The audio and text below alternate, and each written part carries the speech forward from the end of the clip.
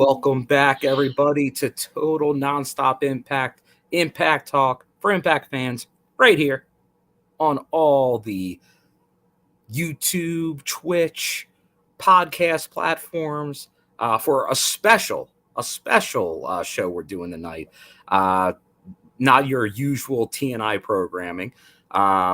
Closest we did to this was, I guess, 2 years ago now, where we did the Toys for Tots charity stream marathon, which went about 6 hours, I think. But tonight we're doing a show for Joe Doring. Anything we raise tonight. And thank you. I'm going to get into it. I already see some great donations in here. Anything we make off tonight. And I think that we'll even include, hey, if you buy a t-shirt tonight, we can track that down. We'll put anything that's made off of that to the GoFundMe for Joe Doring, who I think everybody here knows now is battling brain cancer for a second time. So we're all big fans of Joe here. We all support him. And this is what we're doing this year. I think it made the most sense. It seemed like the right cause for this year to support the TNI fam, to support the Impact family and Joe Doring tonight. So right now I'm joined by the First Lady of TNI, Alicia B. Cakey, in the house. Alicia, how you doing tonight? I'm doing wonderful as I can be. Yes, how are you feeling? We know you took a spill. You were not on the review with us due to that. But how are you feeling? How are you feeling? A little rough for wear still. Luckily, it's the weekend and I don't have work for the next couple of days, so I'll be able to just kind of relax and get off my feet. It's hurting. Well, you're a trooper here, and obviously the whole format of tonight, it's not your typical TNI show. We may review some things tonight. I'm thinking we never did a proper IPWF throwback review, so maybe we'll do that at some point tonight. It'll be a little family dinner. Feel free to do Q&As throughout the night. Could get a little after dark as we get into the wee hours. Some crazy stories might get told. You never know. It can be whatever you want. I think we're going to do some trivia at some point. We may do some reaction / watch along stuff. Like we obviously can't stream anything here, but maybe direct you to where you can watch while we react with you. Get some interactive that way. But this is an open forum tonight. Feel free. We do know there's a lot of wrestling going on anyway, not all Impact related. And I know we usually stick to Impact, but we will welcome it all tonight. If you're here to support Joe, the donate will definitely support whatever you want to talk about tonight. And people will come and go. Like Alicia wants to tag out, she will. Someone might tag in. Someone might come back in again. You never know as the night goes on. So we'll see how it all transpires. But we hope you guys can join us for what you can. And obviously any donations, if you're on Twitch, bits, obviously the super stickers, anything you can do to support. And if you're watching this later, if you're not watching us live, which I foresee for being quite a while, hopefully you can still donate directly to the GoFundMe, and we'll make sure to get that link in here as well if you see this post and want to donate to the cause.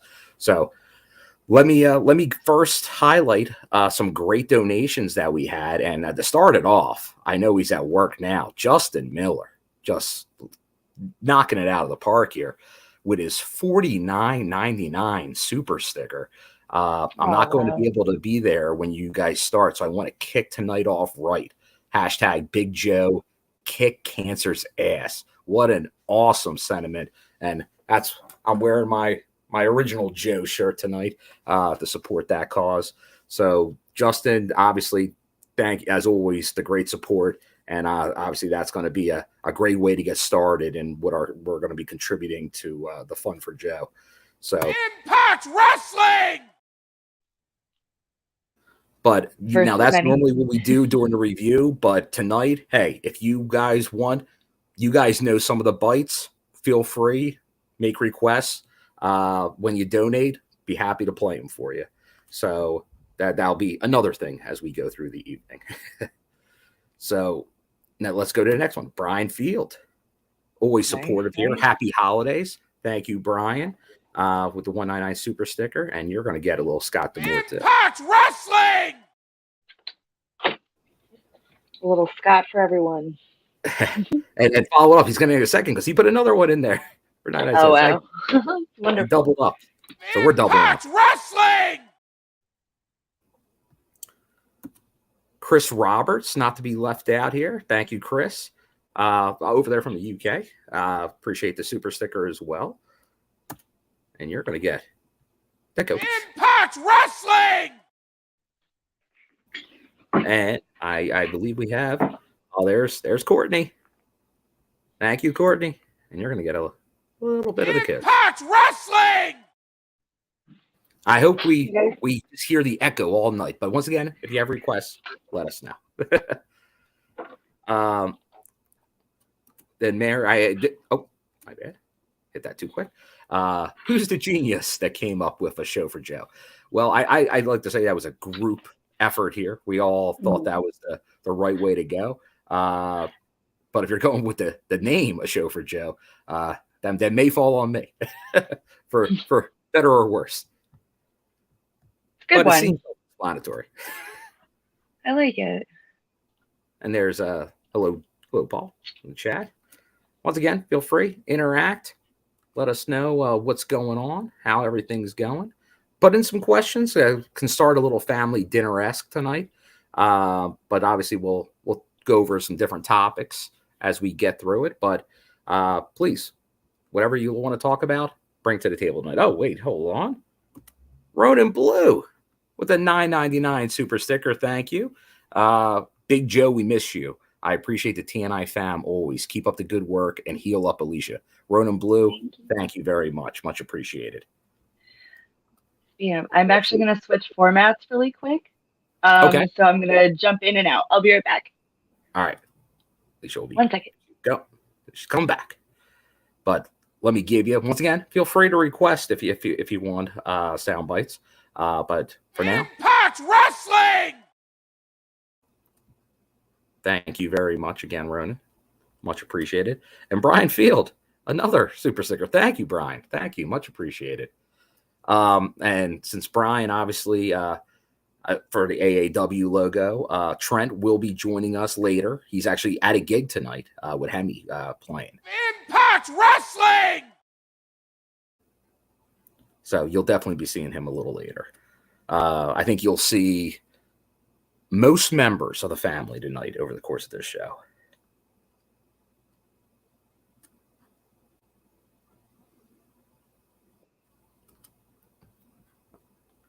Oh, there's Alicia. She's back. And Brian Fields again with a super sticker. Oh, Don Westbite. Okay, let's see what we got here for you, Brian. Let's get you a Don Westbite. Now, I think there's more than one Don Westbite. So let's just see which one. If you have a specific one you wanted, but let's go with. Hold on here. Some good ones here. If you have small children, please ask them to leave the room right now. Classic. If you want another one, let me know. But there's some good Don West bites. Impact and Eagles. Happy holidays to the TNI fam with the Dark Super Circle. Appreciate you, Impact and Eagles. Go Birds this weekend. Give you a little Scott D'Amore, but obviously let us know you want a bite. We will give you choice of the bite board. That's how we'll roll. Impact Wrestling! It's beautiful. All right, and then just to see here, there's a Critical Sting in the house as well. And Critical Sting, we will definitely be doing some trivia. So we already know who has the edge in that category. Critical Sting, our trivia aficionado. So we'll definitely be getting to that. Now, as I said, I know Courtney here is pretty much our ambassador of all other wrestling, including Impact. So she's letting us know there is some action going on. It sounds like John Cena came back tonight. That's definitely some news going on there. I think he's been on in a while.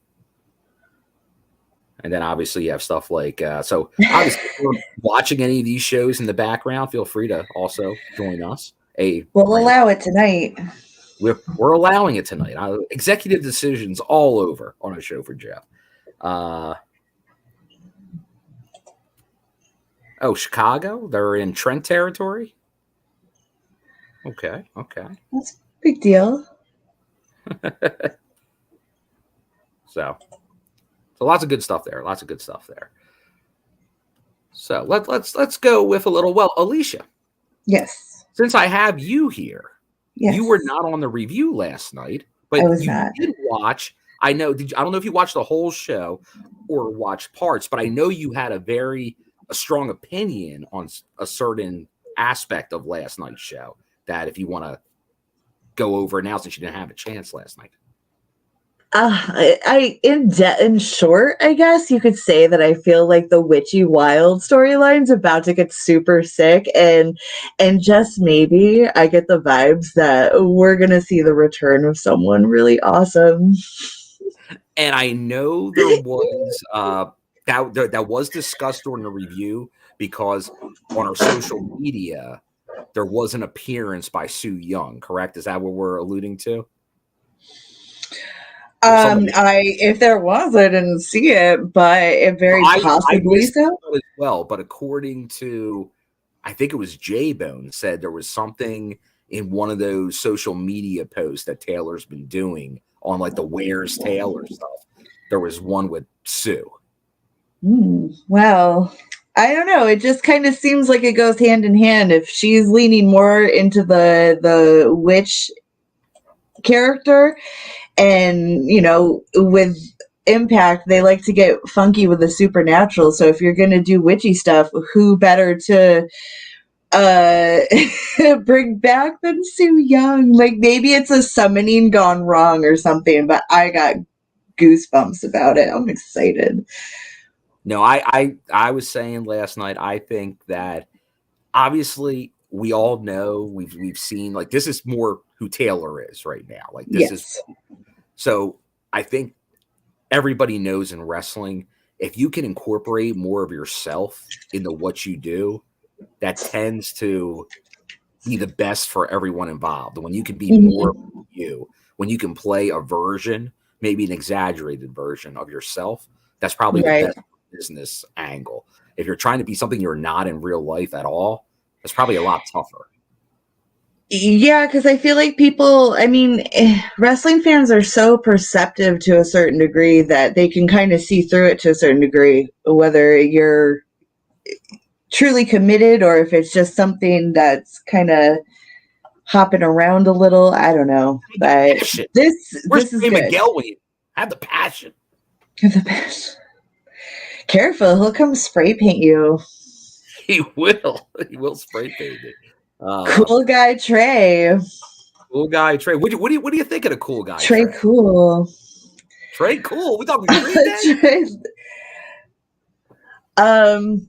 It's cool. I mean, it works for him totally, and it's something. It's about time we're seeing a more villainous version of Trey Miguel. It's long overdue. I think he's heading in the right direction with it. He's got that little punk attitude, and like his little can of spray paint. He's like, I'm getting little Bart Simpson vibes. I don't know. He's a rascal. We can't ever forget that. It's a rascal. But now that covers another, obviously some different angles. Obviously, go ahead. Oh, I was just going to randomly mention that, speaking of rascals, didn't they just have a match against the Briscoe brothers that I keep seeing clips of? Is that recent, or am I... I think that was recent. I think... Okay. Sick clips from what I've seen. Yeah, so that's definitely some stuff to check out, because there's some interesting tag team action right now on the indies. There's no doubt about it. Yes, absolutely. And speaking of tag teams, and obviously the show for Joe, Violent by Design, we've seen that transition to just the design. And obviously we had a special guest last night. Thanks again to Diener for giving us a lot of time last night, going over a whole bunch of stuff. Nice. His journey in Impact Wrestling. in and out of the ring.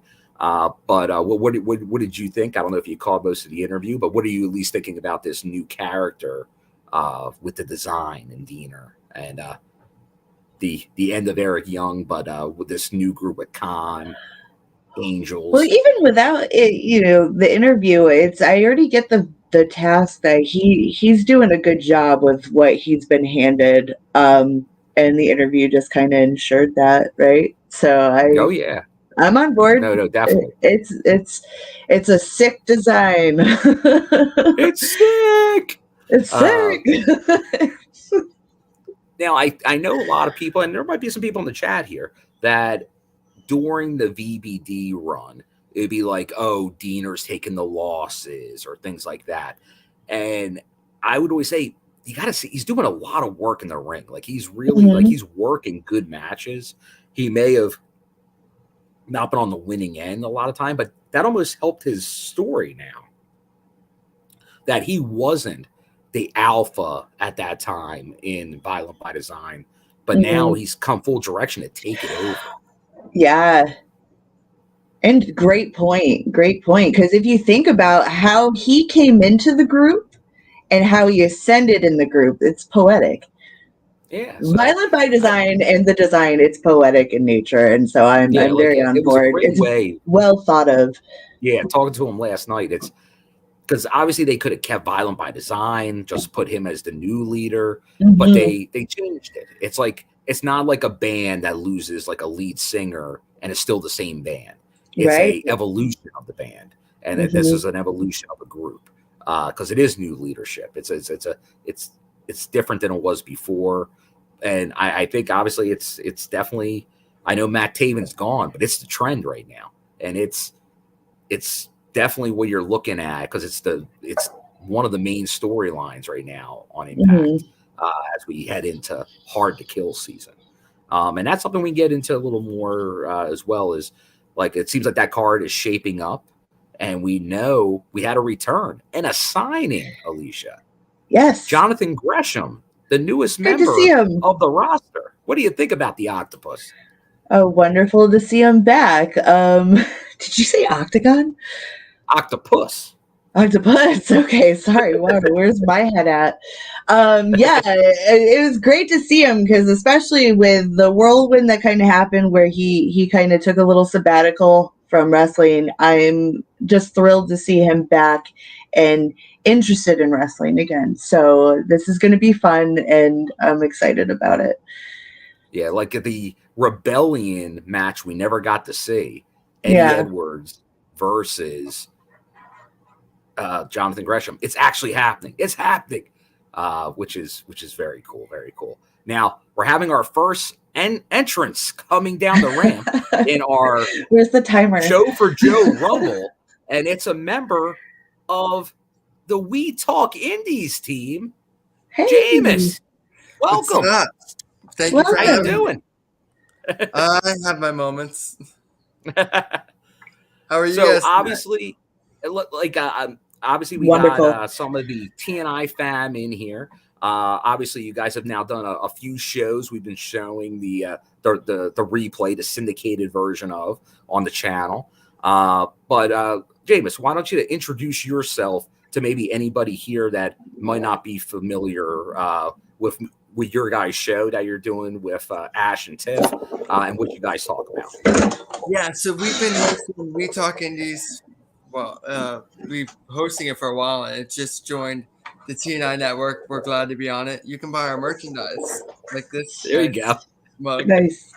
Product placement, I hear, is a good thing to do. So yes. There you go. By all means.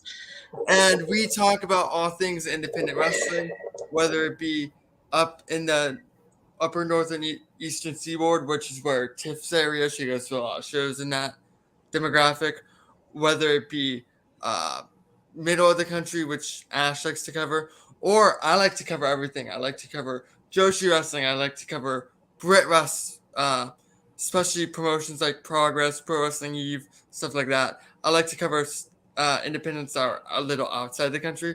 So we have a little bit of a mix for everything. And we talk about all different kinds of scenes, whichever is has a show coming up, big news, whatever the case may be. And we're going to start branching out and doing more, and start doing interviews with wrestlers, maybe do some historical independent stuff, which is right up my alley. Nice. Soon. So there's a lot to be excited for, ecstatic for, enthusiastic about in the coming weeks, coming months, heading into the new year. Very cool. Very cool. And I think everybody here would like obviously Impact centric here on this channel, but obviously these people before they were on Impact Wrestling, they were in independent wrestling. So And- you always want to follow independent wrestling to see where people are coming from. Like, and that's there's a good always thing, somebody. too, is one thing that's conducive about the independents being on this network is that you can advertise where each Impact star is going to be. I know Sami Callihan, former Impact World Champion, right? I'm not wrong with that, right? Oh yeah. No, you're right. Sami Callihan runs the Pro Wrestling Revolver, for example. Yes. So Very they get true. a lot of Impact contracted talent. AAW gets a lot of Impact Wrestling talent. I believe they have a deal with them to shuffle talent in and out. So there's a lot of independent wrestlers come through Impact too. Zicky Dice is on it right now. Yep. I don't think he's under Impact contract as far as I know. I think he is. I think he does have an official deal now. I think he announced something within the last year. But definitely, and like we had A lot of Diener people on on their last radar. night. Masha Yeah. Slamovich, before she just got signed, had been doing Impact Indies for a while. A lot of indies, big in the Alley Northeast. Cat Oh yes. is somebody that's huge on the indies that they brought in and out fairly recently. Matt Cardona was probably the biggest name on the indies for the first 6 months of this year. Mm-hmm. While he was doing his heel run on the indies, he was a face in Impact because taping schedules, you can't really just turn them with what to coincide whatever he's doing on the indies.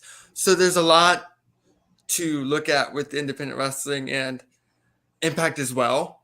I feel like there's a lot of crossover in the majority base. Whereas if somebody's a WWE or an AEW fan, once the person's signed, unless, for example, with AEW it's Moxley, which is very specific, they're not going to see their favorite talents go on to independents. Yeah, it's much rare. It was more common like a year ago, but now it's getting much tougher to see those talents on the independent scene. It's and I think the Moxley thing was, I guess, both a positive and negative for that, because it sounds like that's kind of stopped this. I think Moxley is going to keep doing New Japan.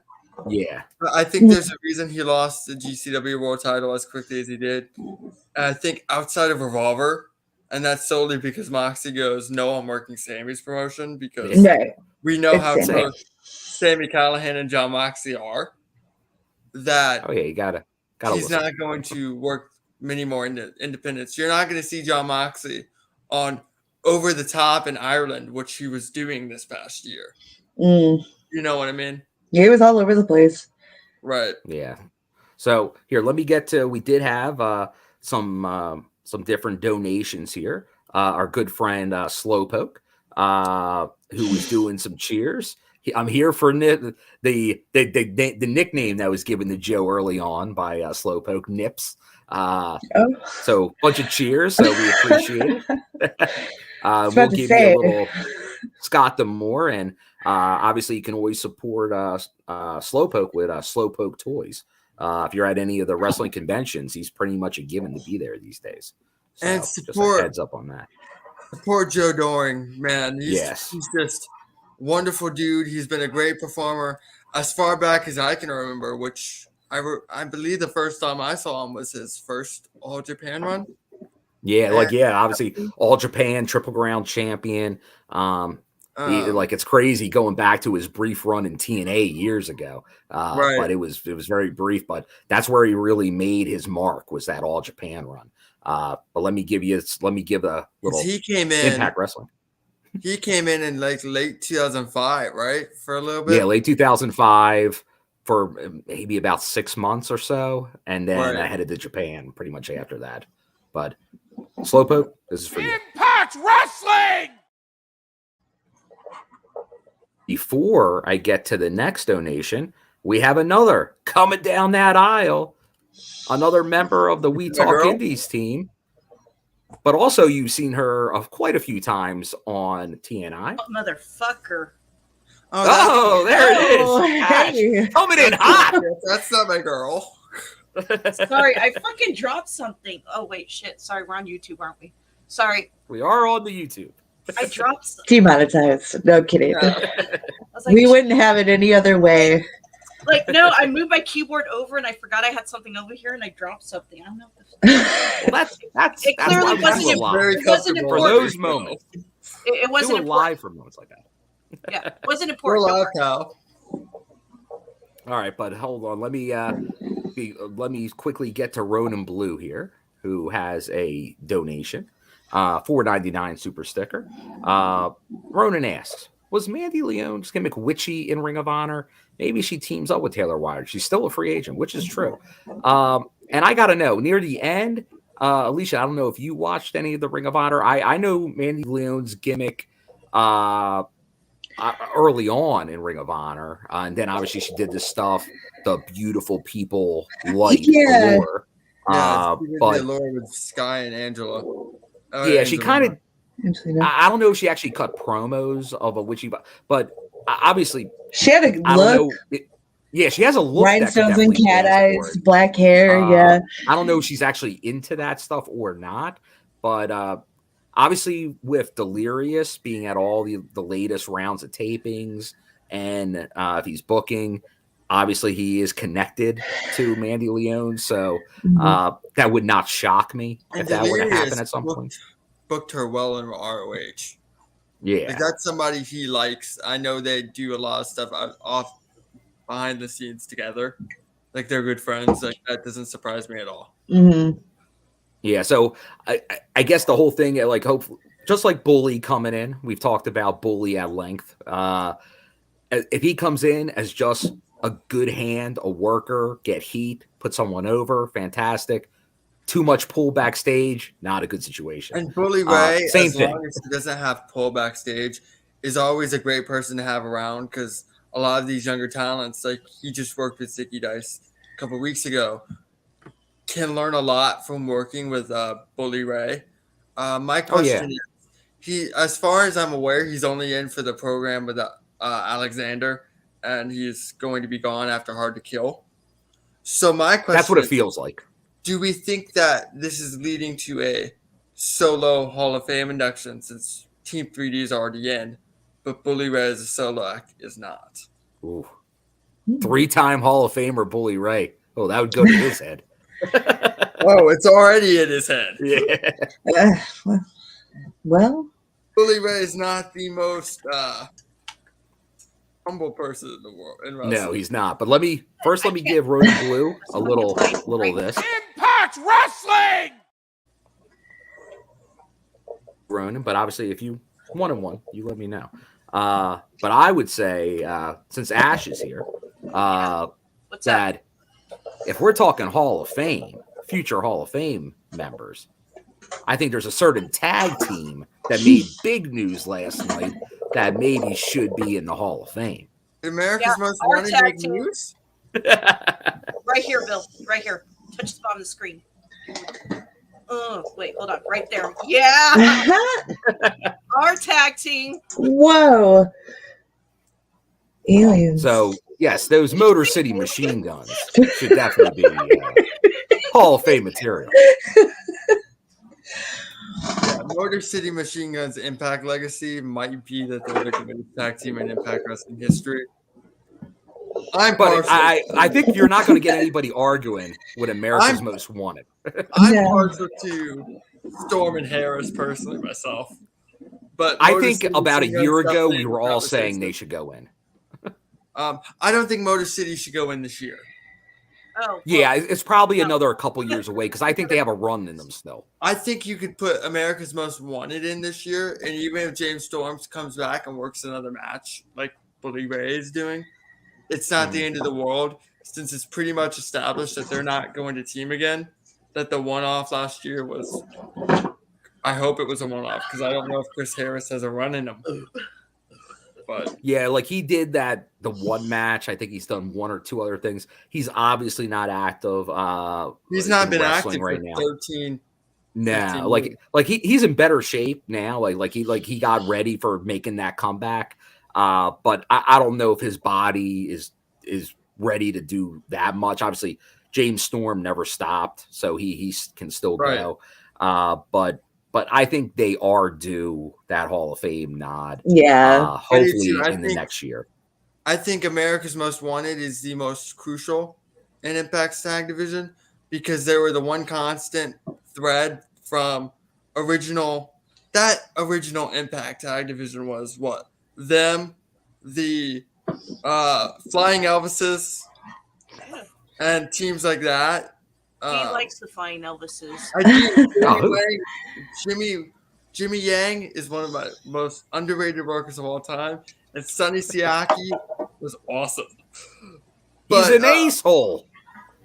But that TNA, NWA TNA tag division was not good. There's a reason the first champions, as far as I remember, I may be wrong on this, were AJ and Jerry Lynn, who weren't even a tag team. Yeah. So there's somebody I like, Jerry Lynn. Jerry Lynn. But they were that one thread from that to the Motor City era. And I think they really got, once Lynn and Styles were stripped of the belts, they really took the tag team division by storm. No pun intended. and ran through like all of the early TNA tag division feuds are AMW. This is the first time James has actually been on an official TNI show, I guess. Yeah, the first time I think I've ever talked Impact on a podcast. There you go. There you go. Hey, welcome. The first time for everything. We like it. You're doing great. You're doing great. Well, here, let's hey, first time on TNI, it's family dinner. Let's take a question here. I think I saw Mayor. We'll go a little off topic of wrestling right now. Best or worst Christmas present ever received or given? Who wants to take the lead on this one?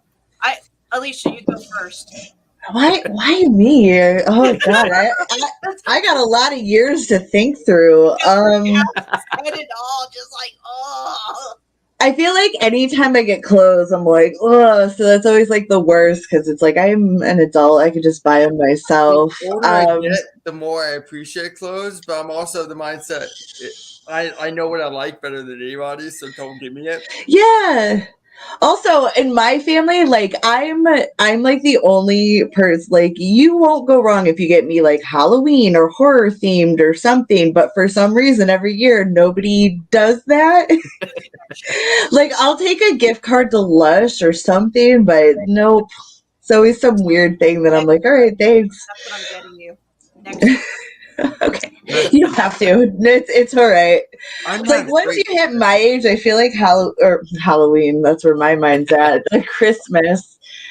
I guess if you have kids it's different, but it's just kind of like, oh yeah. Oh yeah. I like the lights. Those are fun. So that's the worst. Is there a best? Is there a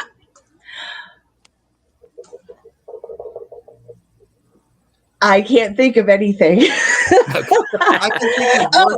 Okay, that one time I was 8 years old and I got a karaoke machine that I used blaringly loud every morning until my brother came down and smashed it. Oh, there you go. I got a good solid week out of that thing before my brother was the Grinch. It was your early podcasting equipment. It's my early one, yes. I was a singer. I was Mariah Carey. I don't know. Mariah Carey. At least go No Doubt era Gwen Stefani. Now that's some good.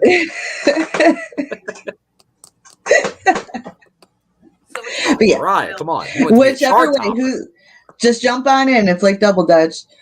Mine, the worst gift I ever got was a calendar. Okay.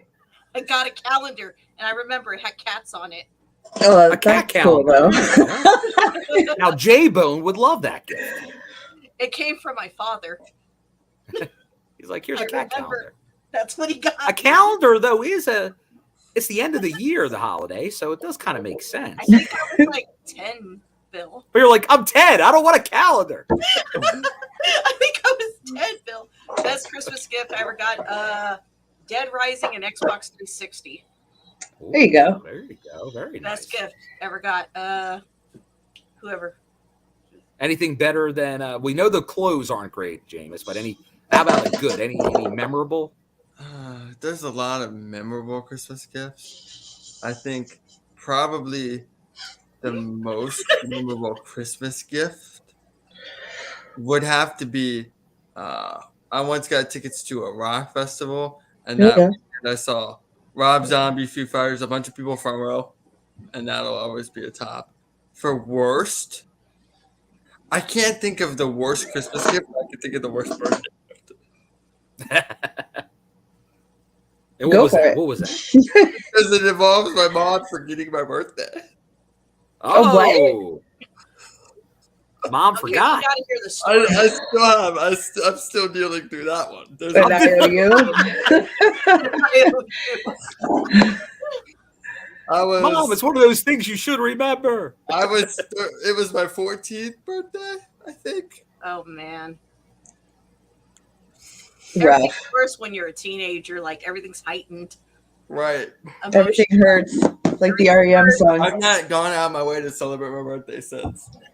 Oh, I'm 21 now. oh, so we already brought up some that's some after dark type stuff going on right there. We gotta be careful. The funny thing is, that's not even top 100 most dramatic moments of my childhood. Oh no. All right, it goes downhill from here. Oh, no. Now, Dude, now, I like these questions. Keep asking me icebreakers. Yeah. Now, here's obviously we would know the best present you could get anyone this holiday season, and it would be Manscaped. Oh, yeah, there you go. It would be a fantastic We Talk Indies mug, which you can buy now. Wait, hold on. We also have shirts, we have bandanas, we have tank tops, we have crop tops, we have hoodies, we got it all. Hold on. How much would y'all donate if we agree for me to buy a crop top and come on the TNI podcast later on once it's delivered? You should just get one anyway. Just get one anyway. Because isn't that what the cool kids these days is crop topping? I don't know. I've never been considered cool in my life. Oh, me neither. Sorry. I can relate. Okay, I'm just. It's just a cool energy. It's a vibe. It's a vibe. It takes confidence to sport a crop top. Dude. I'm telling you. Confidence. Just wear high-waisted pants. That is what I do. The last No, I was saying to Jameis. If you're unsure on how to style it, just wear high-waisted pants. Dude, or gym shorts. The 80s is really big in fashion right now. So the most 80s thing about me is above my head. Yeah, there you go. I was going to say, if you can pull off a Zach Morris, that's what all the kids are doing right now. I was like, oh, Jameis, sorry. I was like, the last time I wore a crop top was like last week. What are you drinking, Ash? Coke. This Marshmallows limited edition Coca-Cola, 0 sugar. What? You know what? Oh wait, did I have Marshmallow? Is it marshmallow flavor? Did I mishear you? No. Oh, it's the guy. It's the dude. All the kids dress up for Halloween. Yeah. I did see kids dressed up like that. I agree with that. Who is it though? Thing I'll do on Christmas Day. Marshmallows are a DJ, but I agree with that comment. The most Christmassy thing I'll do on Christmas Day is watch Fargo with Stelmar and Buscemi, or Scrooge with Bill Murray. Anything other than that, it's just pointless. It's watermelon strawberry flavored Coca-Cola. Oh whoa! Wow, Coke's getting crazy. They get crazy. They don't. I don't know if they make it anymore. I don't think they do, but I buy it every time I see it because it's an edition, and I like it. I like it. Well, let's keep the holiday theme going, since that got us going. Da-da-da-da-da-da. What's everyone doing for the holidays? Any plans? Anyone going somewhere, doing anything over the next couple weeks? I'm going to have you define the term plans because I never have any of those. No plans. It just comes. Well, what happens I happens. spent Thanksgiving this year riding roller coasters at Busch Gardens. Nothing wrong with that. That's a plan.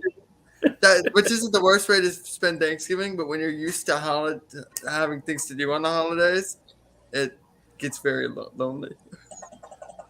Yes. Sure. But it's a good distraction from said holiday. Oh, it's a good distraction. Otherwise, I'd have been beating myself up all day. Oh, And I do that on a normal day of the week. Shouldn't do it on a holiday. Yeah. I'm gonna listen to vinyl and drink coffee and ignore people. But what vinyl? I haven't decided yet. I got a whole crate. vinyl. Soundgarden's super unknown, very Christmassy. Maybe I was like, I don't know. And that it isn't, Maybe and I'll that's what's great smoke about and it. ignore everyone. I hate people. Now, Alicia, I got to imagine you might be cooking up something. Or do you got any? Are you whipping up anything? Any baked Put goods? it in your Instagram stories so I can Cookies? look at it. Peanut butter cookies are my Christmas Eve tradition.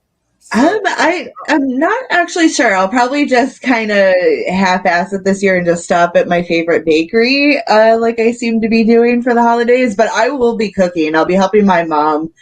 We're going to my parents' house for Christmas Eve and into Christmas morning, and then we're going to do Chinese buffet with Stefan's parents Chinese buffet. on Christmas Day. There you go. That sounds your good. IG story so I can hard eyes it. Oh, dude, you know me. Like anything I eat is gonna end up on my. I can hard eyes it while I lay in bed and listen to my chill out. I hear you. Will do. Hello, Since Paul asked what I will be doing for Christmas, I will be at my parents'. I'm sure I'll be stopping by there for at least a bit. It's always fun. Have some dinner, do all the Christmassy things, and then I'm sure I'll be at the movies later that day. I'm not sure exactly what's coming out. Violent Night. Oh, I used to, up until a couple of years ago, I used to have a tradition where every Christmas I'd go see a movie. Yeah, a holiday is always good for like later in that day movies. I've seen over 100 movies that have been released in 2022. So I will be writing something up for TWM on the top movies of the year, my top movies of the year. Nice. Well, speaking of top movies of the year, oh no, I have not seen it. I've only seen the trailer for it so far, and it's now come up on a few TNI shows. But I saw a mention in the chat, so I got to get your opinion on. I haven't seen it yet. Coke Bear. Well, that's not out yet. It's not out yet. Sugar Bear. Well, what's your That's the new the trailer? What's your impression? Right? Booger Sugar Bear. Gotta keep it YouTube friendly. They don't like us. Banks is having a very fascinating Cocaine career. Bear. It's Booger Sugar Bear sounds like the appropriate movie that Elizabeth Banks would. It's be the one in. for kids. I love this. I love the idea, and I think Kerry Russell is going to be perfect for the lead. Is it a horror movie? I think it is. It looks like a horror comedy. Shaun of the Dead meets. Yeah, I finally saw a promo for it, and I was like, okay, is this like a horror movie the way it was presenting full force? And so I just had to ask. What? Oh. Tony Khan Bear. It's allegedly. Thriller. And isn't this going to be Randy Oda's last movie? Yes, Ray Liotta. Yeah. But no, it looks entertaining. I don't know what the release date is. I know it's been playing on, like, it was on the Violent Night trailers. So my guess is sometime early next year, I would assume. Letterboxd has it set up for 2023. I would assume that's about right. I think it's February. Okay, that sounds right because they would start doing the trailers now. Oh, I'm sorry. I'm reading the chat. I'm gonna stop reading the comments. Yeah, they're wildin'. Maybe I should start reading the comments. The devil's dandruff. Devil's dandruff. I just like that they referenced the super freak guy. Oh yeah, there was that too. I had a. We're all doing some good. I'm loving this. Bring it, everybody. All right, I think we got another question here. Oh wait, hold on. First Crickle's thing. He's a Chinese buffet for his birthday. Good choice. All right, here's a question. If you could have a meal with 3 people, dude, we're getting philosophical on this one. Oh, okay. Meal with 3 people, 1 dead, 1 alive, 1 fictional. Who would they be? Who wants to take a shot at this one? I'll James. go first with the Go first because I have to think about it. This is going to be a very, very random name. Richie Sambora. Okay. Yeah, I know who that is. Bon Jovi. Bon Jovi, yeah. Yeah. I think that would be a fascinating person to discuss music theory with, but also he was married to Heather Locklear. Like that's what I'm like. I'm like, do you really want to talk music or Heather? There's a lot to talk in multiple sectors. I mean, think about the people he's been with too. He was with Cher at her peak. Like, that is true. I like this deep dive. The amount of stories that man has with a lot of different people. Like, I would love to hear the inner workings of the his pairing with Desmond Child in his basement when they were writing 7,800 Fahrenheit, Slippery and Wet, New Jersey. All of this written in his basement. Nice. Like, I would love to hear the creative on. I prefer 90s Bon Jovi. Keep the Faith and These Days are probably 2 of my top 5 favorite albums of all time. But hearing like the 80s stuff would be a lot more fun because the 90s stuff is a lot more autobiographical with John. So it would be a lot more fun to hear from Richie's perspective, the 80s versus the 90s. And I think there's also because he wrote all their sheet music their entire run. And then I want to hear how he got into the band from him. Because if you remember, he was the only lead guitarist they ever toured with and recorded with. But the original member he wasn't the original member for that. Mm. The original member was Dave Sabo of Skid Row. So I would love to hear how that came about. Okay. Because, how about the dead and the fictional? Let's see. The dead. This is also going to be a weird name.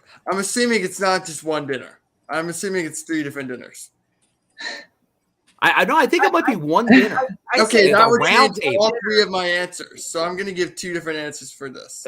Yeah. All right. The dead would be Curt Flood. Curt Flood, the baseball player. Yes. Free agent. Okay. First free agent. First free agent. He's the one who challenged the process of the reserve clause in court. And he went through a lot of hell for it. So I would love to hear I like that. a lot of different ideas of just that and his experience. I think that would be fascinating. And I think there would be a lot to learn about the process, the inner workings of the business side of sports that we don't discuss now because it's such a commonplace. Mm-hmm. So I think that would be a very interesting conversation. And then the fictional, that one's going to be a little more difficult. Let's see. Who would my fictional be?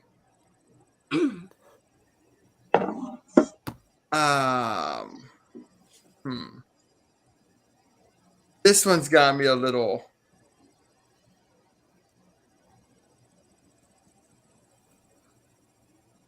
As we're doing that, I'm just going to throw on some people's choices here on who they were The selecting. fictional would probably be Terry Malloy, which is Marlon Brando's character in On the Waterfront.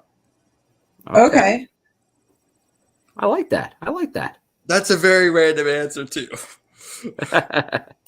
Does anyone else have some names they want to throw out there? Alicia or Ash, do you got some names you want to? I can go first. Yeah. Do you want to go first? Oh, go ahead. Go. You go first because I don't. Go ahead, Alicia. Oh, okay. So, dead would be Mary Shelley because she fucking wrote Frankenstein and did some crazy shit in her life that I'd love to know what it was like living in the year of a complete blackout in the world. A whole bunch of questions. I could go for hours. Let's see. Alive. This is a little tougher because I don't like a lot of alive celebrities. God. Amanda Palmer, the lead singer of the Dresden Dolls, because again, another really interesting mind, and I'd love to know what fuels her music writing style. And then fictional. Oh God, where do I start? Sansa Stark from A Game of Thrones, or Song of Fire and Ice, as it's known in the book realm. Yeah. Actually, I know who my fictional would be. Yeah. All right. Kramer from Seinfeld. Okay. Okay. Actually, Amanda Palmer told me Happy Thanksgiving one year. That is amazing. Yeah, she's totally cool. I don't know her personally, but I've interacted with her a lot over like years. Oh, of course. Yeah, over years she's been around. So that being said, on the same category, similar. Dead, I would say I've always Brandon Lee. Okay. Brandon Lee. Live, Neil Gaiman, because he's my favorite fucking writer in the world. Yes. Sandman is iconic. You know, the funny thing is I always wanted to read Sandman, didn't read it up until like during the pandemic. It doesn't matter either way. You read it, right? Yeah, I finally read it, but I've read like all his other fucking books, like, you know, American Gods, Nazi Brothers, you know, anything that it's extensive, yeah. Everything. And fictional. Fuck, man. Fictional. Dude, I don't even fucking know. Like, who would I want to... Well, think about it. Some movie verse, comic book. If you're not a big reader, oh God. Then I would say, if we're talking fictional, I would say, let's throw it out. We'll go to comics. I would say, you know, Iron Man there. Okay. Iron Man. You know who would be fascinating to have over for dinner? Who? James. Slick. Who? Grace Slick? Yeah. Yeah, fuck yeah. That would be a fun conversation to have. Like just have a conversation with Grace Slick over drinks. Because so ahead of her time. She's very philosophical too. Like she would introduce you to perspectives you would have never considered. Yeah. And of course, Jefferson Airplane. Can't go wrong there. White Rabbit. White Rabbit. I hate White Rabbit. I would also go with Grant Morrison. And I mean, that's pretty much it, I think. Chris Cornell would have been a cool would have been a good answer for a dead guy for me.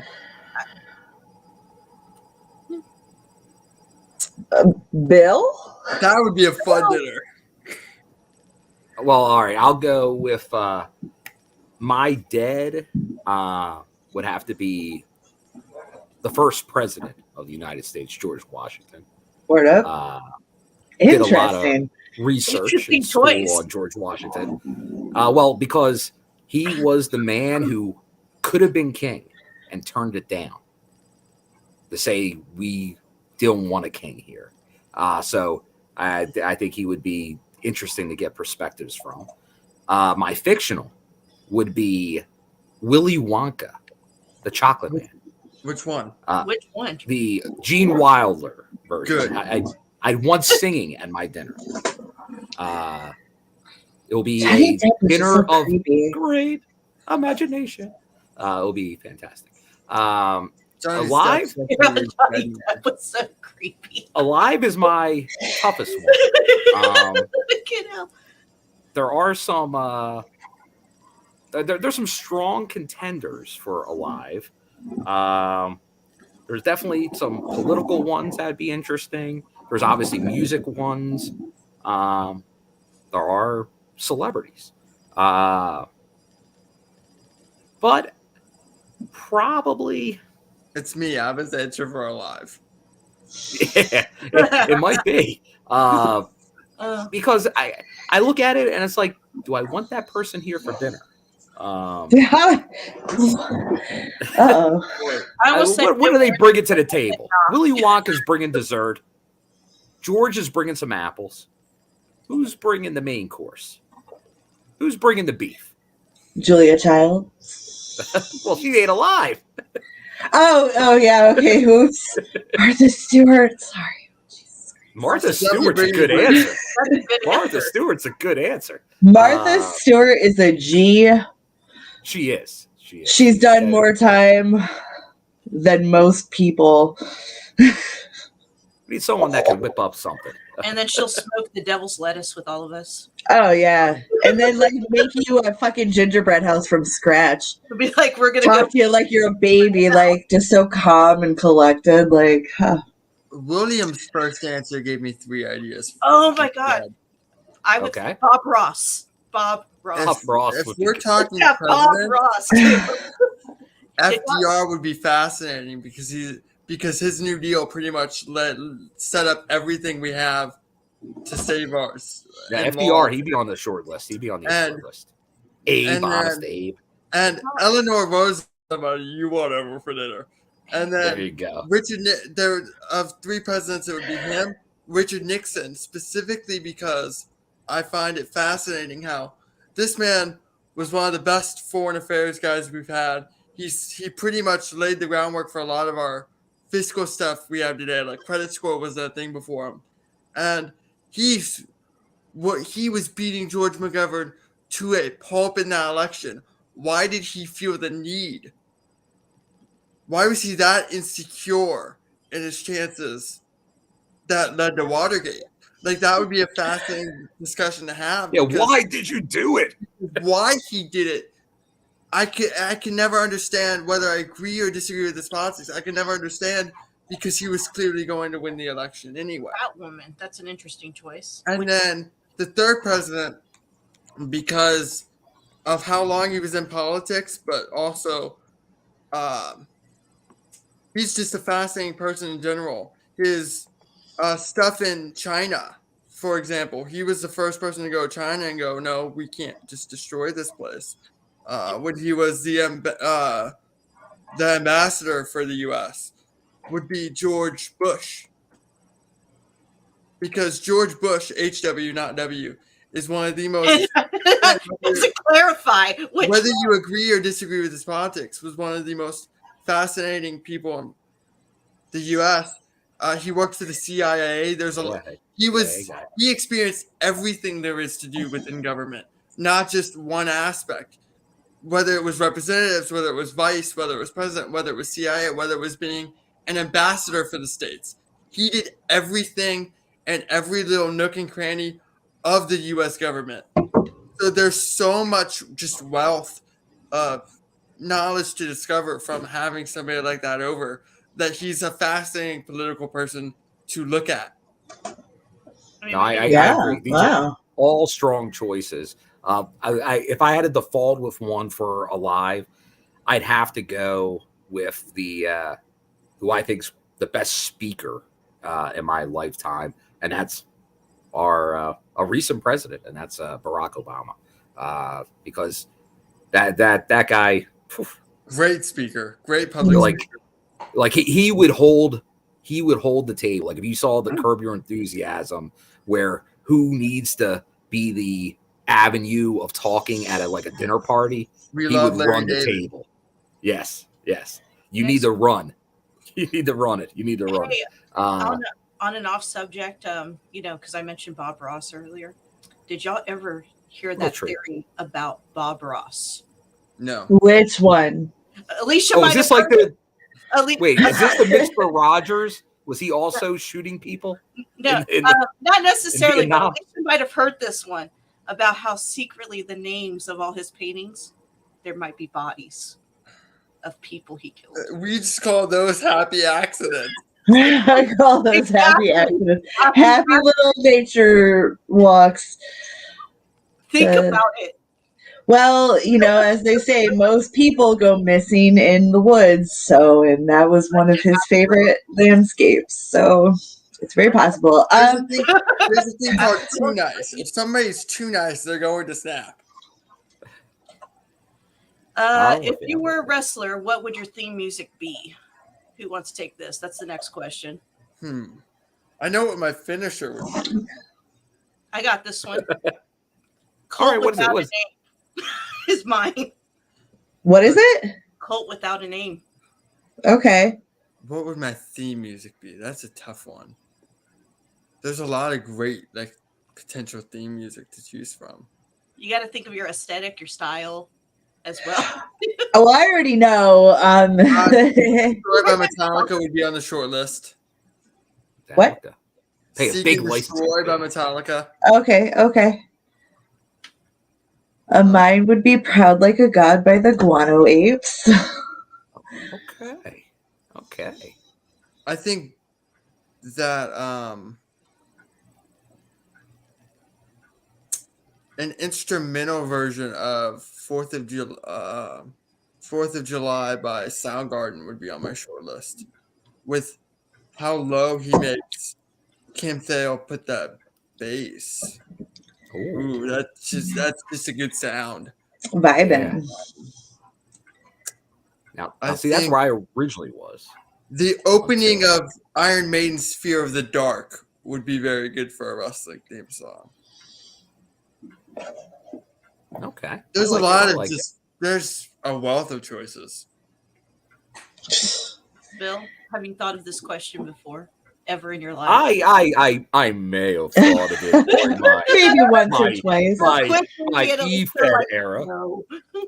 E-Feds, wow, buddy, aging us. the era of the E-Fed. But I would go with because there was two that I thought would be, but then one got used down south in the last couple of years, so I'm going to eliminate that song. So I'll use the other one. And that was Hysteria by Muse. Oh, I've seen it live before. I have it, yes. Well, I think that it almost has the sound of a wrestling theme song, that song. You know what Muse song would be very good for that? Uprising. That was the other song I had, the Uprising. Yeah. I used both of them. When my character went heel. It went to one song over the other. E-Fed, TMG, for life. Okay, now let's see what else. I can think of a lot. Wow, we could go for hours. E-Fedding with is a WWE now. Well, yeah, Jordan Grace was an E-Fedder.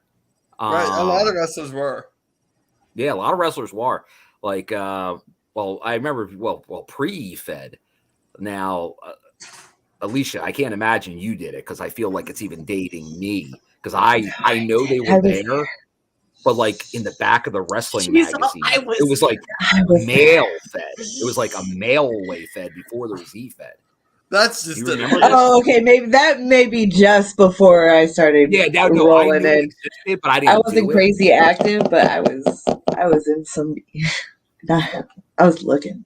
Let us know in the chat. Were you ever part of an E-Fed? Some fucking. Or are you Yahoo? Very young, like Critical Sting, and have no clue what we're talking about right now. I just say that right now. Yeah, I was not in one.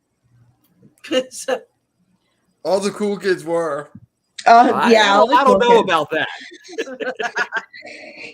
Yeah, I'm sure a lot of them don't know what deodorant is. So. Oh. Dude, that Discord. And not burn, it's just general CNN knowledge did a of being in wrestling. CNN Good did a point. study on how much deodorant people should actually use. Yes. And wrestling Twitter, it just keeps quote tweeting it with the wrestling fans. Read this. Well, let's forget about the deodorant. Alicia, Yeah. tell Yes. everybody about that picture of the folding chairs. Remember that? Do you remember No. a picture from an indie show that showed folding chairs with maybe a stain on them? Oh my God. This was on Twitter. You know, I can't remember who posted it, but someone cacad all over the seats. All over the seats. Oh my! Cacad just messed. Oh my And God! If we don't have only the say soundbite anymore, but it would get a Susie. the revenge. Montezuma's fucking revenge. Shit. Yeah, shit. That's exactly what it was, Ash. It was shit. Who was it? I want to know the name of the. When nobody see, that's the thing. Nobody knows who the culprits, because it was That's over what a was left span of over 3 after. seats. Yeah.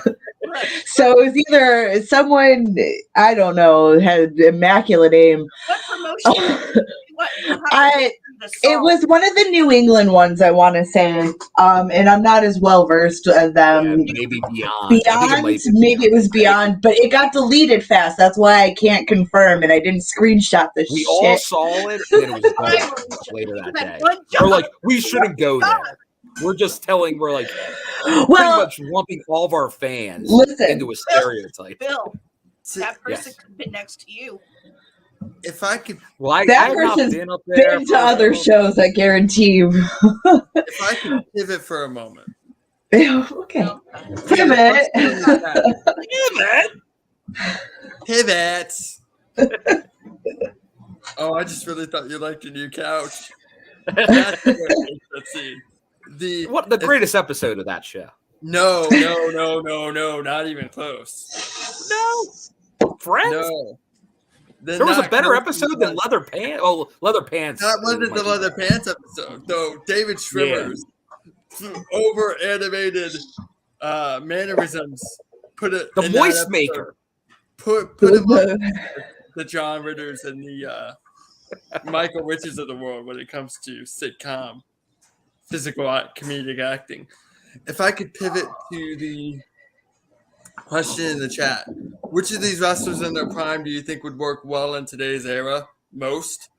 Brian Pillman, Owen Hart, or Kurt Hennig?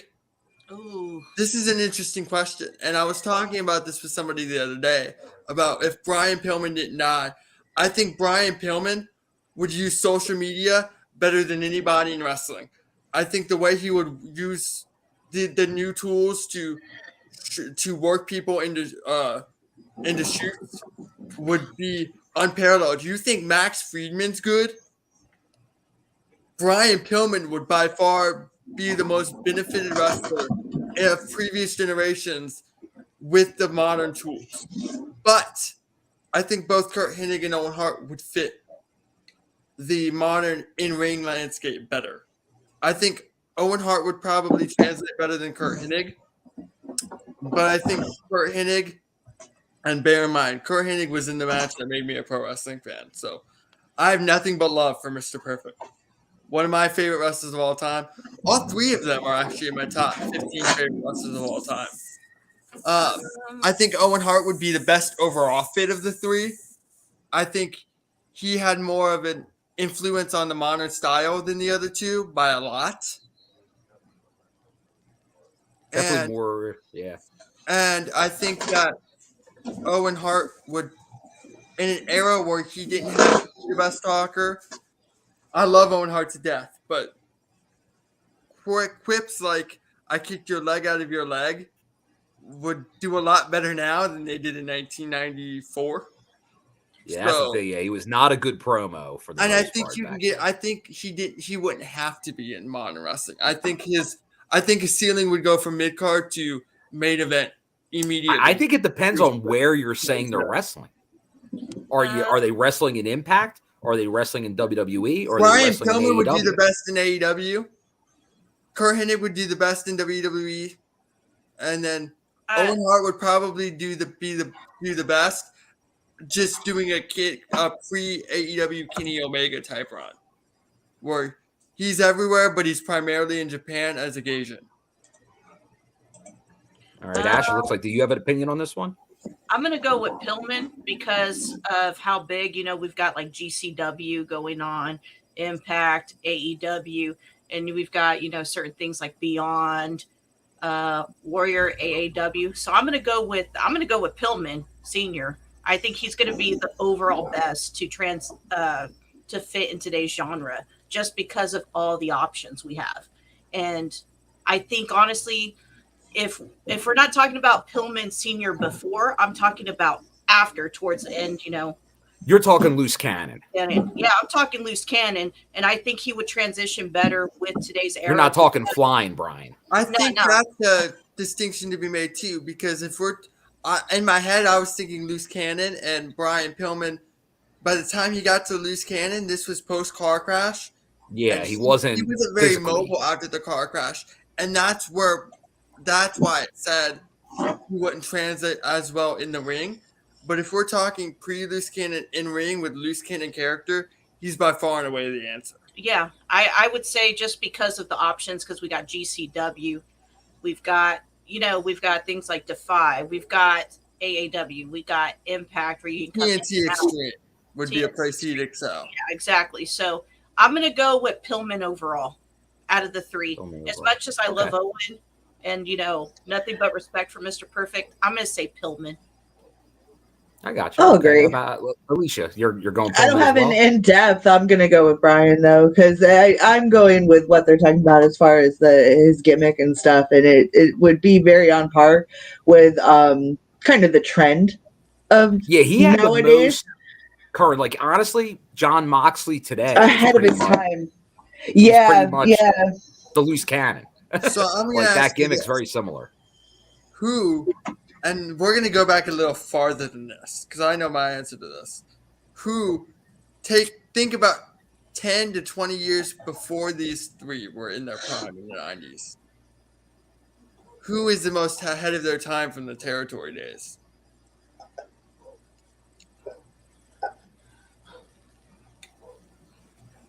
Bill? Well, ahead of their time, like just in wrestling, just in ring. We all both go Bill? In general. I know my answer to this. Well, I want to hear all yours first, and then I'll go. My answer to the question I posed would be Don Morocco. Oh, The Rock. Yeah, well, I think you got to go, like, you're talking Rock, you're talking, it depends when in the territory days, but, like, Piper was obviously still doing his more, like, because he was changing the game with what he was doing there. I think Piper is the most influential wrestler of that era on the modern promo, but I don't think he would work today because his shtick would have to change so much with what he can get away with. And I think him testing the boundaries of what he got away with is what made him Roddy Piper. Does that make sense? Like, I think he was perfect for his time. Johnny Swinger. That's the only answer. Johnny Swinger. Because he's still going strong. Dream program. Johnny Swinger, Sidney Bacabella. There you go. Heenan, Roddy Piper. Trent's ex-wife. So there you go. Where do we think? What do we think those about? Those are some broad choices, but Heenan. If we're going 80s commentator to put in wrestling today, and either as a commentator, wrestler, or anything, Jesse Ventura is by far the answer. Jesse was excellent. Yeah. He was better than Heenan at everything.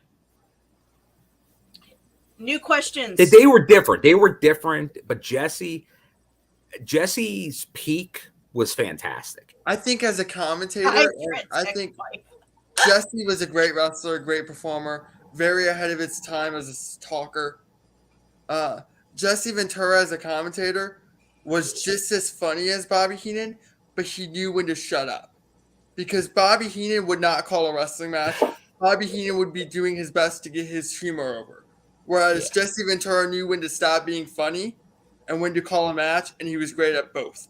Jesse Ventura was pretty much what Taz ended up being as an announcer. And I'm with you. That's the perfect combination as an announcer.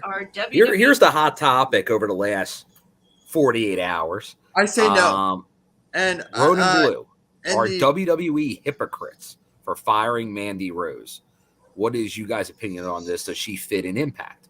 So I guess let's go with the first half of that. I'll start. WWE going firing Mandy Rose. I know my answer. I don't think Mandy Rose should have been fired. I'm going to say that out of the gate. But I know the discourse has been they've utilized Mandy's sexuality a lot, and that one person in the Body Slam chat said they'll let Christy, HEMI, and Maria do Playboy, but not Mandy Rose do OnlyFans. Well, that was a long time ago. Here's why that's different. Christy, HEMI was doing Playboy when they were TV 14, and the WWE got a cut. WWE definitely did not get a cut of Mandy Rose's OnlyFans, and they had completely different values as a company. If your values change over 17 years and new people are in charge, and this is the first, it doesn't matter what Vince McMahon's regime did. It didn't matter if Christy, HEMI was on their payroll doing Playboy a year ago, even though it was 17 years ago. Mm-hmm. Triple H's regime has not set that precedent. Their precedent is set with this. So if they don't fire somebody else who does it going forward, then they're hypocrites. But you cannot compare to what Vince McMahon's regime does and what Triple H's regime does. Whether I agree with Mandy Rose's firing or not, I don't think Mandy Rose should have been fired. At most, they should have made her take the page down, and a suspension would have sufficed. Agreed. Especially since she's an independent contractor. What they're going to say in court if that comes up is Mandy Rose likeness, and she was using under the Mandy Rose name, makes it goes against her contract, and they'll win in court. But that's not going to win them the public opinion, which is what's important in the grand scheme of things. But at the same time, WWE doesn't care about the public opinion. So, do I think she should have been fired? No. Do I think they're necessarily hypocrites? I'm pretty sure somebody probably told her, hey, one of two things. Keep this on the down low. If it comes out, we're going to have to cut you, which they've done with other things. So, while I think that's a stupid way to run it, it basically says, hey, you're the one taking the risk. Or they told her to take it down. She had warnings, and she didn't. And then that's on her. I think that whether we agree with the morality or immorality, I don't think there's an immorality issue with it. Of course, they're a publicly traded company. They have family values. So every contract has morality clause. They could have used that. Who knows? Who knows how they're going to justify the firing? But she's been doing this for months. So somebody had to have known about it when she started it. Somebody had to have, which is what makes me think they might have had the conversation. Hey, if this comes out, if this doesn't stay on the down low, or can you please take it down? She didn't. I still think I would have suspended her, and that was it. That's the most I would have done, especially since on TV, the most in-character thing Mandy Rose could have done was starting OnlyFans. That's literally the most toxic attraction thing she could have done as a character.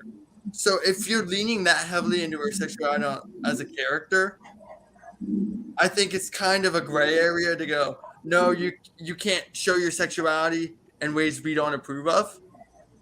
Like, to me, that's not a good precedent. But I don't think they're hypocrites. I don't agree with the firing, but I don't think they're hypocrites for it. Does that make sense? They're hypocrites for a lot of things. They're hypocrites for a lot of things. This is not one of them. Let's hear what the ladies have to say about this. I agree. Ash, go ahead. It's a women's lib issue. As a woman that is in Playboy and has done OnlyFans, I personally don't have a problem with anything she wants to do or personally on her site or her fan time, whatever she chooses to do. I like Amanda or Mandy Rose, as y'all know her. I like her. I do. However, if we're talking on a business aspect, she is in breach of her contract. So that I understand. So there's that. Also, I agree with Jameis in the fact that she was probably issued warnings and someone did know. As far as her going to Impact, you all have to keep in mind she did not work indie circuit. She came in and was manufactured and trained in the performance center. So I don't see her going into wrestling unless it's going back to WWE. I see her doing other stuff. So modeling or something, yeah. Yeah, continuing what she was doing, which is like fitness and things like that. That's what I see her doing. I don't see her going into wrestling. She can if she wants to, and that's up to her, and that is her decision. Or she may just continue doing her fan time stuff and going back into what she was doing before, which is like fitness and modeling and stuff like that. But I do like her. I like her as a person. I think her wrestling did get better a lot. I still say she has one of the best running knees I've ever seen. That's it. That's my opinion on it. And so all this, not just because someone's let go doesn't necessarily mean that they're going to continue into wrestling. And I think people need to also realize that it's not something like, oh my God, they're going to go to Impact, or oh my God, they're going to go to AEW or Stardom or Stardom or anything like that. Perfect example. I mean, they have other options. They have other options. For instance, Eva Marie is another one, whether y'all like it or not. Because if Mandy Rose was, or Amanda Piscatelli, if Amanda Piscatelli was issued a warning on the OnlyFans front, and she continued to do it, obviously she's making good enough money to the risk is worth the reward. So if she's making the similar money to her NXT contract or more as a bonus, she's not worried about getting cut. Why would you continue to wrestle and have to take bumps if you're going to make similar or more money doing something else? Exactly. And I'm just saying, I'm speaking from a financial aspect and point of view of me doing OnlyFans, Suicide Girls, Inked, anything like that. And now I'm Playboy. I'm speaking from a financial point of view. If I were to get let go from any platform, it doesn't affect me because I know where my incomes come from. They come from different places. So that being said, if I'm for her doing whatever she wants to do with whatever she wants to show, I'm for her doing that, and I'm supportive of it. But I don't think they're necessarily hypocrites, and also I don't think WWE really cares about what the public opinion thinks on Twitter. Because I'm going to tell you why. They are a public company that is ran by sponsorships. They care what their stockholders think. Guess what? Yeah, I was just going to say they answer to higher powers than the WWE. Not a bunch of IWC marks. Yeah, I know all of us want to have some kind of outrage about it, but at the end of the day, it comes down to, one, she did breach her contract. I'm pretty sure it would be in there is that explicit material was probably not part of the deal when you work for a PG-rated company. That line to be crossed. And I want to explain, because some people seem to be a little confused as the severity of the difference of content of other people who have similar platforms is wearing covered to the point where like you can't see nipples or slit and stuff like that. You guys know what I'm talking about. Yeah. Otherwise, you're too young to fucking be here. When you're covered to a certain degree, that's appropriate. And we learned this lesson. Let me take you back to when Impact got suspended for a week. Thanks to Katie Forbes. Listen, thanks to Katie Forbes not understanding that shaving cream holds up better than whipped cream on national television. Therefore, you avoid nip slips. That's what they do in the movies. Let's go. Mandy Rose's situation is that she's full on titty. Like it's very explicit compared to what Natalia or other women are doing. And that's where the line got drawn. Yeah. And yeah, exactly. I would say that as well. There is a difference between provocative and nudity. And I would know because I do both. So there you go. Yeah, exactly. It is. And there's nothing wrong with her doing that. I'm going to stand on the basis that if that's what she chooses to do, that's her prerogative. That's her business. Make that fucking dough, right? Sex work is absolutely. But the contract thing is what fucked her. Like, ultimately, you signed a contract with a company like WWE, and if you're unaware, they're going to handle shit the way they see fit, and they saw fit to let her go. No way that WWE didn't know she was doing that, and there's no way they didn't have a conversation with her before shit hit the fan. And that's on her. That's on her for running the risk versus reward. She knew she was in breach of contract. So to her, the money, it was worth it. And if she's going to make some money not taking a bump, why wouldn't you stick with that business? So she made her choice. They're not hypocrites for doing it. You can't compare it to something that happened 15, 17 years ago when they were TV 14 and under a different regime. Yeah. Whether we agree with her right to do the work or not, it doesn't mean she can do it while under contract with a company that puts her in the public spotlight. Yeah, when you sign contracts, you lose certain rights, and that just kind of comes with the territory. Exactly. Yeah, I can't add. Like, I think pretty much everyone's hit the topics here. And we talked about on the review this quickly with the news. You sign a contract. There's a clause in it. That it is what it is. Like that's and then right going or wrong. This, it is what it is. Yeah, and I think it's definitely true. She was born and bred in the Performance Center. I think Armin's making the point here about there's some similarities with the Iconics. If anything, I could see her maybe doing a brief run somewhere to maybe capitalize on some of this attention. I think AEW would be the place. I would think if they're not interested, I could see even maybe a brief Impact run as like a 6-month deal. But then she probably does do something else. I don't think she's in this for the long term unless the wind blows over down in WWE country and she just goes back there. And it probably will happen. I'll be honest with you. She probably if she's going to stay in the business long term, she's going to wind up back there. That's what's going to happen. Yeah, exactly. Especially since consider the fact that other than Bianca Belair, there really isn't a truly and Biggie too. There really isn't a truly successful Performance Center product. And if you're trying to sell your Performance Center and you need to show successful people from the Performance Center, you need as many of those bodies as possible. And they've put a lot of effort into getting her over.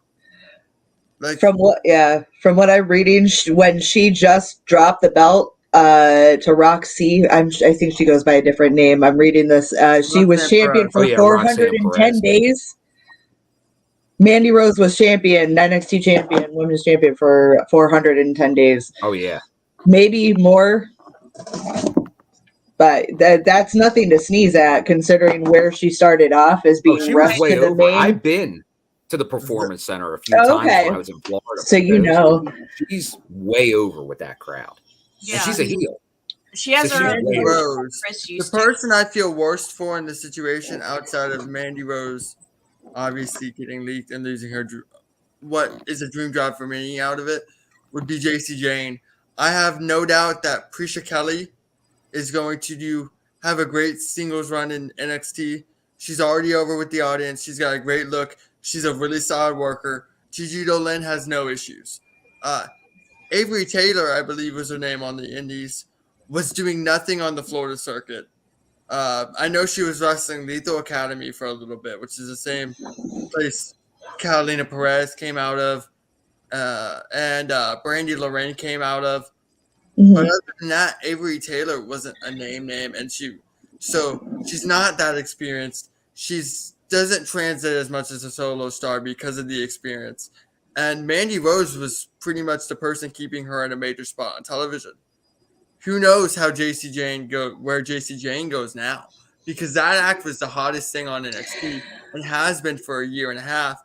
And now they just had to suddenly drop it on a whim. They could still keep the two together, though. From what I hear, they were pretty impressive towards people on the main roster. So, if anything, that's something positive coming out of it, is maybe they'll get a quicker push up. It's like you got to think of it this way too. It's like once these people go up to the main roster, it seems that their gimmicks change anyway. So it doesn't even really matter what they were doing in NXT. It matters how they're taken. Under Triple H, because most of these gimmicks are his idea in NXT, and he was the one changing them. Mm-hmm. I wonder if that's something that will change under Triple H. Is people get used to a character, they're going to stick with the character. What do you mean you don't think that at all? Oh, about them. I said, I'm only being honest that there's other options. I'm not saying that they're not going back into wrestling. I'm saying that some people have other options, and if she's going to end up back somewhere, it'll probably be back at WWE. Yeah, I also agree with that. If she is going to continue wrestling.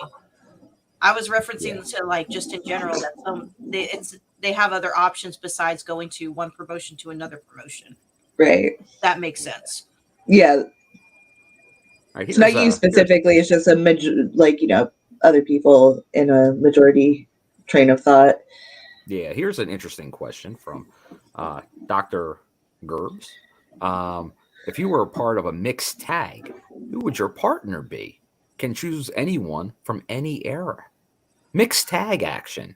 Yo. I don't want to answer this. I don't want to answer this either. I'm so embarrassed. I don't want to answer this. Ladies, we're out. Plead the fifth. The ladies are out. Yeah, so we're going to take a quick break. I'll be right back, guys. All right. I know. I'll follow in a minute. The answer would be, by the way.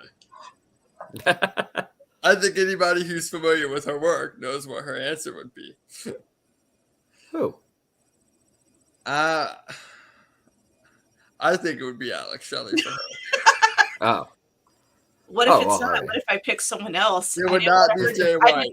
I didn't want to hurt his feelings if it was someone else. So, plot twist, it's Chris Sabin. No, it's not Chris. Speaking of Chris, interesting fact, Mandy has her own section a lot like Chris.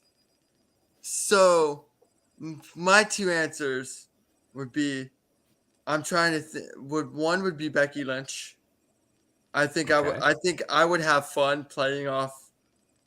I wouldn't do the man Becky Lynch. I would do the original SmackDown Live Becky Lynch. The Becky Balboa, because I would have a lot of fun playing off of that character. Okay, I like it. Because that character was so close to my personality that I would just have fun playing off of it. Like the original Becky Lynch, last kicker on SmackDown, Becky Balboa, that specific character. As better as the man is as a character, that's the one I would want to work with as a team. All right. And then my second answer would be Manami Toyota. The pageantry combined with the skill is just unbelievable. And if you look back historically at women's wrestling, she was doing things in AJW that women today still don't get about the business. And a lot of men don't get about the business. And she was one of the first women to really become a big superstar, especially outside of the mainstream U.S. machine. Mm. So that would be somebody who I would love to work with as well. If I were a wrestler, which I never could be because my body wouldn't be able to do it. But these are very good answers. I like these answers. Since I know Ash is pleading the fifth on this one, I don't want to hurt anyone's feelings. I'm with you. I'm the same way because there's like a lot of current, like I could choose Taylor Wilde. I could choose. There's a lot of people on the current roster. I could think about choosing. She was my bowling partner, so we're already halfway there. So did you have fun with her? Isn't she great? She's awesome. Yeah. I love her so much. But and actually, who asked us the question? That's a great answer. Luna Vachon. That's a great answer. Awesome. That would be fun. Sherry Martel Luna would be on my short list because obviously when I was growing up, it would be tough for me not to say Medusa Maselli because she was the female wrestler. Now that's a fun AJW run. Yeah. So that would be tempting. Obviously, I was early ECW So back then, like you had like the Beulahs and the Francines of the world, but that was a much different style. We're talking. But I probably, but like if I had to go like TNA, I'd probably go like Gail Kim. Can't go wrong with Gail Kim. Gail Kim, Mount Rushmore. Can't go wrong with. Hold on. I think I know my TNA answer. Okay. I'm gonna go way back here. Fluffed up.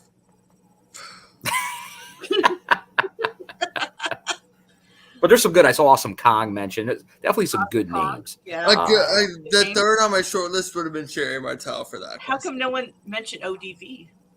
Oh, ODB. Like so many good answers. Like that's why you didn't say, because you could say so many. It's tough. Right. Unless you think there'd be like a specific. But for the record, Jameis, if Alex Shelley was my partner, we'd win all the damn time. There you go. Okay. He would have. You'd be too distracted by him to Russell. Hey.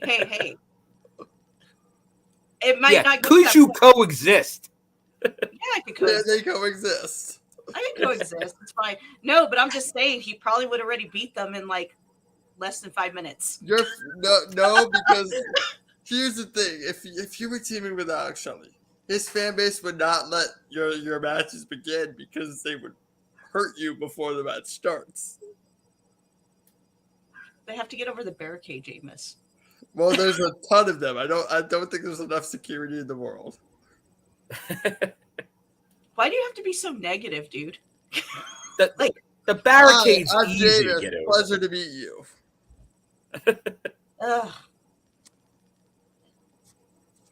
Just, I'm going to give a little tease to the audience that they're not walking down that aisle yet, but rumor has it a TNI panel member may be joining us soon. So stay tuned. There might be somebody making their presence felt shortly. And I'm not talking about the return of Alicia, because she will be returning as well. So she'll it's return. Not fake news.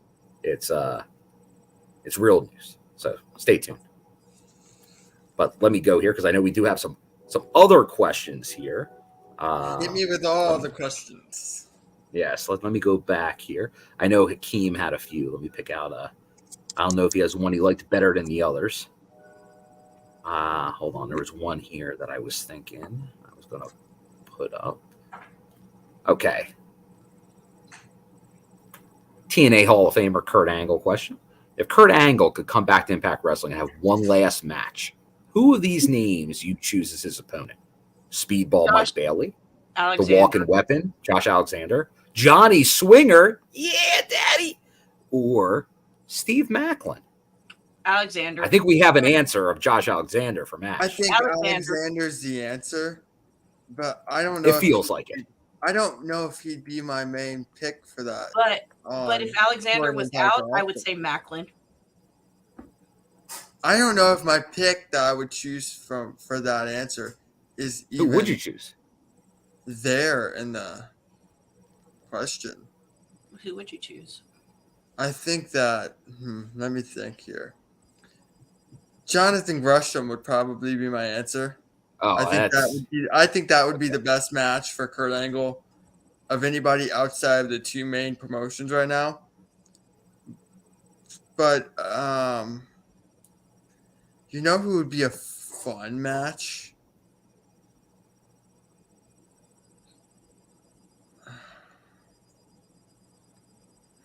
Do I want to say this one?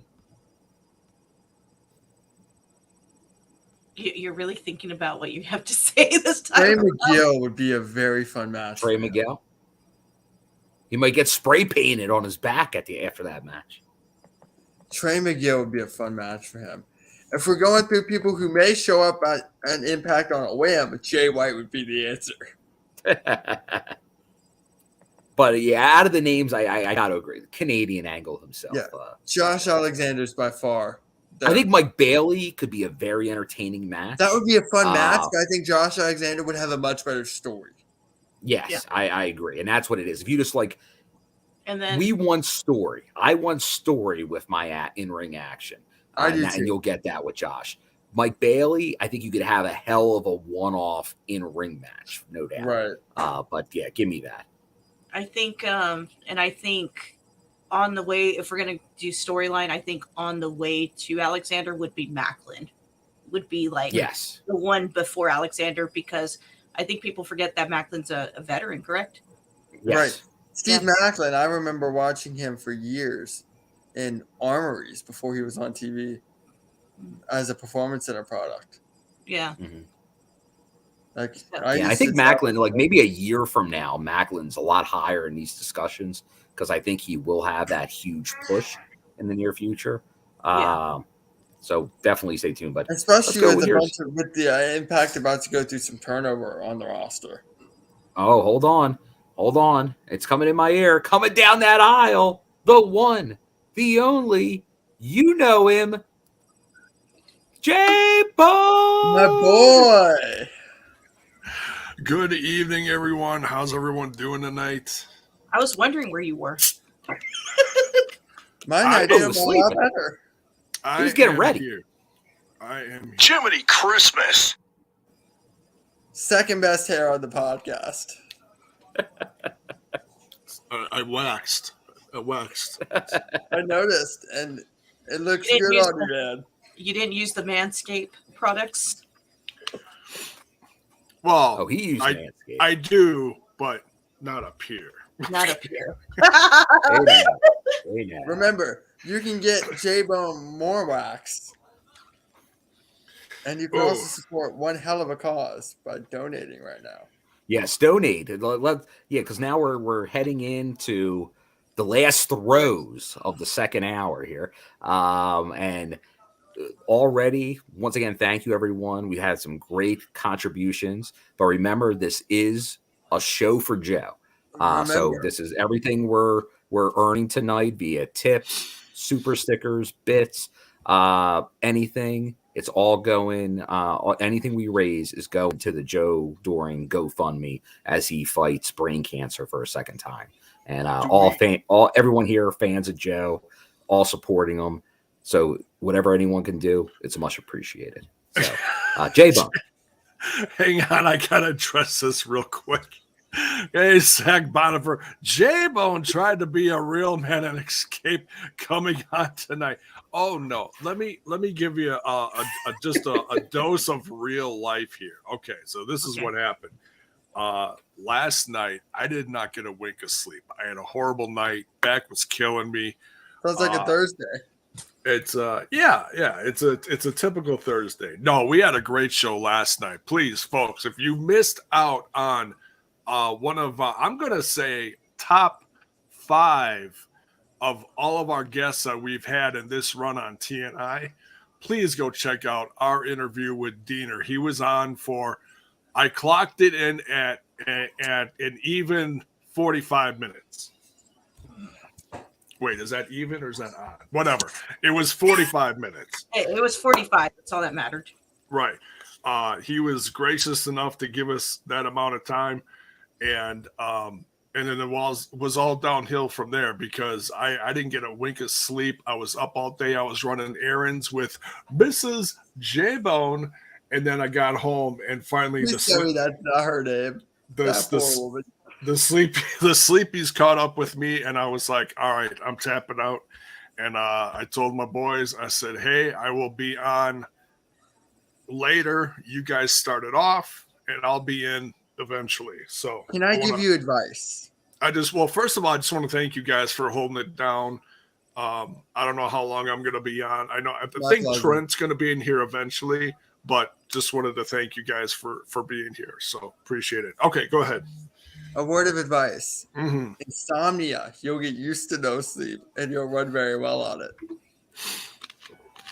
And you see, I don't have a problem with insomnia. I usually sleep like a rock. My average is like 6 or 7 hours of sleep. That's a good week for me.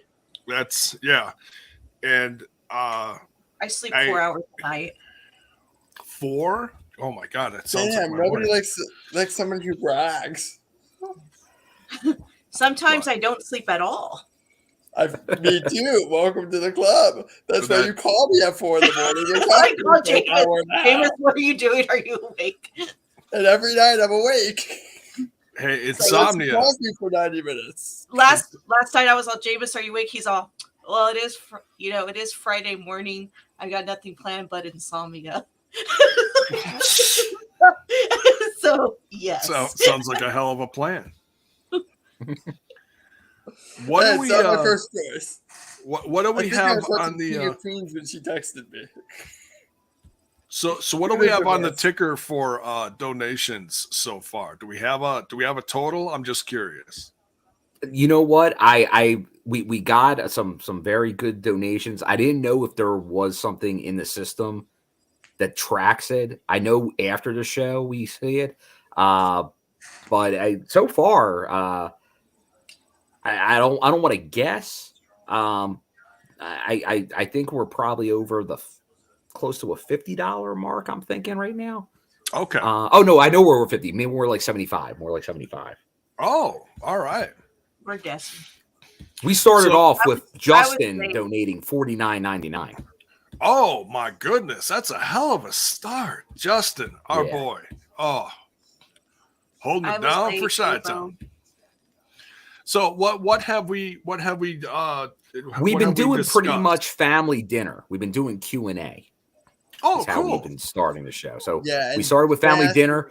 Jameis got us into a little after dark with some of his. With my Richie Sambora comments, that was very tame. No, when you were talking about your birthday thing. Oh, it got dark real fast. It was getting dark. It was getting dark. Oh, y'all want dark? I got stories for you guys. Don't share them on here. We're afraid. Oh. Don't share them. So right now a mix. We talked about some other stuff we may do, like maybe bring in some of the trivia, maybe do some reaction watching, maybe do that IPWF review, J-Bone. I sadly have not watched it yet. J-Bone! I know. It happened in 1985. Well, you know. Yes, you know. It's been a.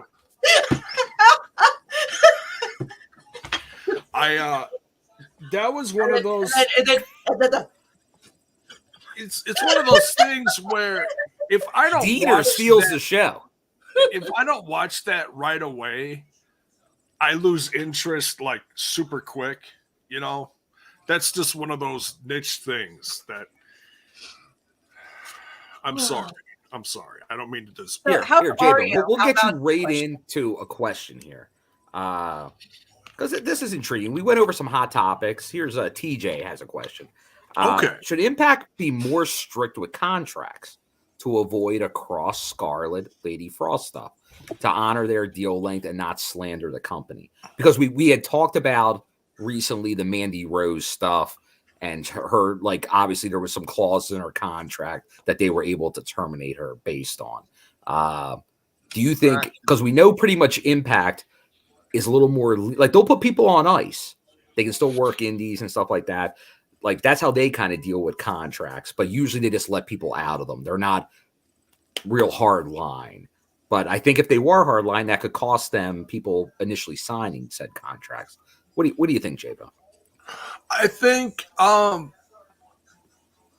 mean, I don't know exactly all the details as far as what Cross and Scarlet did. That was more they wanted to redo their contract. They didn't like what Cross didn't like what he was getting paid, and said, "I want more money."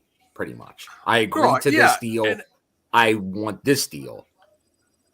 Right, and he's got to do a new deal. He has to agree to what he,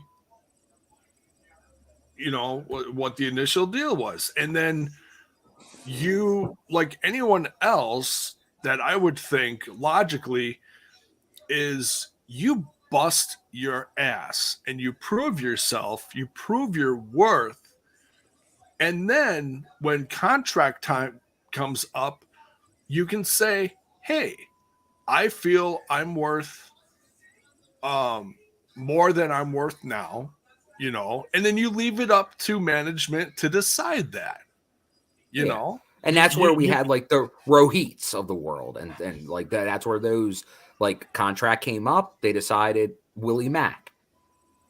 Right. I'm sure they would, if they were on the same page, they could have went, okay, we'll stick around, but they decided no, we'd rather test other waters.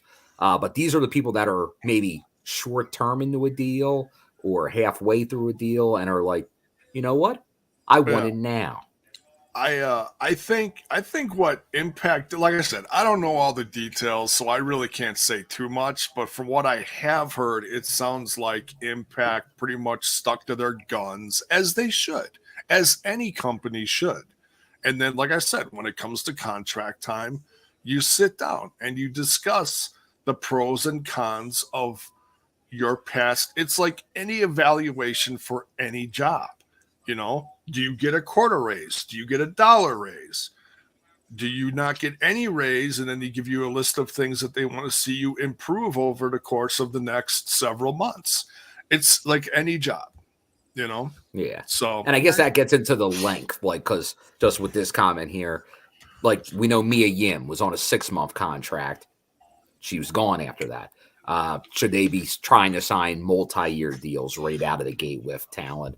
Or more to pay per appearance or short-term deals.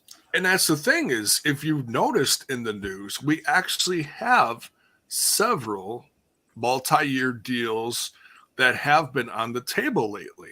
Skylar has, and they've had some experience with these people before, but yes. Right. And they're re-signing them to longer deals to stick around longer. You can tell Impact Management wants a trial, a test phase with talent, if they're maybe haven't worked with them or not familiar with, to see if it's good for both parties before they want a long-term commitment. And here's the thing, we're still just coming out of this, pandemic era to where things were wonky all over the place. The free agency market was just ridiculous. People looking for work. They were going here, there, everywhere. So you saw a lot of fresh faces on a lot of fresh brands.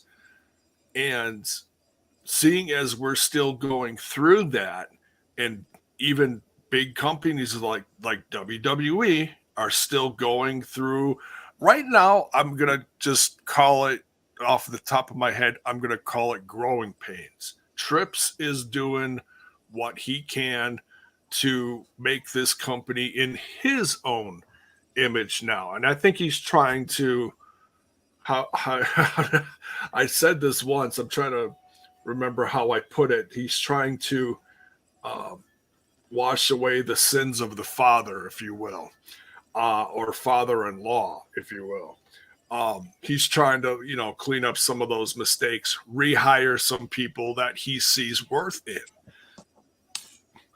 And so you've got situations where people go away for a while and they're just trying to keep food on the table. And just in case a situation is different, so that they can have a better opportunity, say Cross goes back to the WWE, just to throw out a name. Well, guess what? Bray Wyatt is back. And, he was fortunate enough. He didn't have to do a damn thing. What did he do? He went to Hollywood and he made a movie. Lucky him. But other people like Mia Yim come to Impact Wrestling where they can still be on TV, keep your face out there to the public, and, maybe sell some merch, that situation was really unique because she, as far as I remember, didn't really feel like she was worth all that much. And then now she's got called back to the big bright lights of the WWE. She's hanging with the OC. She's doing phenomenal now. So if I could butt in and kind of comment on a couple of things. Go ahead, dude. So I want to go back to your original point. I'm going to get to the Mia Yim stuff and the contract link because I have a lot to say about that too. and it's a little different. I'm going to compare it to like baseball, the market right now. But the original comments from J-Bone, I agree in theory, but not in practice for Impact. I think if Impact wants to hold a Killer Cross to this contract, it's well within their power to hold Killer Cross to his contract. But what you're going to do is you're going to have to weigh the risk versus reward. Because as somebody, I think, sure, Killer Cross, Karrion Cross, whatever you want to call him, should absolutely honor his agreement. He made an agreement. It's on him. And it's an indictment on his character if he does not uphold his end of the bargain and his work ethic and all of that. But regardless, if a company like Impact Wrestling, who doesn't have that much money to operate in the first place and acquire talent, you're going to want to do a couple things. You're going to want to appear as talent friendly as possible, which having people under contract who aren't happy and clearly aren't happy is one thing that goes against that. You're going to not want to make the MOW mistake where you're in a legal dispute with so much of the talent that's taking up so much of your budget that you're shooting yourself in the foot with operating. It's different if it's AEW or WWE who has the money and the manpower to do it. When you're Impact Wrestling, holding people to your contracts, even though that's smart business, may also be stupid business at the same time, because it's one thing that works better in theory than in practice for a company who doesn't have money to be tangled up in courts for however long it's going to take. And I think that if you're Impact Wrestling and you're trying to get people to sign deals, I think being able to restructure them is actually a bonus, because if you get somebody like, let's use football for example. Mike Evans signed his extension years ago for the Buccaneers, and I'm just throwing a name out there who I know has restructured his contract a lot. His extension came in 2018. He signed a 5-year, $82.5 million contract. He's restructured that contract 3 different times. Did you just say poor guy? Yeah. I mean, how the hell do you put what the hell? How do you got a family to feed, J-Bone? I know. So, I mean, he's restructured that contract 3 times. Now, a player like Mike Evans has actually taken less money over those restructures because he's trying to win in Tampa. And after the Super Bowl, a lot of guys restructured. Ali Marpet restructured his contract. Tom Brady restructured his contract to keep guys like Leonard Fournette in Tampa Bay. But a lot of players do the opposite route. That was just the player I know has restructured a bunch over his current contract. So in other sports, you have people restructuring their contract, making more sports-oriented contracts and negotiations, I think plays into why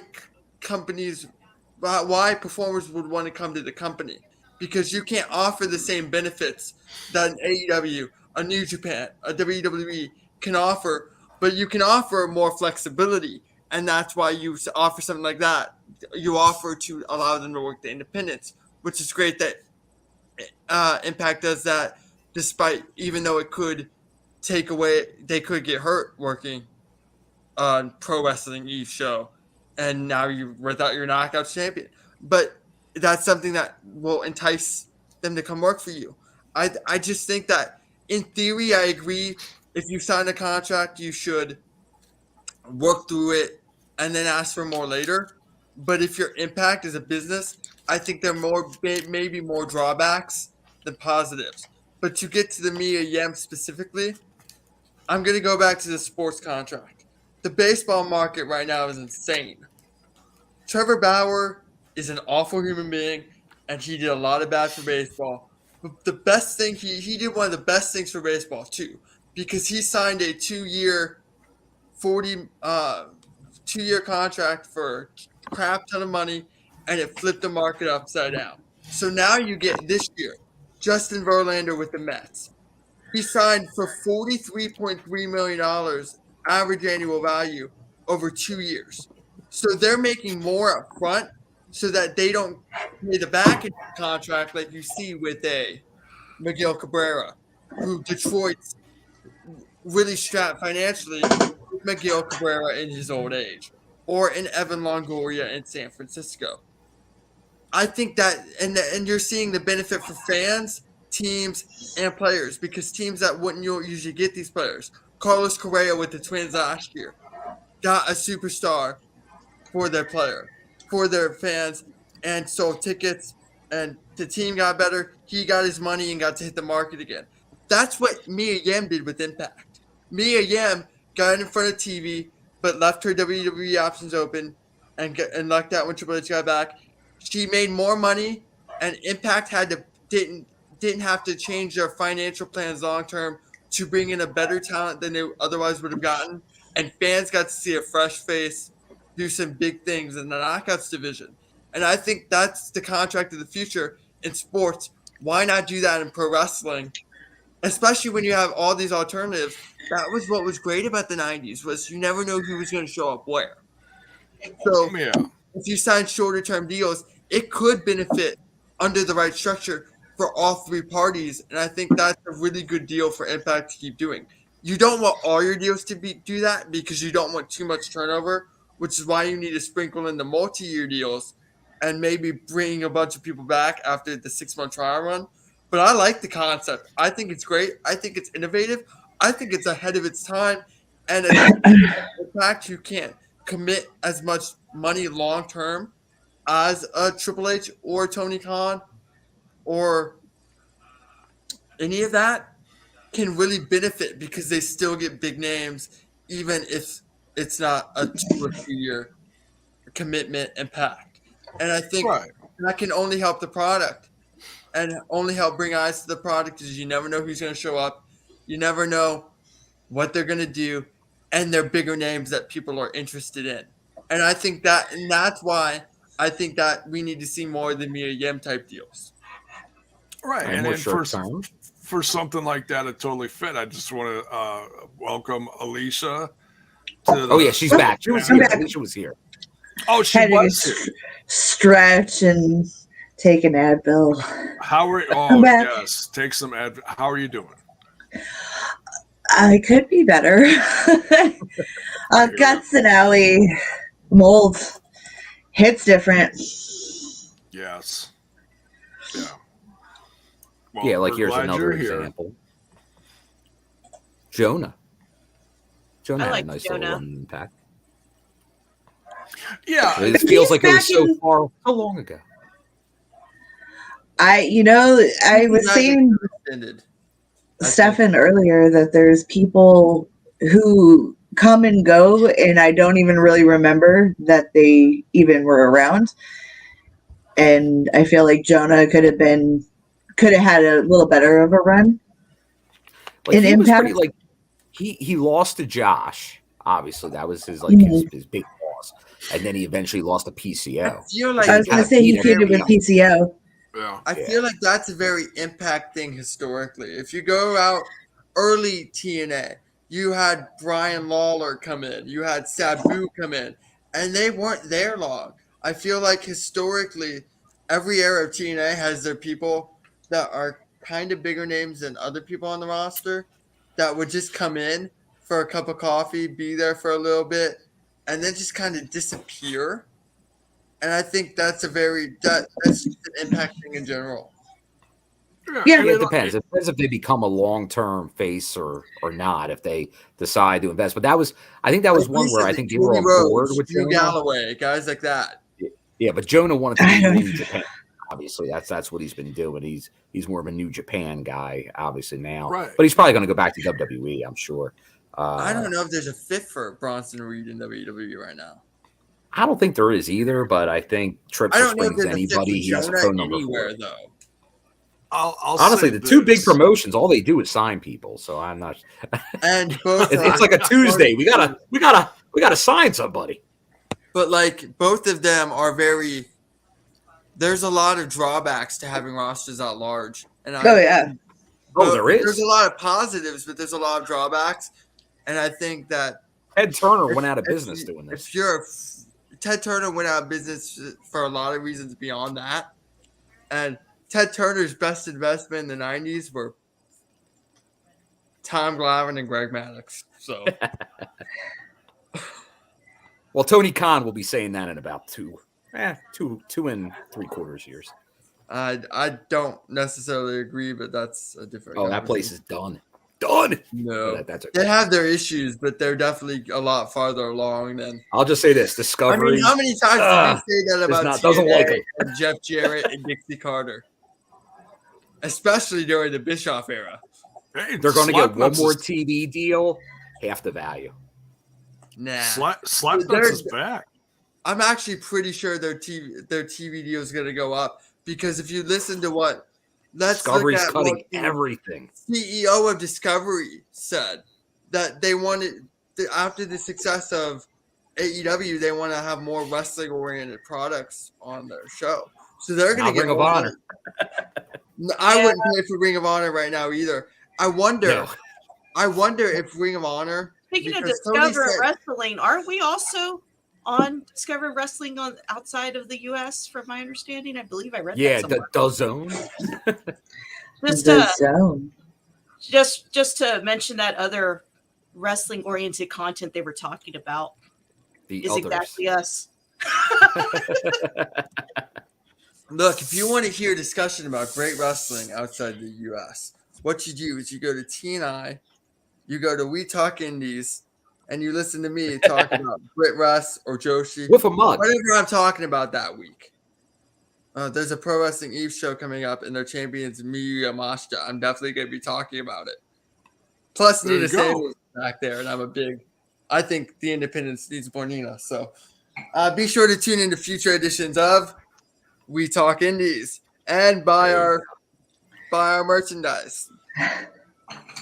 There you go. Now, just because this was said here, did Impact make a big mistake not holding on to Big William Morrissey?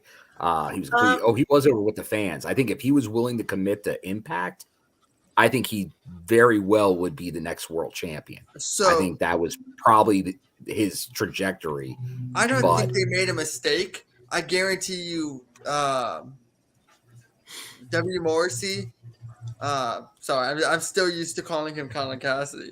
That's Big Bill to you guys. Yeah, I'm never going to call him Big Bill because that name is stupid. But W. Morrissey probably. This goes back to what J-Bone was talking about that I didn't hit on with prove your worth. If they prove their worth too much, they're going to outbid themselves from Impact. And I think W. Morrissey did that. Impact doesn't fiscally have the adequate funds to keep everybody. And I think if you're getting feelers from both WWE and AEW like W. Morrissey was doing, you're not going to be able to outbid them. Who's to say they didn't try to keep W. Morrissey? Oh, yeah, I think they wanted to keep him. I think that was his decision to leave. Yeah, and if they wanted to keep him and they just couldn't afford him, that's not a mistake on their end. They tried. They can't. Yeah, he wanted to do something else. Like that's fine. I think they kept that. Can we go back? I think they kept the relationship good. Because this is kind of this is kind of depressing me. And also offending me at the same time, Jameis. What's that? This whole discussion. So let's go back to taking questions from family dinner. We can certainly do that. Somebody asked me the fucking charity show. It doesn't need to be a whole political discussion over what promotions over what. Well, if we want to talk politics, I was talking about Frank Roosevelt and George Bush. We already did that. For who would you have for dinner, J-Bone? Living, dead, and fictional. There you go. I should clarify for J-Bone, it was HW because he did everything in government. That wasn't a politics thing. I'm the guy that does sit here and tell you I love my country, but I hate my government. So I don't want any of those fuckers over here for dinner. Fair enough. They can all. J-Bone just wants a bunch of 80s rock icons. So what J-Bone's living would be Kirk Hammett, and his dead would be Cliff Burton, guaranteed. He's going something like Skid Row or Motley Crue. Oh, I mentioned Dave Sabo when I was talking. I never thought I'd say this, but I really hope Kyle. He is not who I would have over there. Kyle, you want Kyle? I really hope Kyle gets here tonight. Oh, here. I just want to address this. I have so J-Bone, what are your thoughts on Carlos Correa? I have no clue who that is. So. I'll tell you who he's not. He's not Trey Turner. I'm the one who mentioned Carlos Correa. Come on, y'all. Well, he wants to know what J-Bone thinks of him as a, because J-Bone has no clue who that is. What is that? Was that hockey? What is that? For the San Francisco Giants. Is that hockey? No, for hockey, we like Nikita Kucherov on this channel. Whether everybody else does is irrelevant. I like Nikita Kucherov. I don't know. What is that? Cup of Kako. I thought we were friends.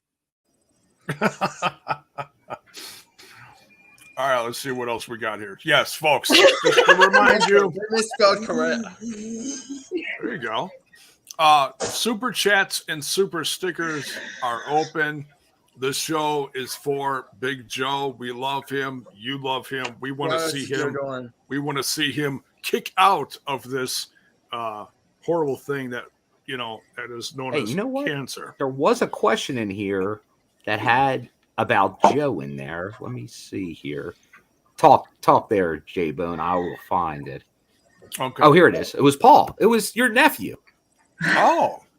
How would you bring Joe back after he beats cancer for a second time?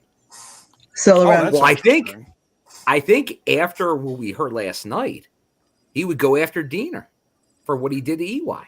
I would have him go after Diener for the same reason. And I would have him go. I would really lean into the you can kill Eric Young, but you can't kill Joe Doring. Nothing kills Joe Doring. Right. I would really lean into that. I think that's the obvious story, and I think that would go over really well with the audience. I would keep Diener as a focal point leader. So keep him like top of the heap in the faction. I would keep Alan Angels focused in X Division style, ish matches. And I would bring Joe back and have him tag with Khan and become one of the most lethal tag teams in Impact Wrestling history. That's what I would do at Big Bad Joe. So you wouldn't lean into him beating cancer at all? What's that?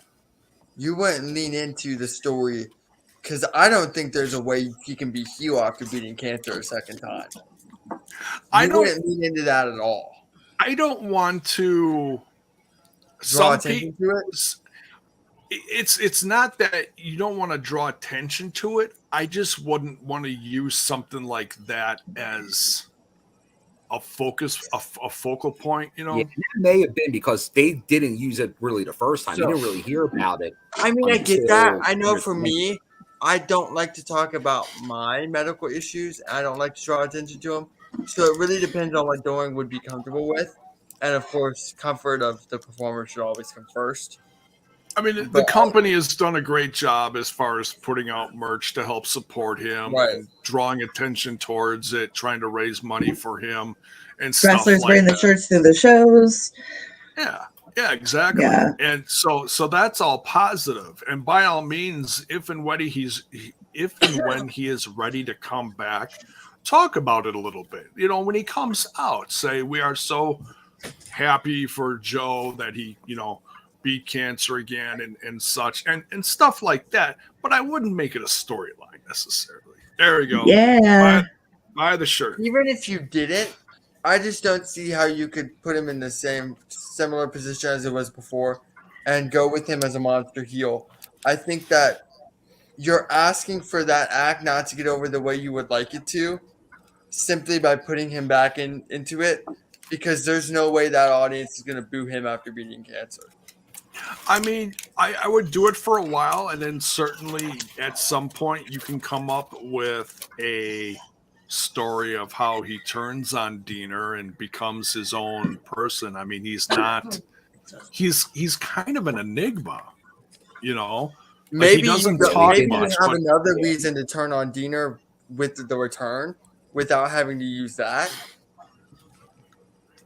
so. But But hey, Oh, here we got a have him be heel after this. Here we got a great super chat. Here I'm gonna put up from Bell's Boy. yes, Bell's boy. Thank you so much, $10 brother. super chat. Good evening, all. Great to see you all. Two-part question for J-Bone's professional podcasting opinion. Does he see FTR losing the AAA tag titles to the Lee brothers at Night of Champions on the 28th? You know the right answer to this, J-Bone. I believe in you. Now Lee Do brothers, it. that is what Dragon Lee and Roosh. Oh, Roosh. Now, okay, so I gotta counter that with a question because I've only heard bits and pieces about this Roosh suspension. So if anybody can kind of fill in the blanks in that, is that just a little goofy storyline thing because of something that happened at Final Battle, or did Roosh actually do something really bad at the pay-per-view? And he hit an official, so it's storyline. Whether that means they needed to suspend him and they just made a kayfabe reason or not, I'm not sure. But the on-screen suspension is definitely kayfabe. Okay. Oh yeah, according to looks like it here, his visa's expiring. Oh, well, I'm sure if they want to keep him, they can get him another work visa quickly. Those things unfortunately aren't always just cut and dried. Like, hey, let's just get a new one. The United States government has never been easy as far as that kind of stuff and or citizenship or anything else that goes along with that. So here you go. Hold on. The other Lee brother is Dreadlistico. Oh yeah, there you go. Okay, well, there's 3 Lee brothers. I thought the 2 obvious. Yeah. Okay. All right. So I think that'd be a great way to do it. I mean, they can't hold them forever. I don't think they've defended them very often down there. They probably want to get the titles back in the company. You know, that's my opinion. What I think they'd want to do eventually. They just had a couple big Triple Mania.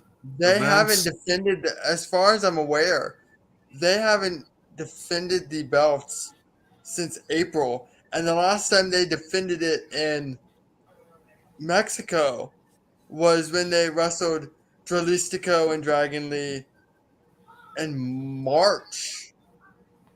Yeah, and they've so only, that's just... They've only, in the last 430 days, they had the ladder match with the Lucha Bros, the match I just mentioned, and that's the only 2 times they've gone to Mexico and defended them in AAA. They've not had the titles regularly in their company. And who were the champions before that? The Lucha Bros? They've not had their belts on an act within the company, regular act, in 2 years at least? Because before the Lucha Bros, I'm pretty sure it wasn't on a full time.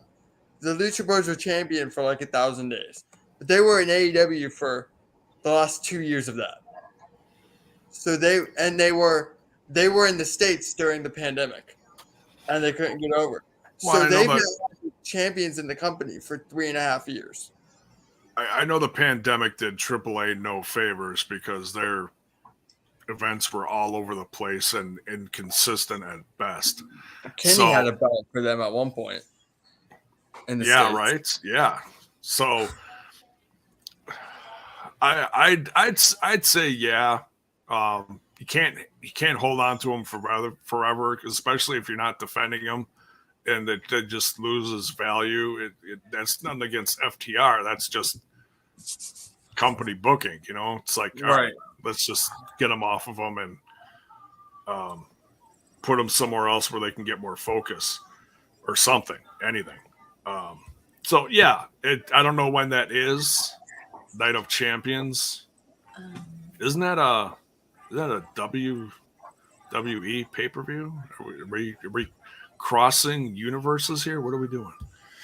No, that Can I ask something? Yeah, that show is December 26th. I believe there's a couple of other stuff on the show too. I know Bandito's working that show. I know Guevara and Ty Conti are working that show too. Yeah. Oh, is that I'm thinking it's like AEW or something. Is that No? That's a AAA show. It is a AAA show. Okay. Can I ask a question? Yeah. Can we have questions in the chat that are not wrestling related for the next 10 minutes? You need a break from wrestling? Yeah. Can we have You guys didn't even want to talk indies. This is a first time for everything. I don't know. Would you count tonight, anything can be brought up. Anything. Yeah. It's no hold. But hold on. There was a second part of Bell's Boy's question. Oh, yeah. Oh, of course. Or they lost the IWGP titles to Yoshihashi and Hiroki Goto at Wrestle Kingdom. God bless Joe. I can see both. I think the IWGP titles would go first at Wrestle Kingdom before the AAA one. That's just me thinking. I'm just guessing. I think with the oh, I'm sorry. No, go ahead. I'm done. I think with them already dropping the ROH tag belts, which I don't understand why they're dropping back to the Briscoes, but that's a different discussion. That they're going to start using these belts sooner rather than later, all in one moment. I don't think that I'm glad they didn't lean into the belt collector thing as much after they just did it with Kenny Omega a year ago. But I don't think they got enough juice out of the squeeze. But with the ROH titles being dropped and that being AEW is not worried about them having the championships. And I think that may change things and how the other two companies book. Do I like camping? I actually like outdoorsy shit. No one believes me, but I totally do. I fucking rough it. Yeah. Oh, wait, hold on. I got to give this to Bell's Boy. Impact Wrestling! Yeah, there you go. All right. So sleeping in a tent, cooking over an open fire. Oh, yeah. Hiding your shit so bears don't get it. Cocaine bears? Cocaine bears, exactly. We're actually considering getting the equipment to start winter camping. That is frightening. You are a brave soul. Well, we have the means to do it as far as like protection and stuff like that. So it's a little less scary, but it's something. It's a commitment. But we do Punxsutawney almost every year for the Groundhog's Day, and that's literally hours worth of being outside in frigid temperatures just to watch a groundhog see its own fucking shadow. So I'm sure we'll be fine. Teach me the ways of outdoor camping. I know. Live in the woods, be hermits. Like the song says, I totally love currently the word. roasting on an open fire. Yep. Grow your own vegetables. Learn how to sustain off of the earth. I totally like all that outdoorsy shit, even though people don't believe it. My parents says otherwise. But I totally love being out in the woods, except for I don't know about the cold temperatures, but show me the ways, Alicia, of the cold temperatures. I'm learning the cold temperatures, but I know the other weather conditions. We all know that. And I know how to start a fire, so we're good. There you go. Bill, how about you? Do you like doing any of that outdoor stuff? Or we know you like traveling a lot. Yeah, I like certain outdoor activities. I like going for the occasional hike. That's a good time. I'm not usually much of a camper. I just don't think I grew up with the camping. So haven't done a lot of that. Maybe some backyard stuff. But not against it. Not against it. How about you, J-Bone? I haven't been camping in many, many, many years. I used to go camping. By his skull. I used to go camping with my ex and our kids. This goes back in the mid 2000s, we would go camping at local parks around Wisconsin.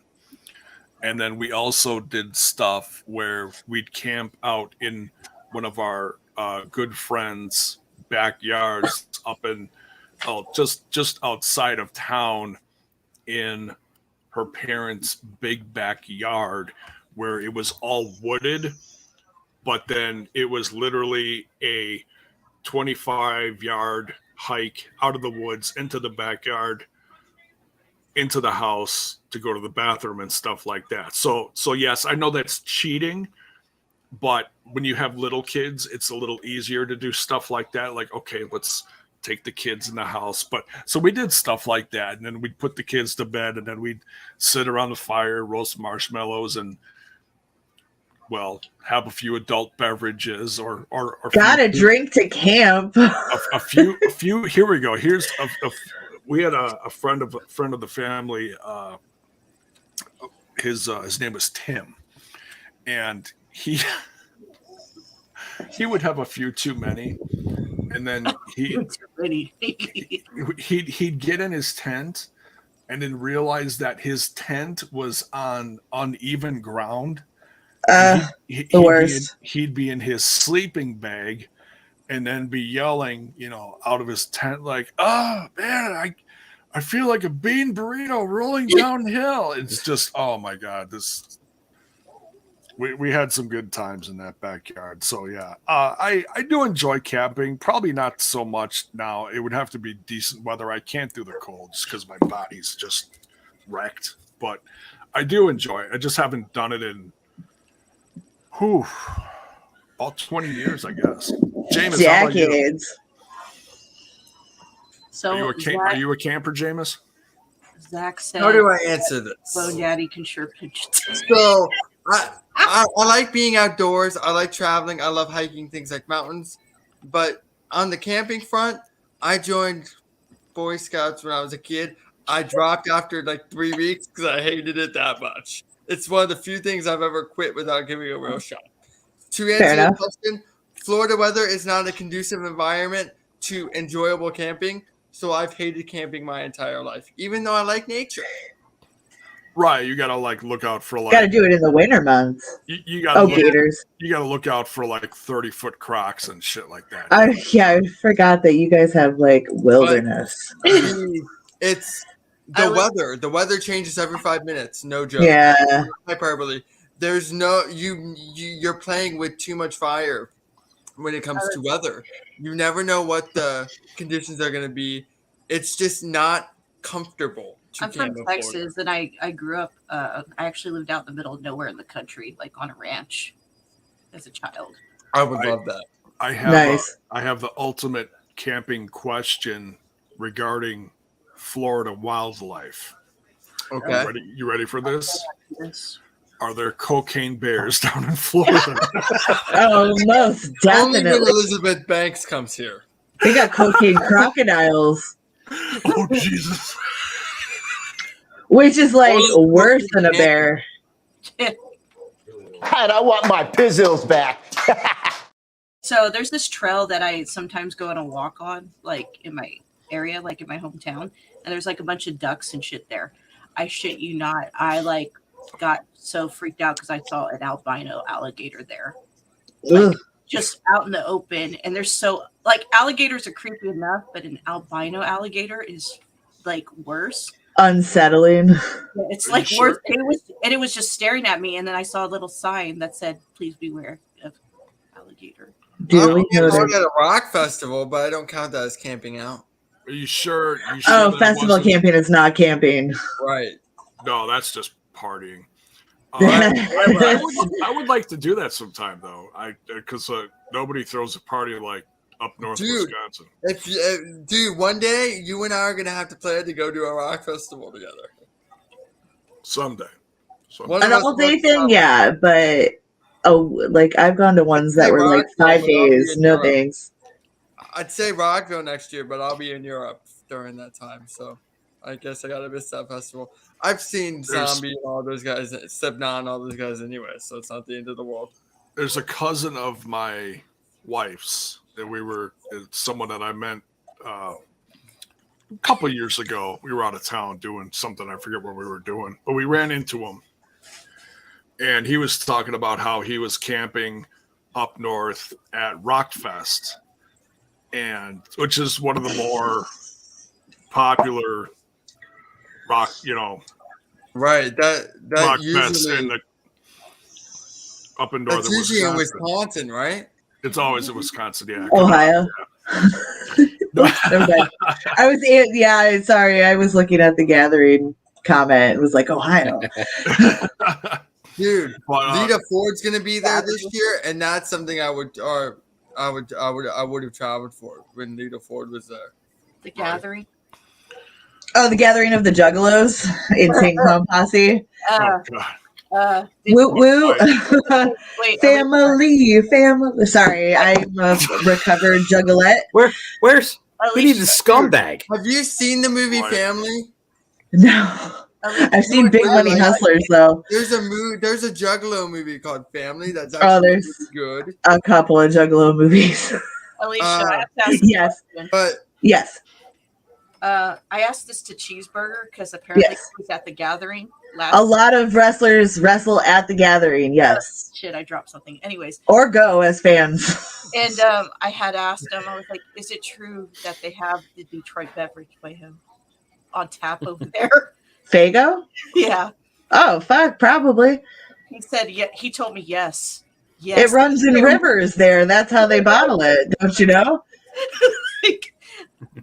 Rivers of blue moon mist as far as the eyes can see. Detroit. And I said, "Is it just one? Is it just grape?" And I believe, I want to say he told me it was all different flavors. I could be wrong. I have to look back at my Fago, there's different flavors of Fago. There's hundreds. There's chocolate. There's moon mist. There's blue moon mist. There's because we don't really have it in my area of Texas. If I go to the Gathering, it's like the chocolate factory, Willy Wonka, the chocolate factory.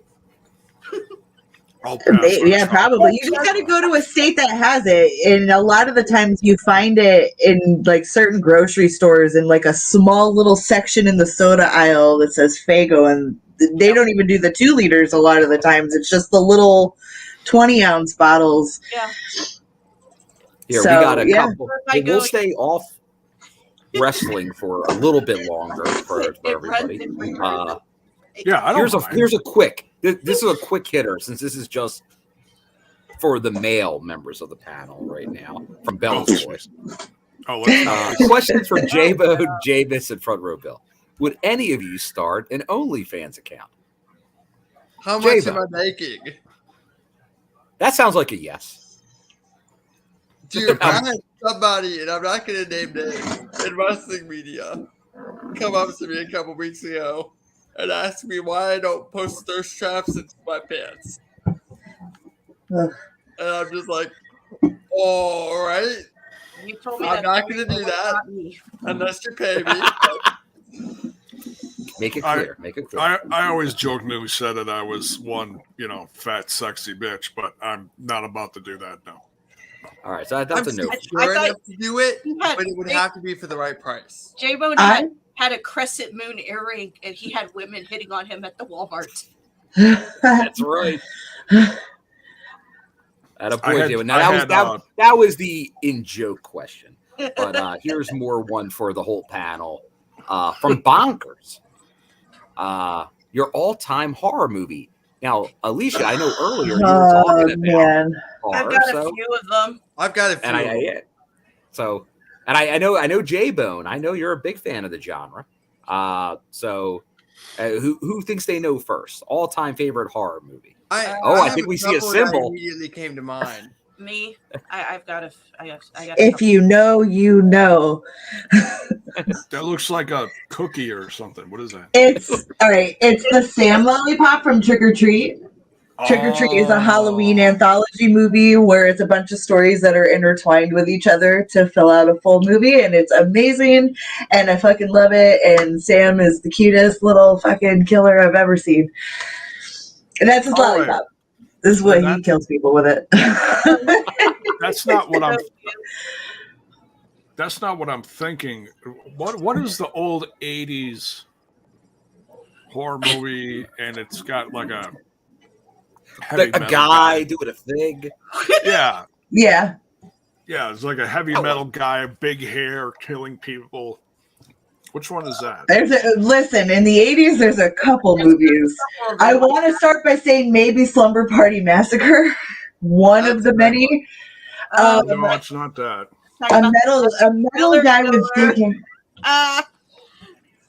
Oh shit! I don't know. Maybe that's out of my jurisdiction. Of shit.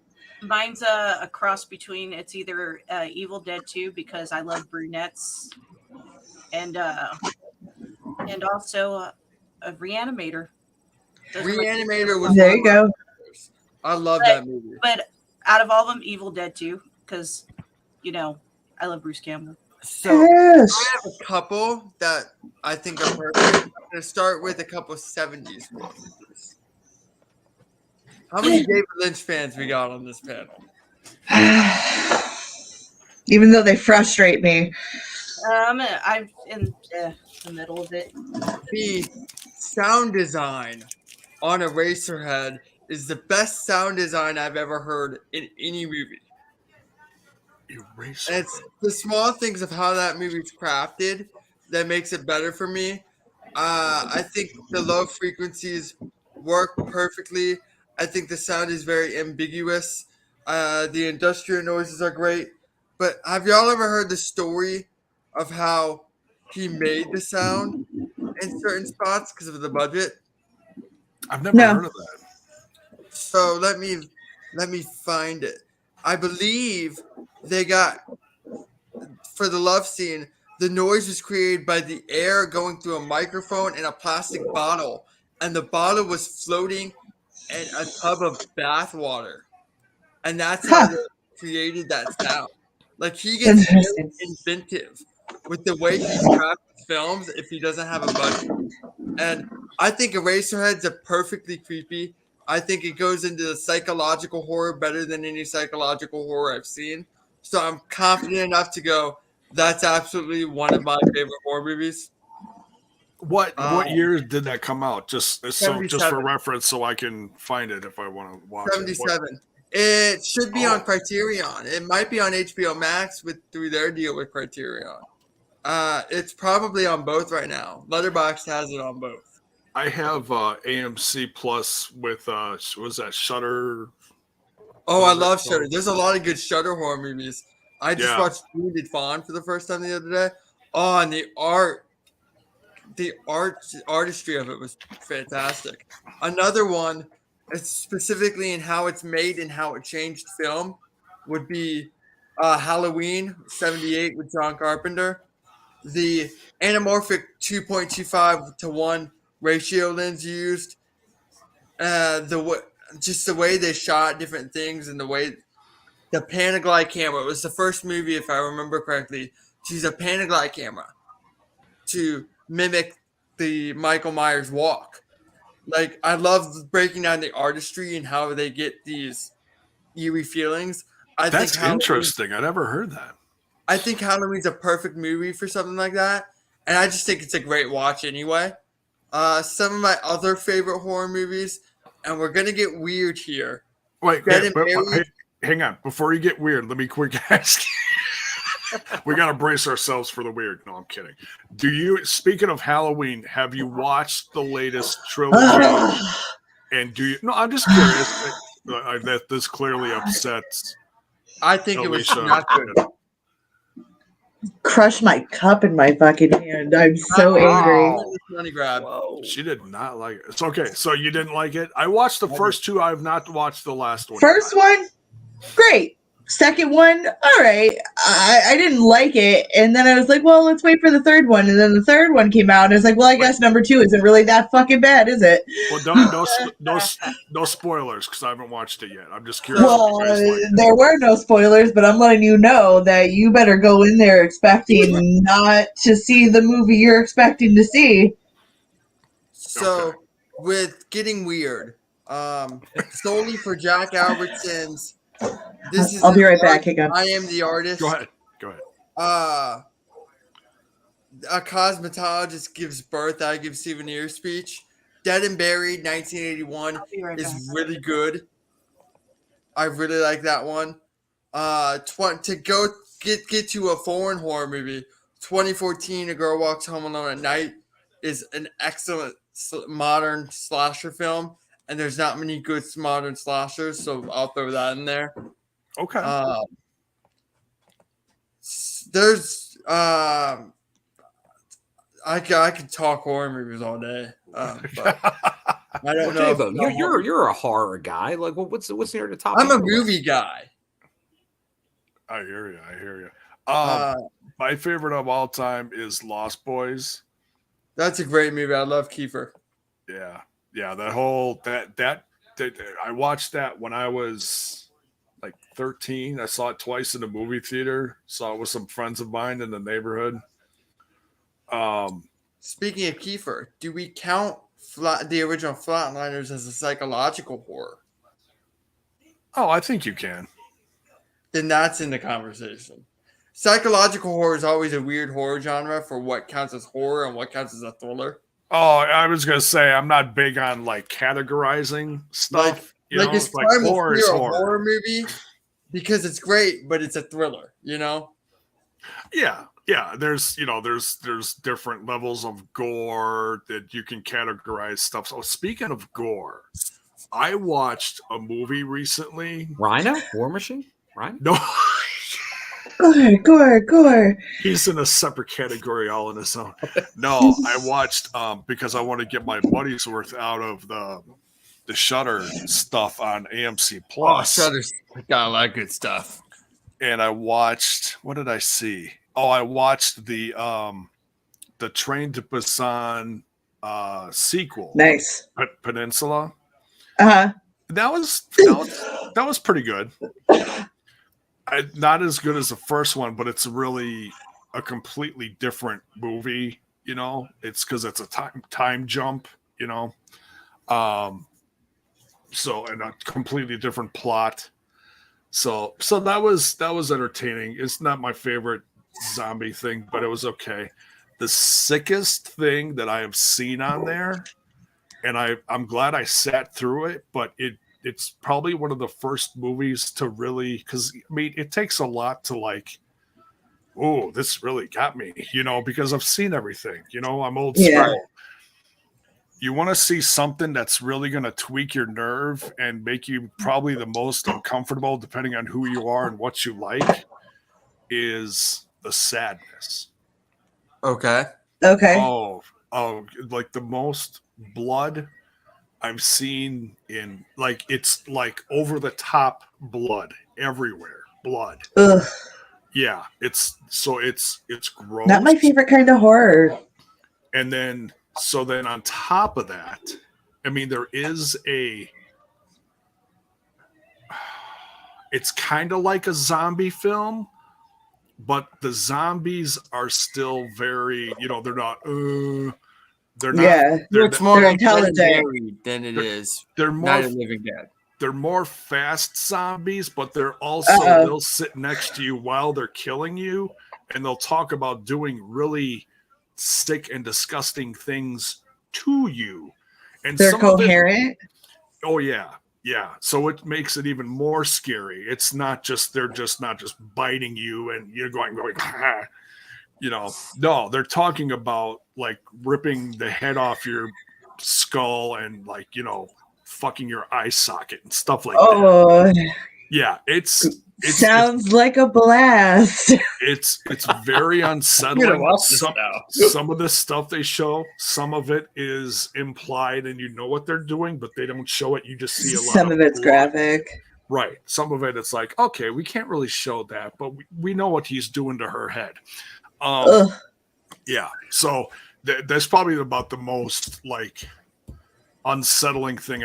I'm glad I sat through it just for the sake of I can like compare it to other things I saw, because it's like the first thing in a long time that's actually made me feel like squirm in my seat, unsettled. Yeah.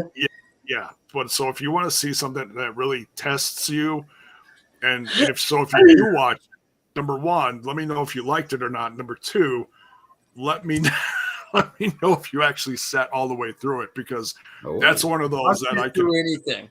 I'm sure there's oh, excuse me. Shush. Shush. Is that Ario? No, that's Oh, that's not Callie. It's Callie. She's very sick. So Did you name a pet after Oreo Speedwagon? No. No, Oreo. Oreo. What? The cookie. Oreo, like the cookie. Because you've never seen Ario, right? Oreo. Ario's got two. Come here. He's just white right here. I don't know. Is Ario a boy or a girl? I'm sorry. It's a girl. Come here. She's got like two black spots right here, and see. That's Oreo. And she's got a little black heart nose. Like the cookie. Yeah, she's my little. Oh, she's my little wait, princess. Hold on. Justin is now live in the chat. He was not live, but Justin, once again, gotta thank you. You gave that early super sticker, the $49.99. Yes, we played the Scott Demore for you, but please pick a soundbite for being so generous to the cause on the show for Joe for the donations for his GoFundMe. Oreo Dashwood, yes, because it's all about her. Callie is our other girl cat. She's 18 years old. She unfortunately has we'll just say about a tangerine-sized tumor on her underside. Yeah, so we changed the dressing on it on almost a daily basis. She's on pain meds. She's on antibiotics, and so we had a long talk with one of the doctors at the local hospital here, and because we were thinking about having her put down soon because of everything. Oh my God. And they said if she's still doing at least 3 of the things that she loves to do on a regular basis, don't. Yeah. And she's like, well, she's still a cranky little bitch and we love her. So the lady what I said about my old dog at the end of her life. She was having all her mother issues. She's still going to the bathroom. She's still eating like crazy. And she still, gets around fine. So it's like the quality of life isn't too poor. Right. She isn't. She's still getting around. So, we're just gonna keep doing what we're doing till she'll let us know when she's ready to go. Right, Callie? And she licks herself. Okay. Affirmative. That's cat speak for affirmative. That's cat speak for yep. So yeah. Yep. But she's lived. I mean, she was 5 years old when I started dating Tracy.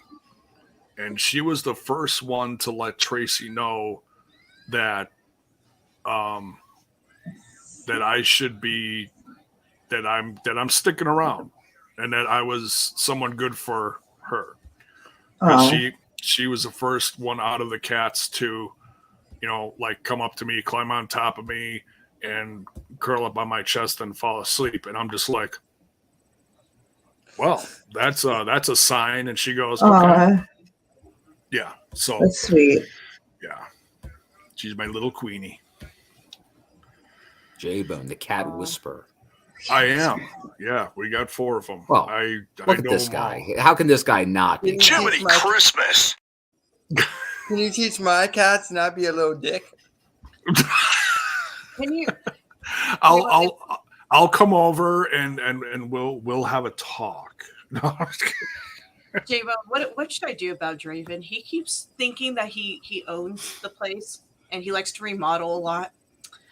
He likes to remodel the rooms. Jay, tell Draven to be more like Harold. Wait, Draven is a cat? Yeah. I hope so. Yeah, my 2 cats. I have 2 cats. I have Draven and Harold. Draven and Harold. Okay, that's unique, Okay, so not Harold and Kumar. Right. Dear God. That's unique. It's a gentleman's name. Harold is a gentleman's name. Harold is a very human name, which makes it funny. Now, who My was cat's Draven? name is Who is Draven named Eric after? Draven, the Crow. Yeah. The Crow. Okay. Uh-huh. All right, that was my first guess, but okay. So this is what I'll tell you, Harold like from I Harold tell and my Maude. wife at least once a week. This is their world. We just live in it. We are their slaves. So you mean to tell me I have to let him just do whatever he wants, rip down all the decorations, and only put what he wants up? Here's the thing. Shake a can of pennies at him. What the hell? You don't know what to do about it because there's nothing you can do about it. Grab by the scruff of their neck gently and just say no. The thing is, that works for like a day. He goes back Gotta maintain, gotta follow through every time. Can't just punish for a day. Or you can hit them with the water bottle. Hardcore. Yeah, a missing water bottle. Obviously, we're not trying to traumatize the cats or shake a can of pennies at them. I tried the water bottle thing when my pants was a kitten. Come on, son. I liked it. Yeah, try it as adults. See how they like it then. Nah, I'm good. Don't want to upset the deity. But yeah, this is like I said. This is their world. Do we have any more questions? Oh, what were we talking about? Did we ever finish the word?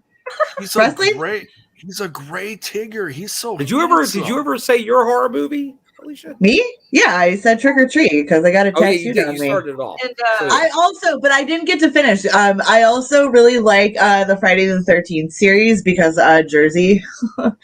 Yeah. Oh yeah, there you go. I've been there.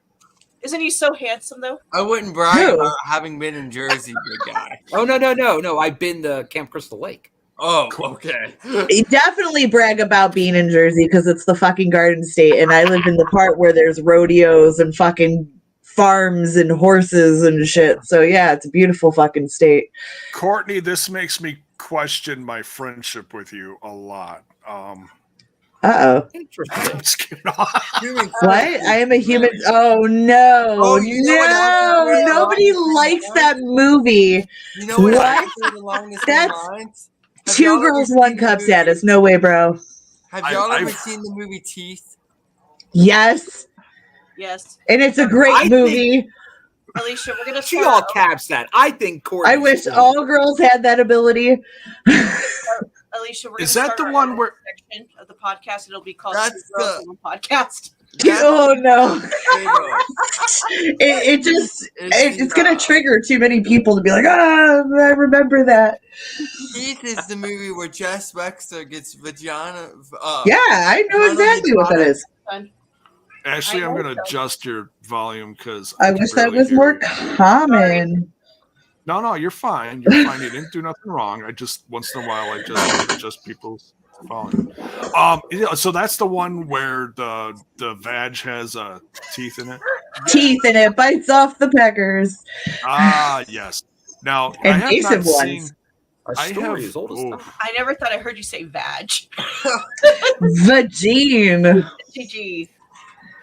The coochie. The split condish. I have never seen the human centipede. We can't say that. No, we can. I reclaimed that decades ago. Cunt is on the table. I meant on YouTube.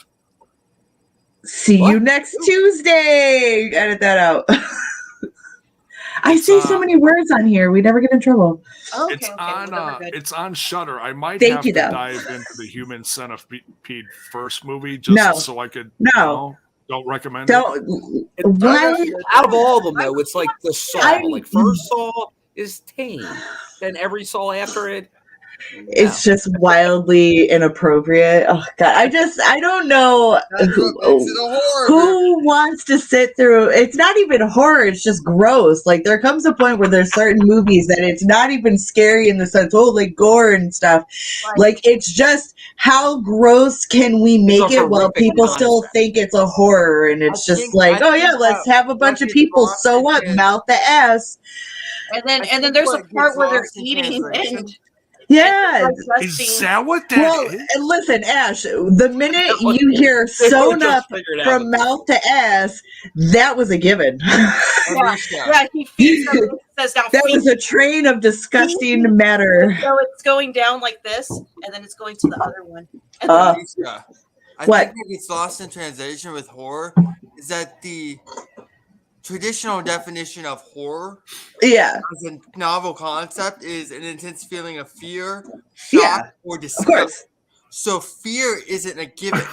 It can be discussed and it still falls in line with the idea of horror. Absolutely. I'm still trying to become mayor of Tromaville, so if y'all can help assist me with becoming, mayor of Tromaville. The Toxic Avenger. I think I'm going to change my mind on the watching the humans. Don't watch it, Jason. I think you should watch it and let me know what you think. Listen to this guy. Also, I recommend Soviet Show to people. I have a feeling you've already seen this in a way. No, all I've seen is like posters, and so I haven't. I do have think an idea. You've seen the mocking of it via South Park. I forgot they did that. No, I don't think so. Oh, because it was about accepting. You don't remember the asparagus? Right? God, we need. Oh, you had asparagus. God, come on, Bill, you never answered. I don't think you ever answered what's your favorite horror movie? See, I'm gonna come off very different with my horror. I like lots of different genres of horror movies. Me too, man. Me too. And I appreciate them all. Like I know Kyle recently for a theater experience, like Terrifier, because you can't see that style of horror movie in a theater anymore. I like that Chris Jericho was in the second Terrifier. Yes. So I could appreciate that for what it is. But I'm more like I'm a Hitchcock guy. Like that's thriller, horror, depending on what you want to go with. Like Psycho is probably more The horror Bird. in its genre. Do you like Birds? Do you like Vertigo? Do you like Psycho? But yeah, Vertigo is poster Rear Window is my favorite Hitchcock movie. But Vertigo is right there with Great movie. I don't know. I'm just a big Jimmy Stewart mark. James. Okay, it's okay. Now here's the real question. We're dating ourselves here. The speech at the end of Mr. Smith Goes to Washington, or the It's a Wonderful Life speech. Well, I've never seen It's a Wonderful Life. I'm going Mr. Smith. Yeah, Mr. Smith. Don't watch. I've never seen Mr. Smith, but It's a Wonderful Life is my favorite Christmas movie. I've never seen It's a Wonderful Life. You don't you should. It's a now wait. I don't know what's more of a violation. You've never seen It's a Wonderful Life at Christmas time, Alicia, or J-Bo never seen E.T. Okay, but I think E.T. is worse. Of a murder, right? Oh, I forgot J-Bo never seen E.T. Yeah, everybody here's seen Anatomy of a Murder, right? What's that? Everybody here's seen Anatomy of a Murder. I've seen Martyrs, but I've never seen Anatomy of a Murder. Murder. Oh, okay. That's why I'm like, okay, yeah, no, maybe. Movie. Sensational performance by Jimmy Stewart. Scintillating. Oh, okay, there you go. If it's a classic, I might have, but it's probably been decades since I've seen it, so I don't remember. Another movie that I'm quite fond of that's not really a popular choice in demand, or a lot of people don't mention it, is American Mary. Yes, with the girl from Ginger Snaps. Yep. Ginger Snaps. Ginger Snaps is underrated werewolf movie. Is great in everything she's in. Yeah. Oh yeah. But American Mary is also one of my favorite films too. It's a good one. Horror films. So that's an interesting take on body horror. Yeah. But I also like body horror, so there's that. I also like, Right. I almost mentioned Ginger Snaps as one of my answers. Ginger Snaps is good. That's Also, you like- said that's a werewolf movie? Yep. Ginger Snaps, yes. There's 3 movies, so it's like a beginning, a sequel, and a prequel that takes place in like the 1700s. It's like an origin story and it's all like the characters from the movies, but they're really good. They're more female centric, so maybe more female fans would like it, but it deals with like hormones and werewolfness and all that kind of shit. But otherwise, it's a fucking classic. Ginger Snaps is on Shudder. Yeah. Really? My all-time I just watched that Shudder on Halloween. So I'll have to check that out. Thanks for bringing that one up. My all-time favorite werewolf design is definitely The Howling. My favorite werewolf design because of the ears. The ears just look so eerie. Mm-hmm. And also, what's that? Silver Bullet had a great Cursed werewolf. is also one of my favorite werewolf designs. Designs, not Cursed movies. with Christina Ricci? Yeah, Cursed. The Yeah, Cursed. Yep. That's a good one. I like American Werewolf in Paris. You know, I not like London. Not London. I actually Not like London, Paris. I like the bad CGI in it. Yeah, dude. For the era that it comes from, like late 90s, it's so late 90s. But the soundtrack, it's so cheesy. It's just, I love it. It's such a good werewolf film. And waxwork is great. Mm-hmm. There was a series. I started watching on, I believe it's Netflix, and it has to do with werewolves. And I'm trying to remember what the hell it was called. It was like 3 or Silver 4. Lake. No. Oh, Seasons. I don't know, because there was this one where it was about this werewolf pack that lives in like the mountains in California or something. That was like forever ago. You know what they say about werewolves? Here's a question for people that may not know. How many Howling movies are there actually? Ooh. How many what movies? Howling. At least 2. Well, I can tell you I saw the first one and I haven't seen the rest. There's more than 2 Howling movies. Believe it or not. There's like 12 or something. Am I? No, what's the one? Is that the one with Jack Nicholson? No, that's Wolf. There you go. All right. Yep. That one's okay. That's Jack Nicholson and Michelle Pfeiffer, right? Is it like Can't go wrong. I love Michelle Pfeiffer, the best Catwoman ever to lace up the boots. Yeah. What? Michelle Pfeiffer does. Speaking of Jack Nicholson, Witches of Eastwick. Oh, I was so worried you were going to say The fucking Shining. That's a great Halloween Shining. movie for completely different reasons. The Sleeping, that's what always does me in with that movie. It's long and gruesome and in the tiresome sense. Are you talking about The Shining? Yeah. I'm not a Kubrick fan, so unless it's The Outsiders. I'm a major Kubrick fan, and that's my least favorite Kubrick film. Yeah. Oh, wow. Is The Shining. I watch all the dissections of it because if you go on YouTube, it's a fucking rabbit hole to go down because everyone's got such a different interpretation of what they take away from what The Shining actually entails. I don't know what my favorite Kubrick film is. It's probably Eyes Wide Shut. I like that hot take. I like that hot fucking take. good one. Honestly, people say it's shitty, but it's actually a really good fucking movie. I hate Tom Cruise too, and I'm saying this shit. And you know what? That answers what my favorite Kubrick film is. I feel you could Tom cut Cruise a lot is of that underrated. movie out. He's a good actor. You know, He's a good actor. The best Tom Cruise movie is Vanilla Sky. Period. I will fist fight you over this. He's got range.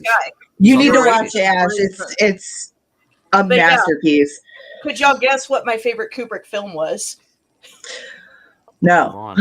I'm not a mind reader. Clockwork, it looks like. Lolita. I'm going to go. Oh, is that Lolita? No. Oh. Wait, I got to enlarge the screen. Clockwork. Yeah, I thought it was Clockwork. Clockwork Orange. I was right.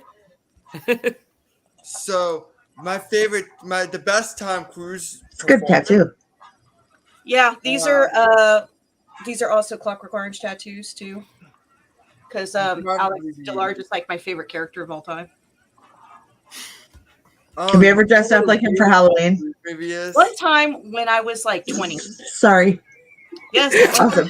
when I was 20. Sorry, Jameis. Go ahead. It's on Clockwork. You want to know a weird Tom Cruise movie while we're on the subject of horror fantasy type movies? Oh, Legend. Legend. I love Legend. Listen. Awesome. I'm obsessed with fairy tales because of that fucking movie. Okay, Legend is such an iconic moment of my childhood. Loved it.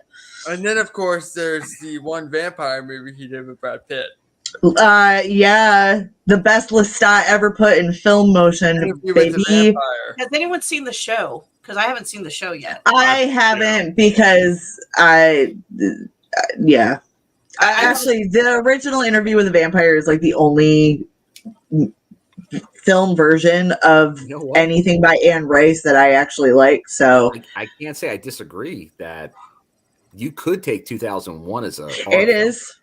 It's a space horror. Hal is a villain. Can y'all guess my favorite? That's a horror film. Hang on. No, hang on I'm not psychic. Hang on one second, what? Jameis. I want to stay on this Interview with a Vampire thing for just a minute. Okay. I watched the show, and I never read the book. I've only seen the Cruise, Brad Pitt. Cruise. Yeah. Interview with the Vampire. Yeah. So Kirsten Dunst vehicle. Right. And I love that one. Huge fan of it. I know it's probably some people like it or dislike it because of, comparing it to the book or something. Mm-hmm. But the series, I was not ready for the series. Uh-huh. So it's different. It deals with a completely different kind of relationship. Yeah, I'm sure. I've never seen the series. I haven't seen it yet, so it's it completely embraces a different side of the relationship between how it was always normally intended. Yeah. Homoeroticism, guys. Yeah, that's what we're talking about. Series spin-off of a movie. Bill, you mentioned Psycho. Have you seen Bates Motel? Oh, yeah. I love Bates Motel. Interesting fact. Vera Farmiga is someone we've not talked about. Oh, okay, the show. It's great. Yeah, the show. I was going to say the Vince Vaughn version. Interesting fact. I actually went to one of my exes worked in PR, like for entertainment, because he worked at CNN. So I actually went to SCAD and I actually saw him do an interview process for Bates Motel, the cast. That's so cool.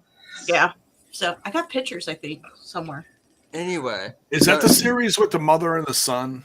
Yes. Yes. I've heard that's pretty good. Great as it's really good. It's a really good series. Mother. So, y'all want to guess my favorite Kubrick film? What is it? I've already given it 5 stars on my Letterboxd. And I haven't looked at your letterbox. There's a lot of great reviews in there. What's a letterbox? Letterbox is like reviews and stuff for like all. Oh, okay. I thought it was just a format for watching things. But it's a very versatile app. Is it Barry London? No. Hold on. It's not Lolita. You don't strike me as a Lolita person. Is it Dr. Strangelove? No. What? It is The Killing. Okay. Oh. Okay. I don't think I heard of that one. The Burbs. I love The Burbs. The Burbs is awesome. I love 50s film noir, so The Killing is right up my alley. Was it you that we were talking about? What was it that I talked about? Film noir. I think it was you, Jameis, that chimed in. About it a lot. Mildred Pierce. We were talking about Mildred Pierce. Right. You know who the best film noir actress is? And I will die on this hill. It's Betty Davis, and it's not close. Yeah, Betty Davis is iconic. They made a song about her. Betty Davis. Betty Davis. I love 80s music. Just But yeah, Mildred fuck Pierce me up. films. So, best zombie movie of all time. Oh. And that's a broad genre because you know how big. Does Reanimator count? Reanimator, I mean, I wouldn't necessarily count it because it's the reanimation of a corpse. I think of it more of like a Frankenstein. So type Death thing. Becomes Her also doesn't count for the same reason. Death Becomes Her is completely different, I think, in my opinion. Because that's like that's more of a just a goofy offshoot for. We're talking about like, let's talk about like the traditional sense of zombie, like George A. Romero. Yeah. That's to limit it down, Jameis. So the one we're gonna watch Sunday night. Yeah, Apparently. we're still doing that. Cool. What time?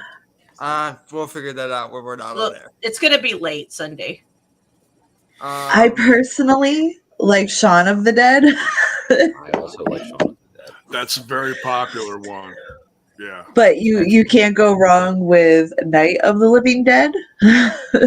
Now, are you talking about the classic or the classic and the remake? Both are very good. The remake is actually very, very well done. I agree. For the time that it came out, especially when movies were kind of shit, like the 2000s, early 2000s was just blah for horror. So when you got good ones like remakes like that, awesome. Was that the 90s that it was remade? Or was it early 2000s? It's early 2000s. Is it? Okay. Personally, I like zombie. So that's personally my take. That one I've never seen. That's Warm Bodies was cute. White Zombies was good for a classic. Yeah. Question: since Henry Cavill is no longer going to be Superman, this is Spells Boy, who do you think will be a good one? Hang on one second. We got to finish the zombie topic. We'll get to Henry Cavill. Hang on. Bill, what's your favorite zombie movie? I got questions. Or is that not your cup of tea? Oh, no. I like it. I like 28 Days Later. Bill occasionally indulges in the zombie films. I'm a big Shaun of the Dead fan. 28. I'm not as big of the like Night of the Living Dead series. I gotcha. I'm not a fan of slow zombies. Okay. You like the fast ones, the scary ones. Like World War Z, where they're like Usain Bolt. Like is ants. very entertaining to me. But I like more of the ones that try to do a little bit of a different take. Like I think Warm Bodies was a good one. I think the different a more sophisticated zombie movie is like more Dead and Buried, the one I recommended earlier. Yeah, like I appreciate a lot of those different takes on zombie movies. Yeah. It's necessary for a genre because too many fall into the same it's a trope. Most zombie movies are a trope. That's true. That's true. But most horror subgenres get tropey at times. What are your favorite horror B movies? Like Invasion of the Body Snatchers, stuff like that. Oh, don't get me started on that. Hang on one second.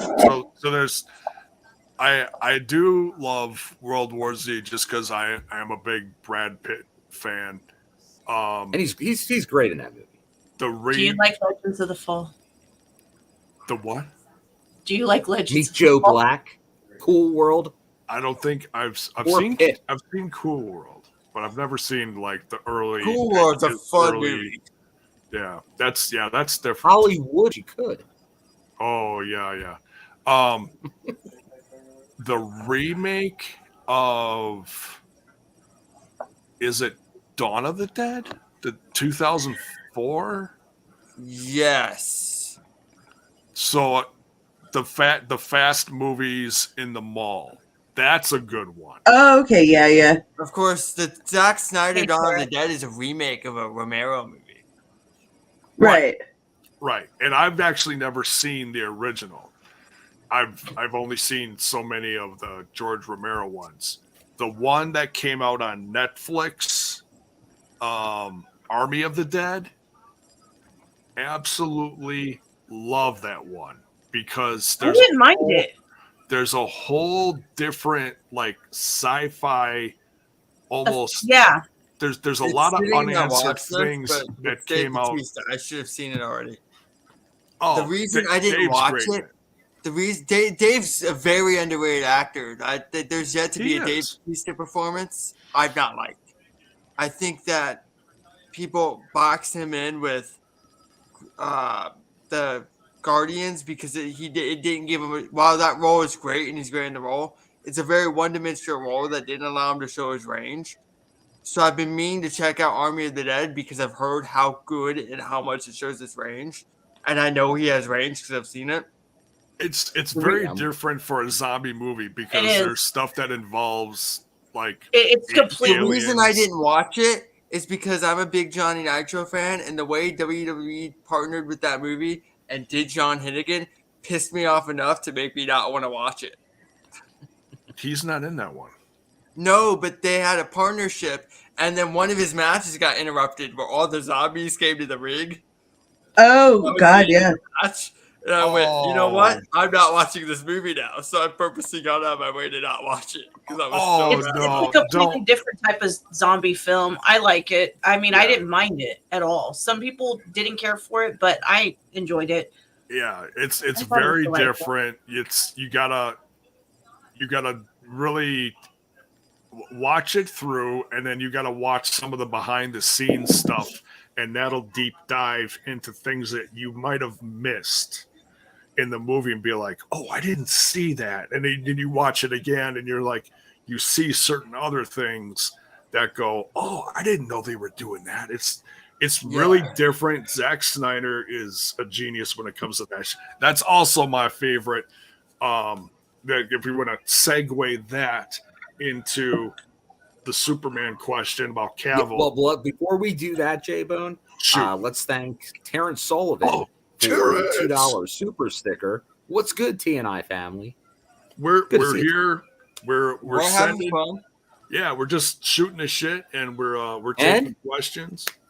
And we for love Big Joe and for Impact Wrestling.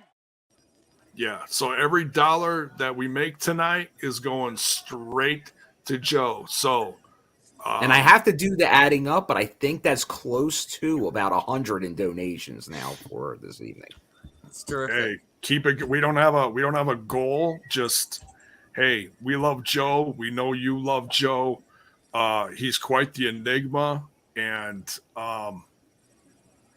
man, just we're all keeping him in our thoughts and prayers, especially this time of year. It's not easy, and so yeah, we're hoping Joe fights the good fight, and we want to do whatever we can as fans to help him. So every little bit counts. You want to donate $1, $5, $10, whatever. It's and we know times are tough. We all know, but if you can help, like I said, it's all going to him. So we'll tally it all up at the end.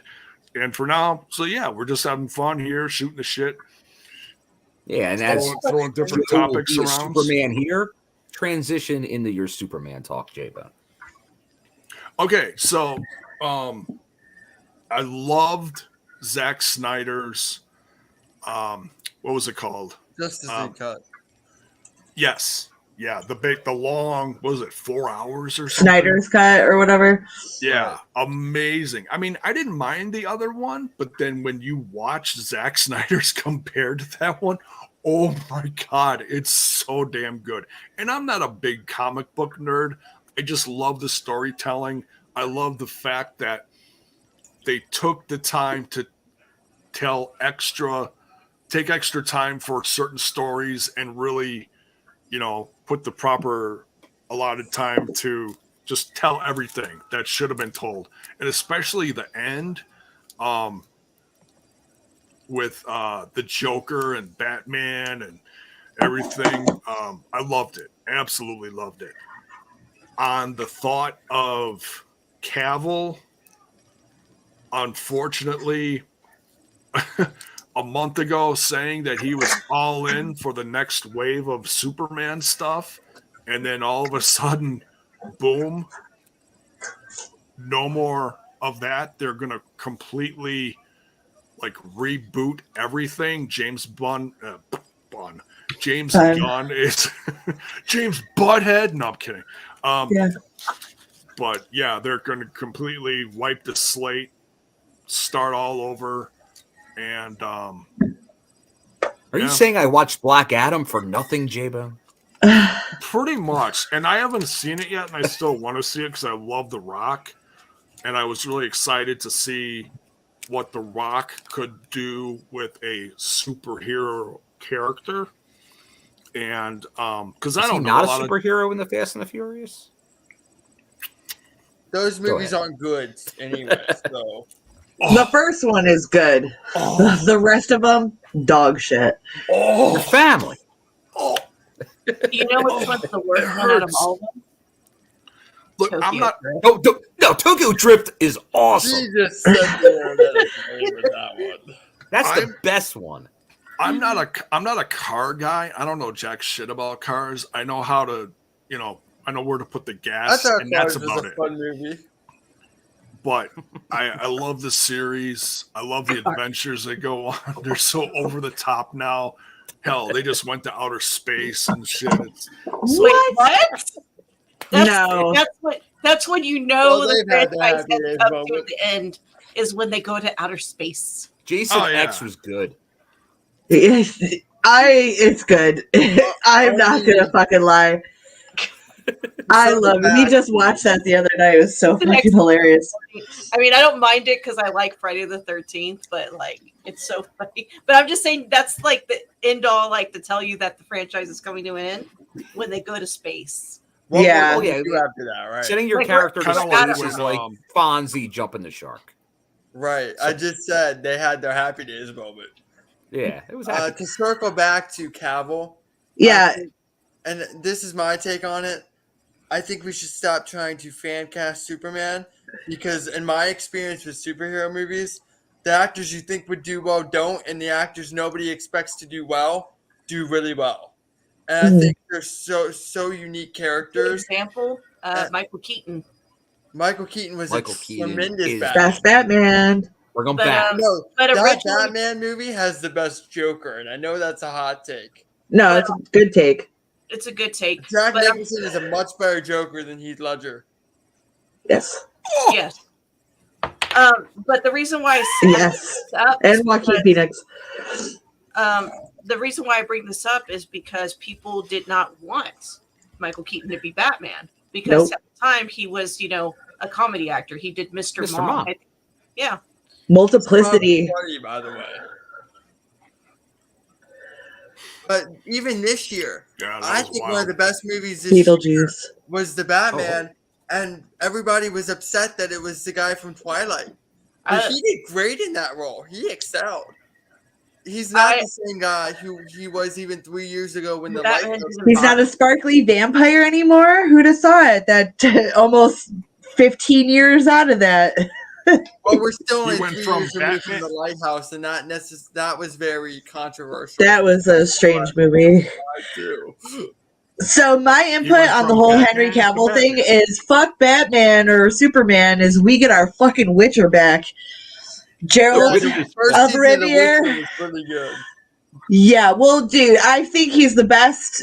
They can't recast him because when you have an actor who's so invested in the work that he has read the books, played the games, and is a fucking master scholar in the topic, you don't want to lose that and recast him with some Miley Cyrus's ex-husband. And here's what's great about... I agree with you on that. Here's what's great about Cavill versus Christopher Reeve. When Christopher Reeve was trying to get movies like Street Smart, which I believe was Morgan Freeman's very first role. I've met Morgan Freeman, by the way. Nicest man in the world. But I met Kim Kardashian. I'm sorry. Hey now. She's very nice. So, sweet girl. When Christopher Reeve was trying to get projects off the ground, that's why he agreed to do the last Superman movie, so they would make movies and he could get other roles. That's the whole reason Street Smart was a thing, was because he's like, if you play Superman, we'll fund your movie.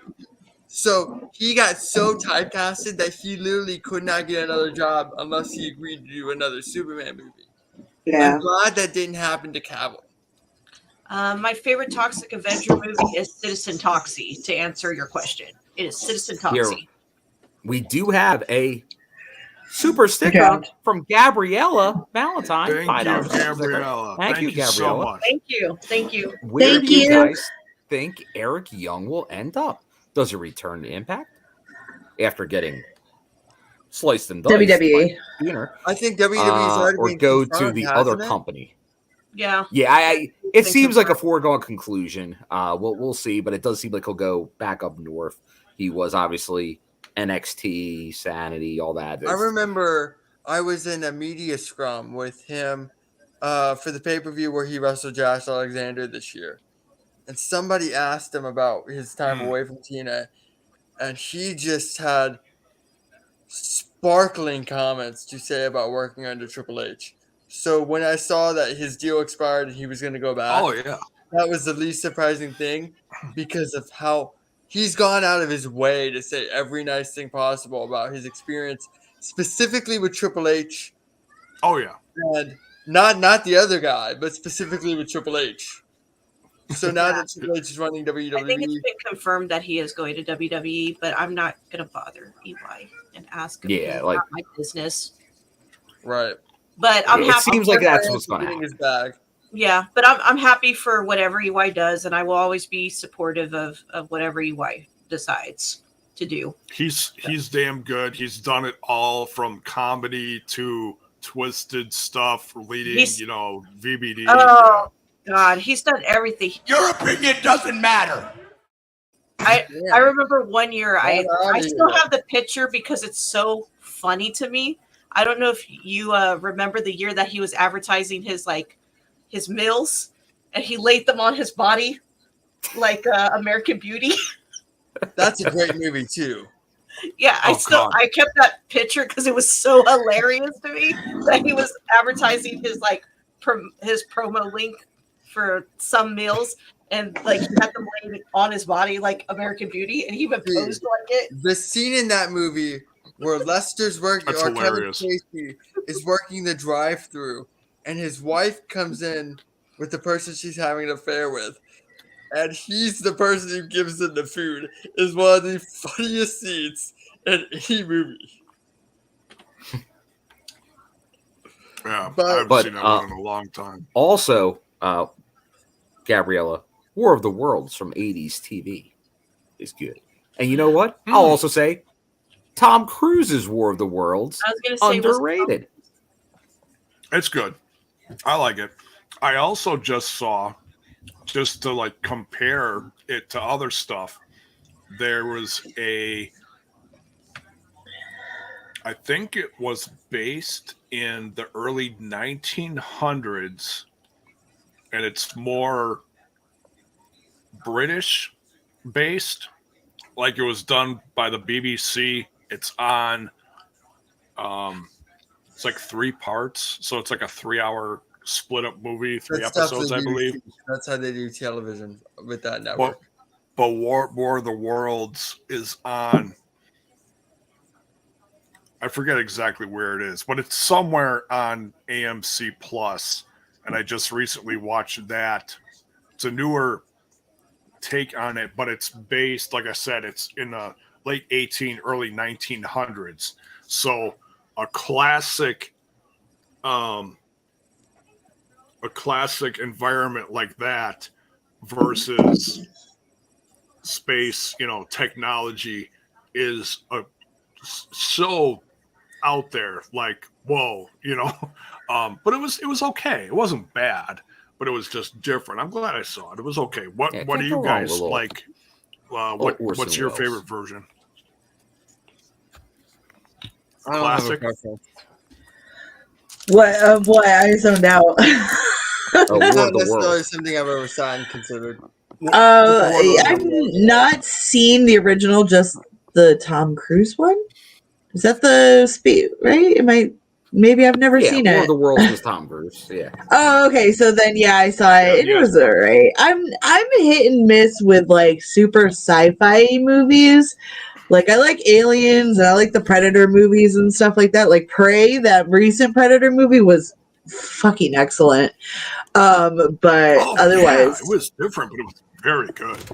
Yeah. Oh, Actually, Fire in the Sky is Alicia, another good alien movie. War of the Worlds has history in your state. Very good. Yes. Yeah, it does. New Jersey is where the radio, where Orson Welles did it. Yep. So that's good stuff right there. So let's give a little Impact Wrestling together. Impact Wrestling! Thank you very much, Kay Raylan. We're going to follow up yes, to Armand. Thank you, Armand. With a $5 super sticker as well. Night, Much love. everyone. Thank you so much. Way to do this for Joe and hope he gets well soon. I asked this since it's anything goes. Who are your fave WWE and AEW wrestlers? Because anything does go tonight. Right now, yeah, we've been all over. Ash.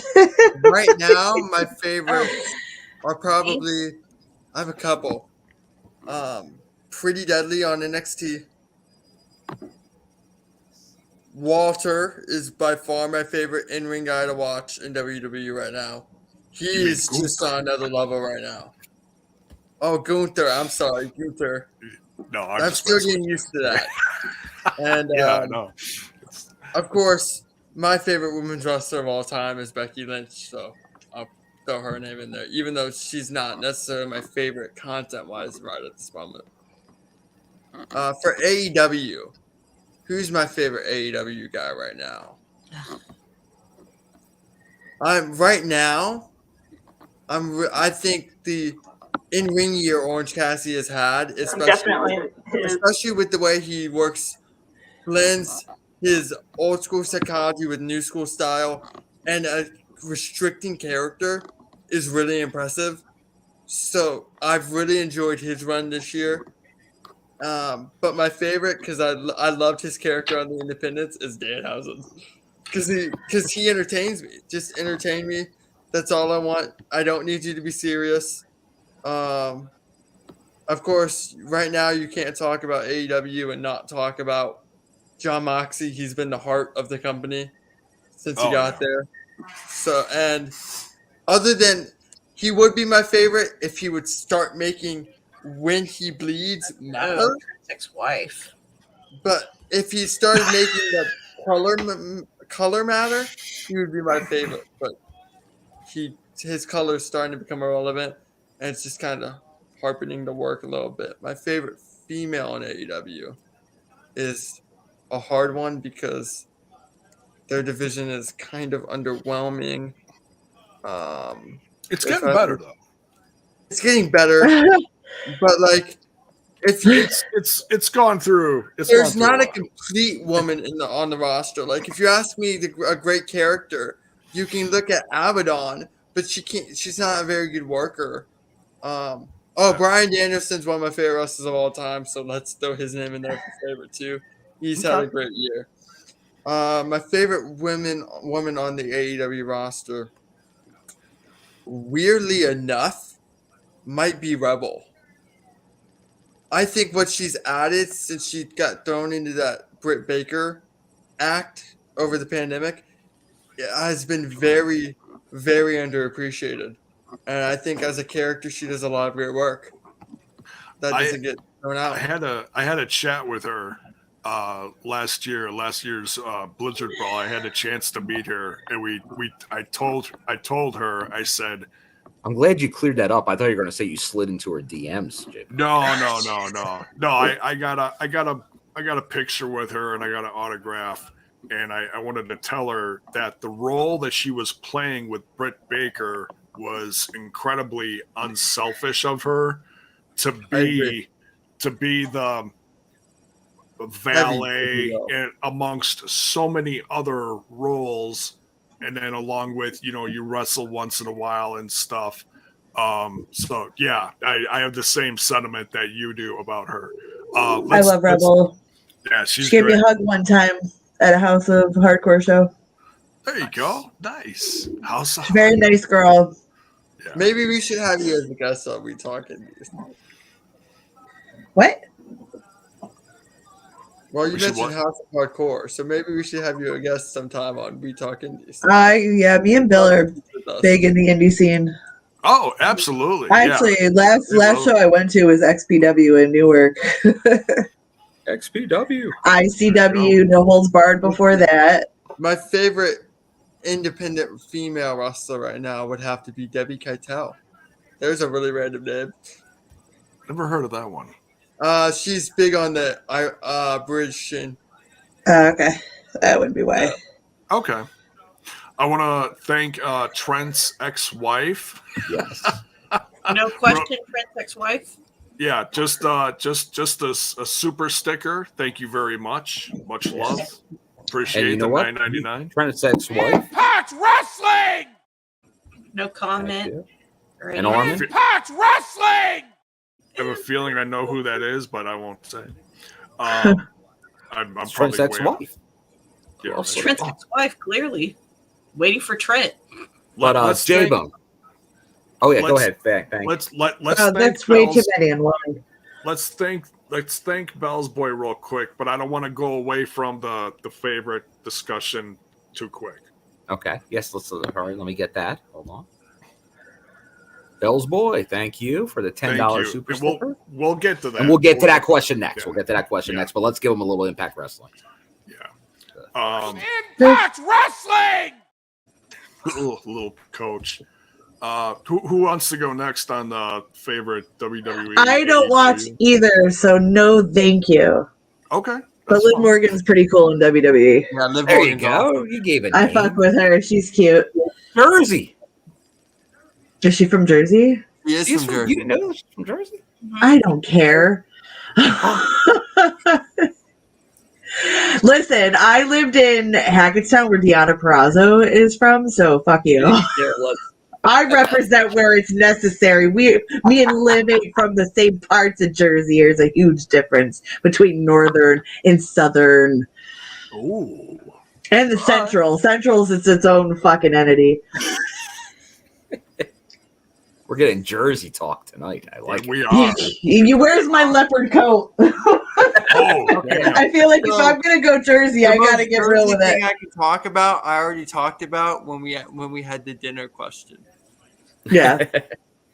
That's funny. What you said was about us. No left turns in Jersey. All right. You think I'm joking? True. I'm just thinking. Yeah, I'll The best quickly. thing I about think New I can Jersey get mine. is the Bon Jovi album. Eh. I never heard of that one. Lay Your Hands on Me goes hard. I know. Everybody sings it in the bars around here. If Bon Jovi or Springsteen comes on, that's a group sing-along. I'll do 80s. That's about it. All right, Bill, There go was an ahead. 80s question in the chat. We can go over later. I'll go with New Jersey was 80s. That was 87. in AEW. Easy to say the Lucha Brothers. Oh, Pentagon Jr. so cool. Yeah. Hey, what are Pentagon we? from his guy on the Lucha roster. Underground days. Oh, wait, are you still go? I thought you just said Liv Morgan. Yeah, I don't watch these things. Yeah, no, I'm confused. Sorry, I'm just confused. I got confused. I was reading the Bell's Boy question over what we were answering. Sorry. Oh, okay. It's past my bedtime. Okay. What's a bedtime? So I'll go with the Lucha Brothers, and then in WWE I'll go with. I was a huge fan of Ricochet on the Indies. It would be nice for him to get more of a spotlight. So he's definitely somebody. But then you can't you cannot be big fans of him, but it's hard to argue with like the big guys, like a Roman Reigns. There's a reason. Yeah, like there's a reason those guys can lead the biggest company. Like they're like must watch if they're on. You watch. Of course. So. Led Impact too, so y'all are very familiar with Drew McIntyre. Yes. But yeah. guys like that. I remember seeing Drew Professional Galloway, like when he was doing the House of Hardcore for a run before he came to Impact. That was kind of like his scouting before he came back to Impact. And you're like, how'd they let this guy go when you saw Drew Galloway. Dude, he's so good. They realized it. That's They an realized incredible it. talent. Like they realized that. They brought Lashley back. Like those guys were good. Definitely. Like Lashley Professional wrestler from the ground was up. so up in It's WWE Drew the first time. McIntyre. Same thing with Drew. They honed their craft and Impact and went there and are killing it. Right. So kudos to them. Kudos to them. Right. Ash, So, you got Ash. hey, you're next, Ash. Oh, God. I'll be as nice as I can. Who's the most like Alex Shelley? Eat a dick. There you go. I said it for you, Ash. No, I'm kidding. I don't. WWE. I like Drew. I think Drew's great. I've always liked Drew, and currently, I'm gonna go with Rhea Ripley. Ooh, spicy. I'm gonna go with Rhea Ripley. That is my answer. She's dope. For I everyone. like that answer. She's tremendous. Approved. Hell yeah. Yeah, she's What a different. physical Damn. specimen. She's built different. Yeah. So what a woman. Gives me nosebleeds. It's impossible. What about AEW, Ash? Anyways, what's the next question? Anyways. Not very nice. Yeah, I felt that. Not even Kenny Omega can get me to watch that. Oh, you know how powerful that statement is? We know how much Would you have love been your better to video, say that man. or CM Punk. I But thought yeah. Oh Okay. god, if I never hear CM Punk again, it'll be too fucking soon. If I have to pick AEW, we're gonna go. Thinking about it. Hold on.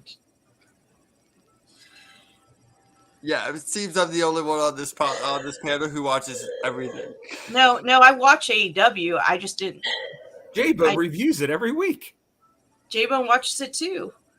He has not But- answered the question yet. I just don't I'll get there. particularly have a favorite other than like Ethan Page. That's a good answer. oh, okay. But that's just out of familiarity and love Okay. for Ethan that I have for him. Yeah. And how good he was to me for a long time. So that's the difference. Yeah, that's a good dude.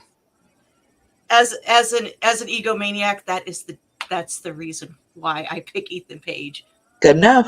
All talent there. He's good. Yeah, he's what he's doing right now is underrated. I like how he's becoming outspoken on the brand and stuff like that. His time will come. Yeah. You know, So I'm gonna he's- pick Ethan Page All right, because that's my only answer I gotcha. and what I enjoy at AEW. But yeah, I mean, I like Kenny. I've always liked Kenny, but you know, I just don't. AEW is just not the brand for me. There's nothing interesting that Kenny's doing with the Bucks either. I feel like there's not. Yeah, the Lucha Yes, Bros we're still and live. the Elite are gonna have And we're still live, Ethan. a great match, but like at this point, that's what they are. Give Kenny Omega a year ago was having very interesting. I live watching. Give him something he can sink his teeth into. Give him a story to work with. He's a great worker, but don't just lean into him being a great worker. Let him tell a story. Let him do what he was doing at the top of AEW, what he was doing at his best in New Japan. Don't revert back to what babyface Kenny Omega was doing when AEW started, when he was just going to have a great match, because he's better than that. But yeah, that's my answer. The women's division, the only one that like I'm okay with, I guess, is Jade, and I liked Thunder Rosa before, but Thunder Rosa ain't there right now. So Right. Yeah, I don't know what's going on with her. I haven't heard anything. I've heard a bunch of different stuff. I but heard don't know. injury. I've heard stuff I can't say on air, so. I've heard stuff. Good enough. Let's that not be I can't gossipers. hear either. Yeah. But out of the women, that was the only one I really liked was Thunder Rosa a lot. I'll And tell you, Kenny man, she gets a Omega- hell of a pop when her music hits. Let me tell you, holy cow, that place blows up. Yeah, I liked her and Jade, but it's like, who's going to beat Jade for the title? Literally, who's going to beat her on that story roster. should have happened a long time ago too. On that roster. It's an interesting situation they've kind of painted themselves into with her. I love the evolution of Jade and how they're like building her up like this, like she is a phenom, you know. Is she like the best wrestler on the roster? No, but the way they present her and the way she presents and carries herself is great. Is really something. But it's just too bad the wrestling isn't like Oriole, who's gonna good. Oriole needs her to be the best wrestler though.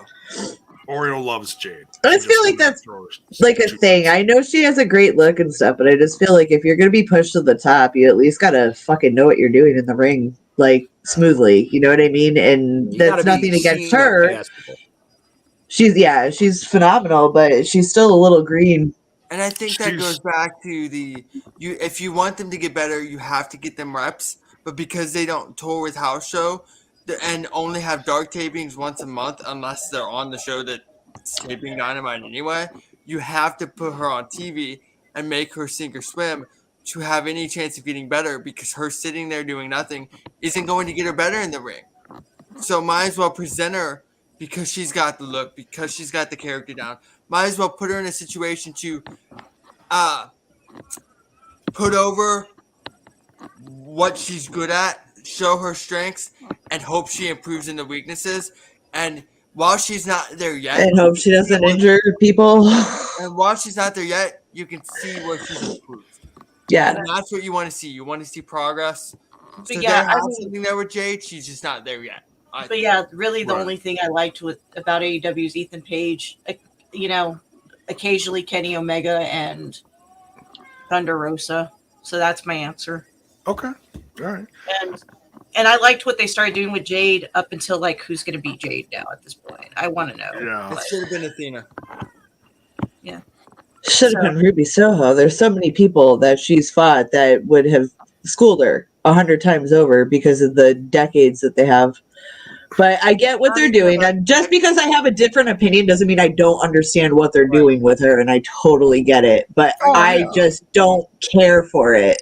And I'm going to stick with that. Experience is the issue with those stories. I think that you can only draw out who's going to beat her so long before she's run through the entire roster. And, you have nobody to actually beat her. And then the character falls flat on its face, which is what it has. Right. The interest is waning because they waited too long. Whether it's Ruby Soho, whether it's Athena, it should have happened already, no matter who it was. Well, they don't have a clear vision of what they want to do with the women's division anyway, so it just makes sense for whatever they're doing with it. Right now. Yeah, it's gone through a whole roller coaster worth of stuff. It's fluctuated, Well, the pandemic did it no favors, but it's it did nobody favors. Right. Nobody, at least in pro wrestling, it did nobody favors, or just anywhere in general. Don't think about it. Look how many promotions on the indies got closed down and won't be reopening because of it. So we gained weird wrestling, but we also lost a lot of wrestling, surprisingly. So yeah, exactly. Let's see. For me, next question after J-Bone. Yeah. Oh yeah. Yeah. We'll move on after me. WWE after because I took quite a break from it, and now I'm getting back into the swing of it. I enjoy who Trips is bringing back. The surprises are nice. There was another surprise tonight. I don't know who attacked the women. Oh, you think so? They said it during commentary on the Walter Ricochet match. That it was revealed that was Xia Li. The one in the black sweatshirt? Yeah. And then there's an online exclusive video that also has Xia Li revealing herself to Adam Pearce as the person who attacked her. Oh, okay. So I didn't know if it was going to Xia Li. Okay. I didn't know if that was going to be Chelsea Green showing up or something like that or what. Yeah. So okay, that's interesting. I go back to I love the Shield when they were doing their thing. So I stick with Roman and Seth as far as favorite guys. I love what they're doing storyline with Sami Zayn right now. I think it's hilarious. Women, it's tough because that's gone through so many changes. I like Becky Lynch. I like what they're doing with Bayley's crew, even though Bianca Belair's good too.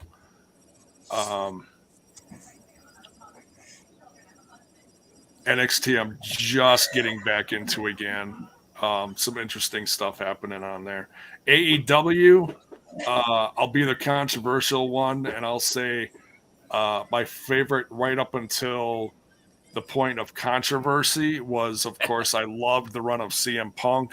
Still one of my faves. I agree. It sucks. I still don't really understand all of what happened. I think a lot of it was. Well, I stand in the ground that it's none of our fucking business. Right, that's true too. Because we don't know exactly. Because there were so many vague things that he was talking about during that press conference that just made me go, "Wait, what?" So whatever. You're like, which one's Jay? Yeah, exactly. Basically. But I love the OGs that started the company. You know, Cody. Hope he gets better. Of course, he went to WWE. I love Kenny. I love the Young Bucks. I love the Lucha Bros. Are you? What's that? I love Zor. Yeah. Are you? Yeah. Are you like? Women in AEW, I like the fact that Jamie Hayter is champ now. That makes things She's very been killing it. interesting. I have really enjoyed the evolution of Britt Baker, where she started out as a babyface and evolved into this great heel. I'm really curious to see what Saraya is going to do. And yes, I honestly think that Sasha Banks is going to show up someday. Fair enough. Okay. That's the person they need for that division. Let me tune up. It's been waiting there. Bell's Boy, who gave us that nice $10 super sticker. Okay. Final question. Your choices for Wrestler of the Year, male and female. Match of the Year. Tag Team of the Year, male and female. Shock Moment of the Year. Comeback. One to watch. Well, AEW, WWE. Now, there's a lot to this. Like if you want to go just one promotion, there's a lot there. That's a very open-ended question. We'll go around the horn and everyone can just pick whatever they want to answer. Yeah, you don't have to answer all of it. So I think there's a lot. That'll be an hour later.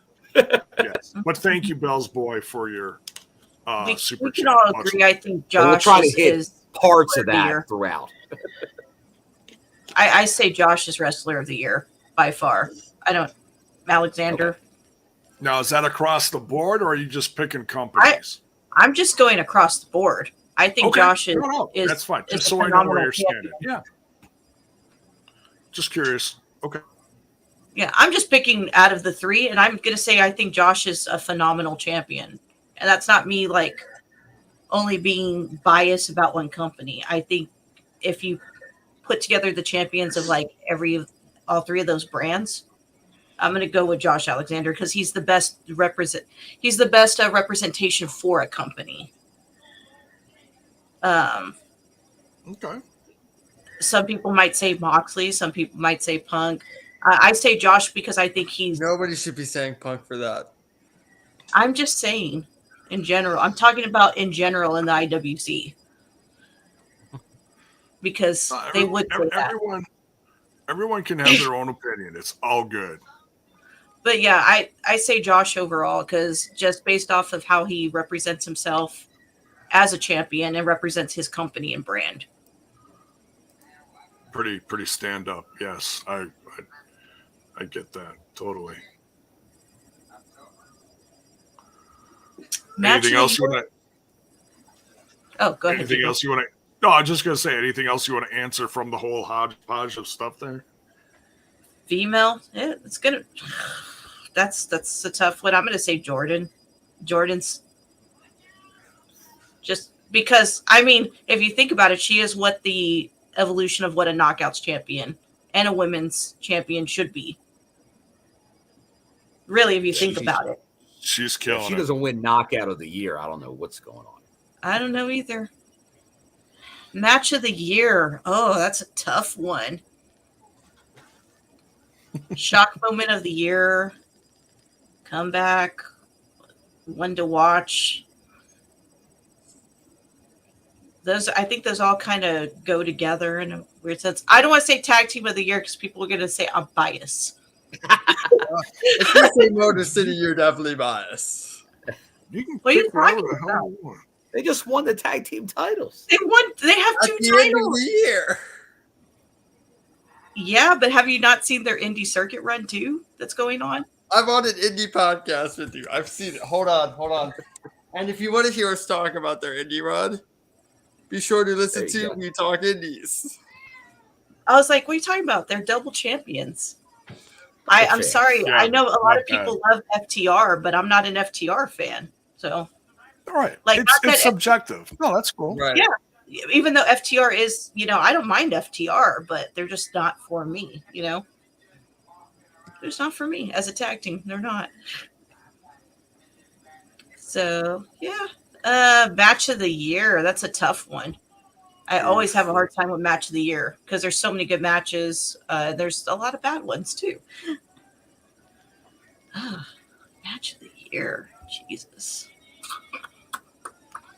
I don't know. What's the shock moment of the year for y'all other than EY getting killed off? Is this kayfabe or non-kayfabe? Doesn't matter. Vince I McMahon think stepping kayfabe. down is the shock moment of the year. Kayfabe, I guess. Let's go with kayfabe. Yeah, because by next year, when he's reinstated as chairman, that will be the next shock of 23. Aussie Open is Oh, a good, no, that ain't happening. I would agree with that. Aussie Open is a good tag team as well. I love Aussie Open. I've seen them live. I think they're going to be maybe the biggest tag team in the world 2 years from now. Oh, definitely. Yeah, Aussie Very Open, promising. solid tag team. I'll agree with you. They're very new to me, but I like what I'm seeing. Yeah. You down or I'm not gonna lie. I simp for Aussie Open when they come to Impact, and I'm there live. I simp for the Aussie Open. So I'm gonna go ahead and go. I crowns up. I I crowns up. What's up?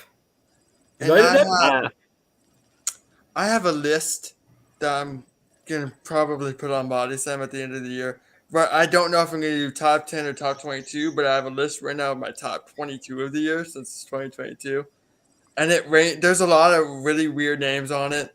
I have Roman at 13 to put into perspective how weird this list looks. Of course, I have Carmelo Hayes on there, Orange Cassidy, Seth Rollins is on there, Mayu Iwatani's on there, Josh Alexander, Mike Bailey. I went all around the board. Yuki Yoshioka. I tried to get go from different scenes too. Okay. My rest of the year, and this is somebody Ash said some people may say, I put Jon Moxley because I feel like him going through all of and seeing success in all of the different promotions, including one of the major ones, with his consistency in ring, but also he was the one who carried them out of the biggest controversy of the company so far. And he did it selflessly. And I feel that representation and nobody else on that roster could have done that. And I think that should go a long way in consideration for Wrestler of the Year. And I don't think anybody else could have done that as flawlessly and seamlessly as Jon Moxley did, especially with how misbooked all of it was on top of that.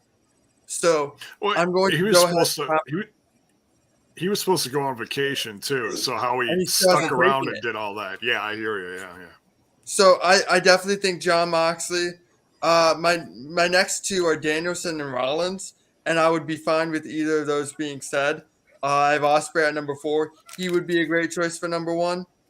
But I'm going with Moxley for that reason. Seth had a really underappreciated year, I think. So that's a good shout for WWE. For female, I'm probably going. My number one female on this list comes in at number 6, and then 7 and 8 on this list are also female. And I feel like all three are interchangeable. Julia from Stardom, Mayu Iwatani, and Bianca Belair. I feel you can put them in any order. I put Belair third because she worked the least amount of matches by a lot. And I felt like if that's a good way to weight it and differentiate it a bit if you're not sure between the three, I feel. So but I'd be fine with putting any of those three as female wrestler of the year. I think Bianca Belair was by far the most consistent in any of the mainstream companies. Like I feel like the best women's match of the year, for example, in a mainstream company, like one of the two mainstream companies, was her WrestleMania match. I feel like that was match of the weekend. I feel like she's had a banner year, bell to bell, even if her characters at times sometimes kind of flounders due to the writing. So I think that's a good shout for that for female of the year. My match of the year, it's between 2. Actually 3. I'm gonna go ahead and put a weird match of the year out there. Cara Noir and Jonathan Gresham for the ROH and Progress World titles. No, Trent back. I thought that was such a fun clash of wrestler versus character. So I'll put that as my indie match of the year, which I'm sure we're going to talk about with the McDuff Awards coming up on our show. And I'm going to go ahead and say WWE's match of the year for that was probably my match of the year overall, and that was Walter and Sheamus at Clash at the Castle. I felt that was a perfect hybrid of modern wrestling and 90s British strong style mixed with 90s Japanese strong style. I thought that was a perfect physical wrestling contest, and there's just nothing like those two when they're both on. I thought that was a very fun match. Was that the IC match? Yes, that Clash at the Castle. Yeah, that was good stuff. Then yeah, absolutely. My third shout out for that is the first FTR Briscoes match. WrestleMania weekend. And then for tag team of the year, I'm going FTR just because of the amount of success they saw across the world. Aussie Open has a good argument for it too, I feel. Since I covered the indies, I should probably throw an indie team in there. And I'll say the Workhorsemen have had a great year back together. Now, who's that? I think FTR. I think Dax Harwood has an underrated argument for Wrestler of the Year. The amount of really good singles matches he's had, combined with him being FTR having such a banner year in tag wrestling, I feel like there's such psychological differences, and it's hard to bounce back and forth the way Dax Harwood has, and he's going to be the solo success when that team breaks up, and AEW really has found something there that nobody really saw in Dax Harwood before. I'm not sure what my shock moment of the year would be. My comeback of the year, I'm going to go Cody Rhodes with this one, just because of the moment at WrestleMania. Oh, you're talking about when he showed up at Mania. Okay. Yes. And when he comes back from injury, he can win it again next year. Right. And then one to watch, AEW, WWE, and Impact. I don't like that question. I'm going to tell you why I don't like that question. There are great things about WWE. There are awful things about WWE. There are great things about AEW. There are awful things about AEW. And yes, I know this is an Impact network. There are great things about Impact. There are awful things about Impact. You can say this about New Japan. Everything. Every product in the world. I think one to watch is, I don't think it means by promotion, James. I think they mean by match. Oh, I was about to watch. Oh, match? Okay. Because I was about to say, pick one, dude. Find the promotion you like the most from and watch that and support. No, one to watch. One to watch match. I couldn't list one. So one to watch match. I'm gonna go with WWE the match Santos Escobar and Ricochet had on SmackDown a couple weeks ago. I thought that was one of the best televised matches I've seen in a long, long time. Good shit. AEW match to watch. No, just one out of the whole year, dude. But if One they out of say the whole three year. companies, why would they do one for each company? No, it's one for all of them. Oh my God, Kat! I'm confused as to what that question is. Very broad. It's broad. There was broad questions. It's an ambiguous question. Bill's boy got all of his. He got it all in there. He got every direction. There's only too many in one. Can I just kind of put it into advance? Is that let's try and keep our question. All companies in that, so I'm good with my answer. That's why I said take one part and that's it. Yeah, just answer what you want from it. It's all good. Go ahead, continue.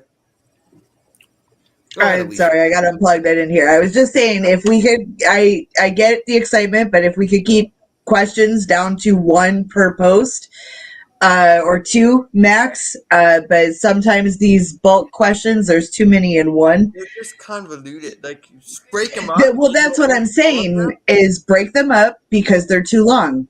There's too many to answer, and there's too many on the panel for us to go through every single one of these for one question. Whatever's on the question. If it's something I don't like, I just don't fucking answer it. Yeah. Because that usually means I don't have anything nice to say. Yeah. Cliff noted.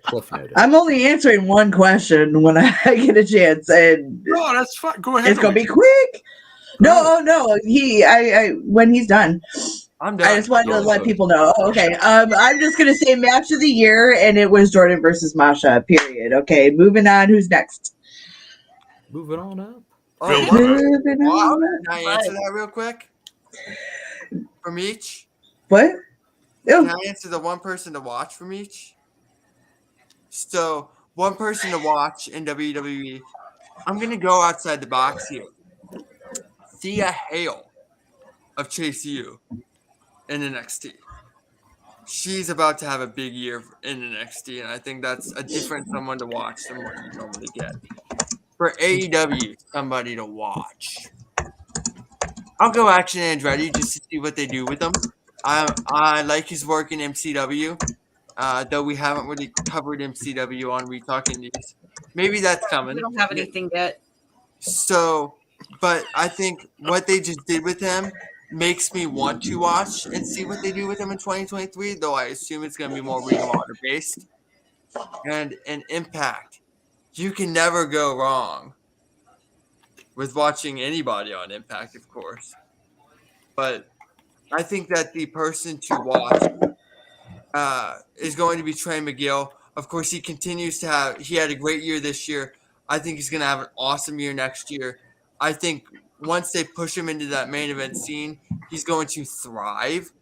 I think somebody else to watch in Impact would be Black Taurus. I think he's extremely talented. It's just hard to answer that with Impact because there's so much roster turnover. Like Matt Cardona is going to be gone soon, and you never know when somebody's going to be in and out. Anthony Green's somebody I would like to see more of in Impact. I think Anthony Green's a very underrated worker. I love Anthony Green. I think he's great. He's retro. So yeah, we'll go with Trey McGill. We'll see what this guy has to say about it.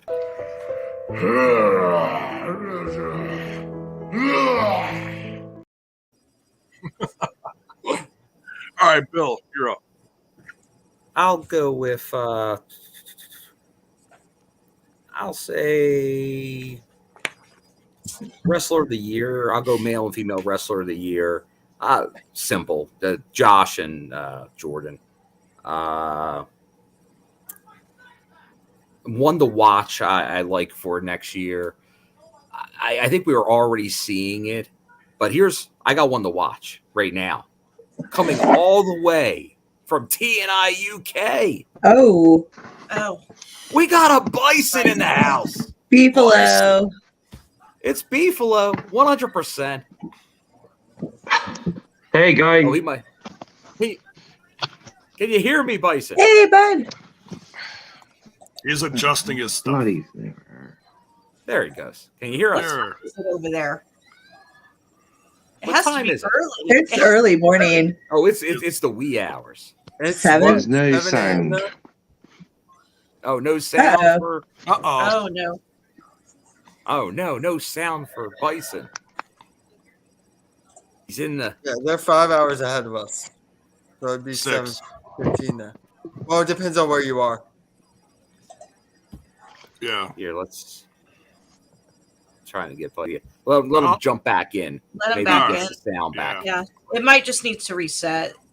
Yeah. Because, Because it seemed like it was He- it was starting the feed. It was getting a little more, little cleaner, but And if the it's- sound if- wasn't there yet. And if it's super early in his house, he's trying to be quiet so he doesn't wake up the rest of the family. Yeah, he was probably Yeah. he probably had something muted to not wake somebody up. Is my guess. Yeah.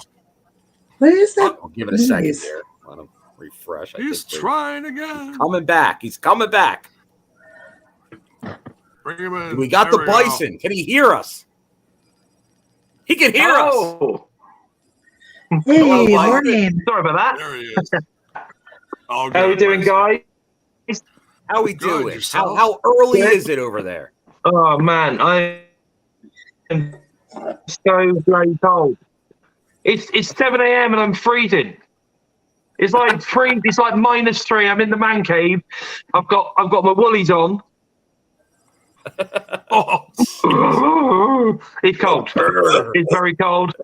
The Bison needs his woolies. Look at this. The Bison is Oh, wearing geez, his man. woolies in the bee here I am wearing my with the woolies. TNI fam for a show for Joe. That's the commitment by the Okay. beefalo. he's got The show for Joe, baby. Show That's for right. Joe. Yes. I love yes. that name.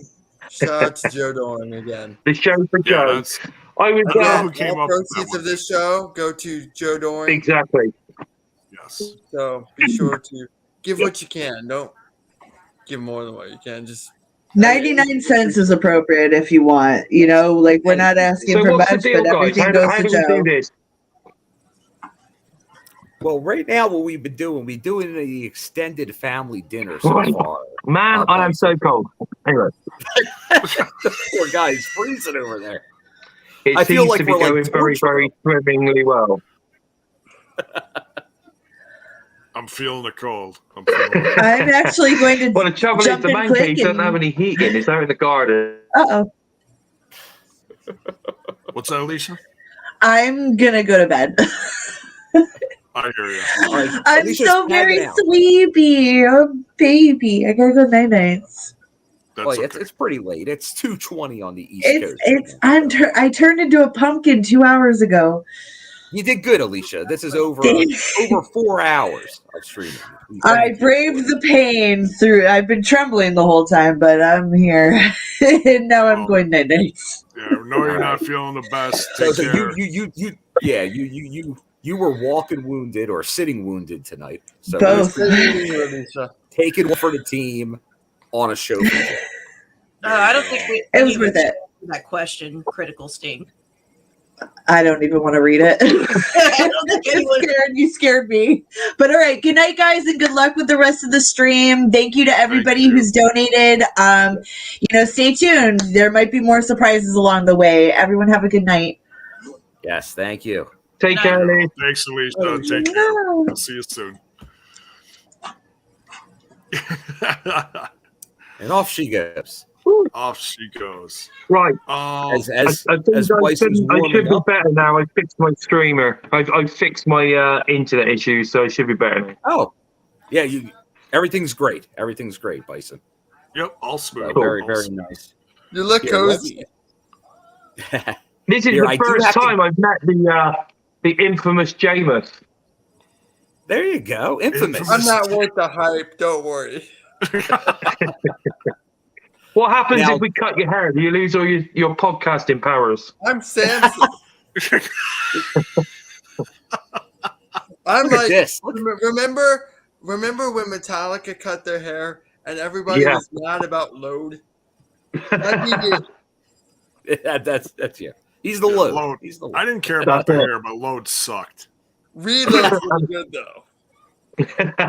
No, I wasn't. Hey, Ash, how are you, my sweet?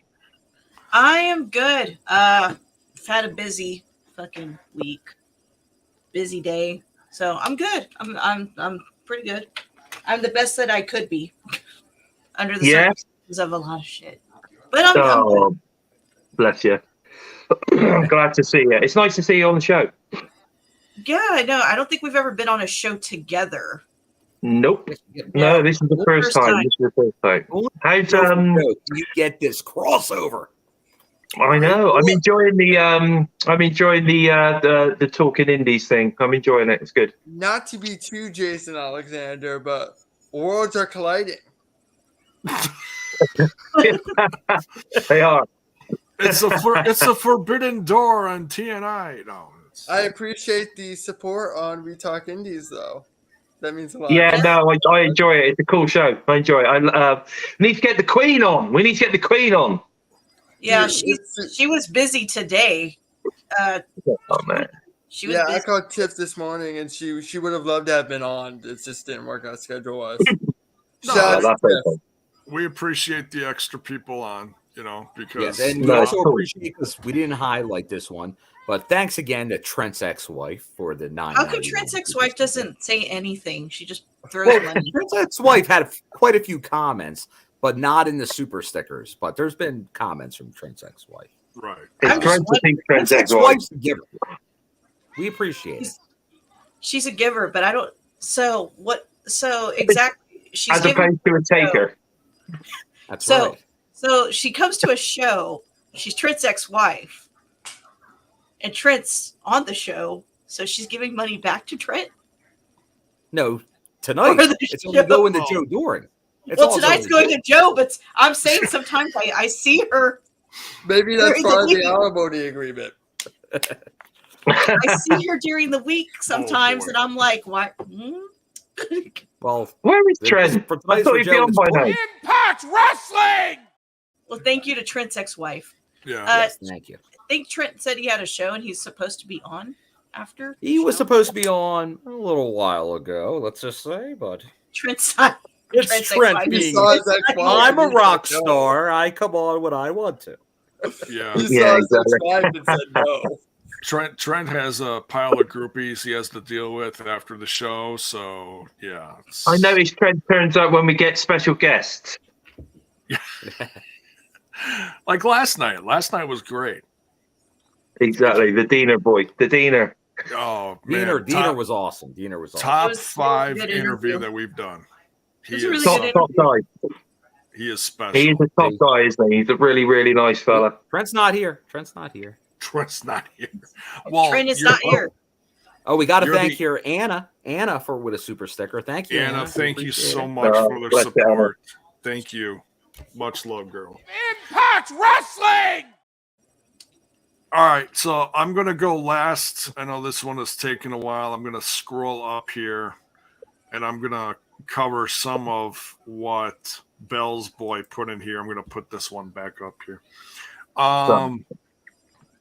Wrestler of the Year. I'm going to say, even though I've not seen everything he's done this year, but since I've started watching again, I am completely blown away by what Seth Rollins is doing. Completely blowing me away. But that's not to say that I don't appreciate stuff from Impact Wrestling. It's hard to pick one. It's all subjective, so don't be mad at me.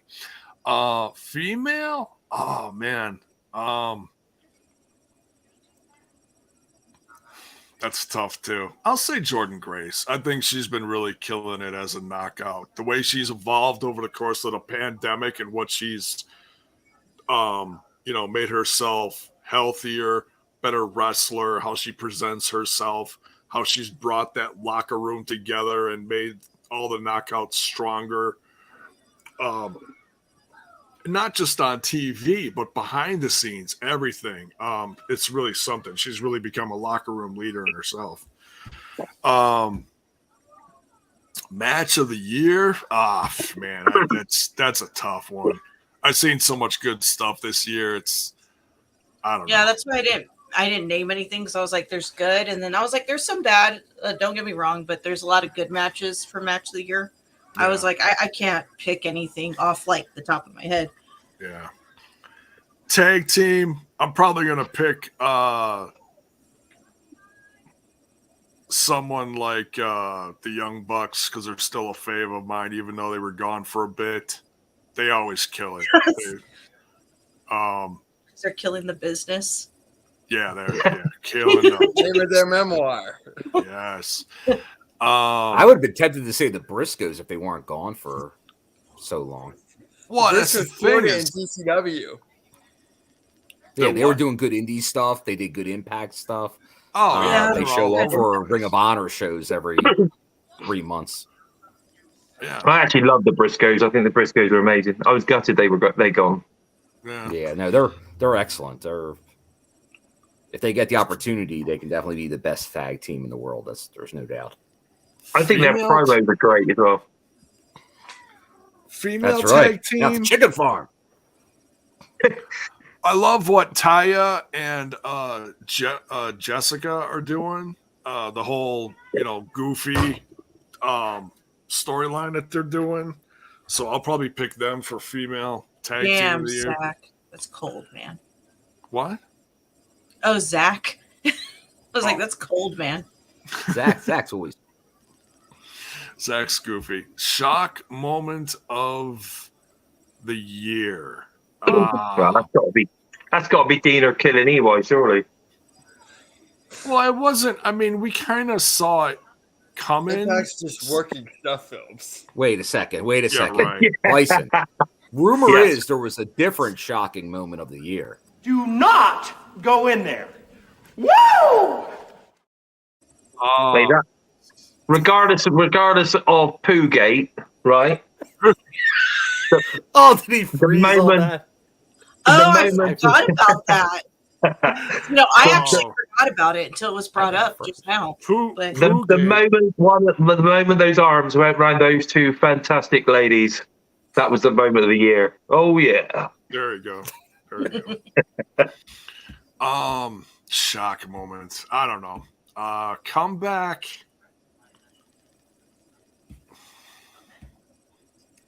I'm gonna have to say Bray Wyatt.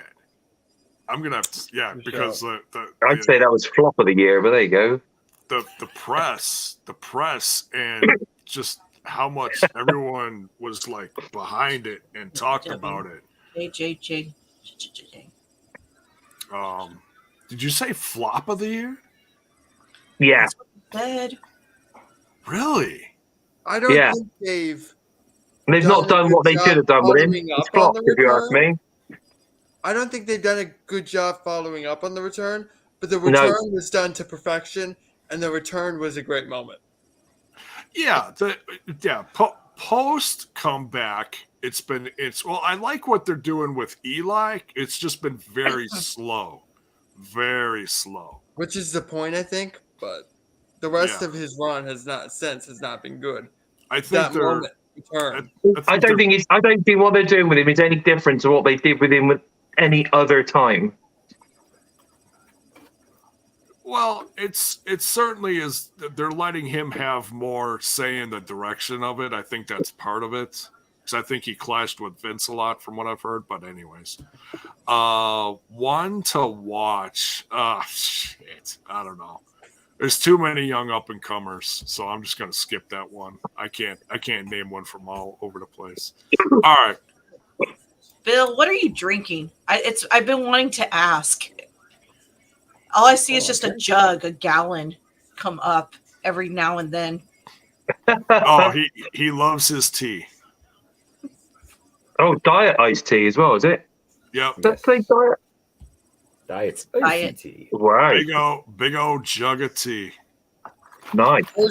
When you're doing a show for Joe, that could go all night long, as Rich Swan would say. All night long. Reparations. Dude, so I like Lionel Richie. Actually, I love Lionel Richie. How did I know? But when Mania was in Tampa, and I did the collective, And Rich Swann was on every show when he was winning every show. That song got really tested my patience. And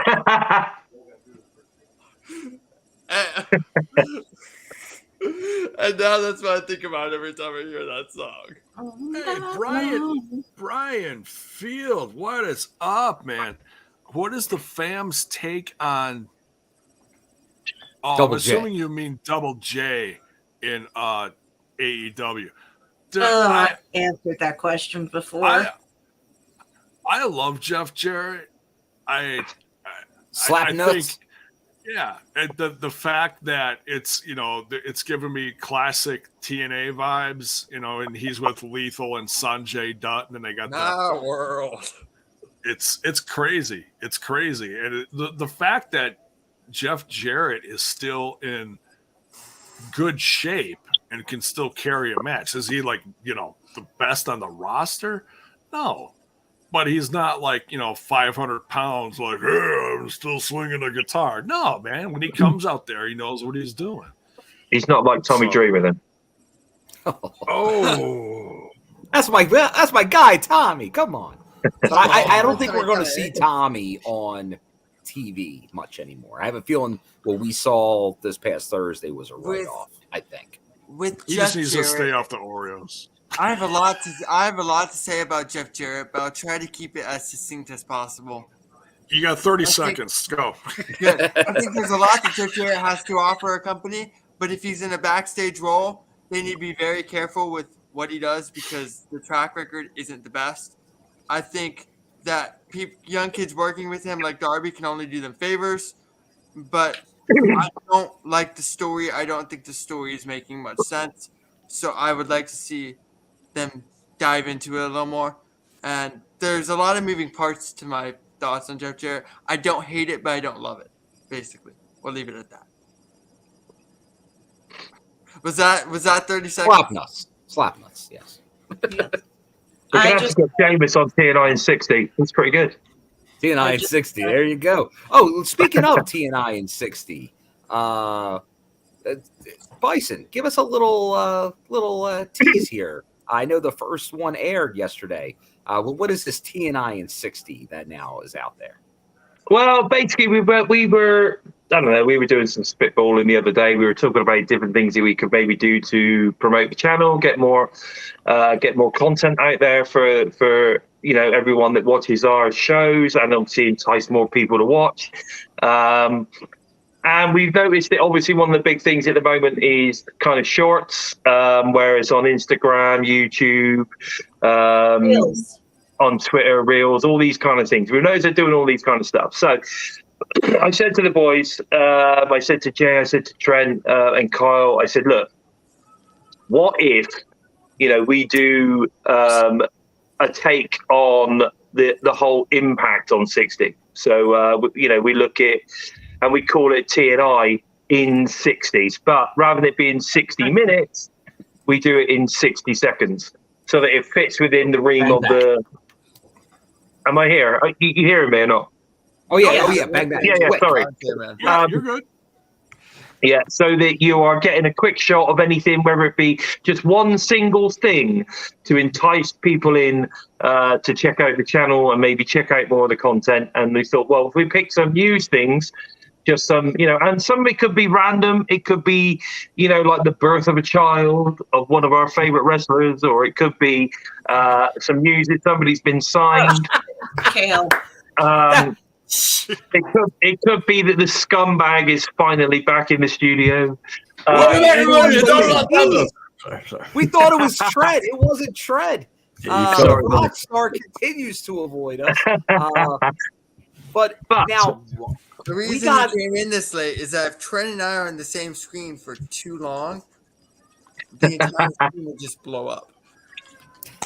Well, I want to know who has longer hair.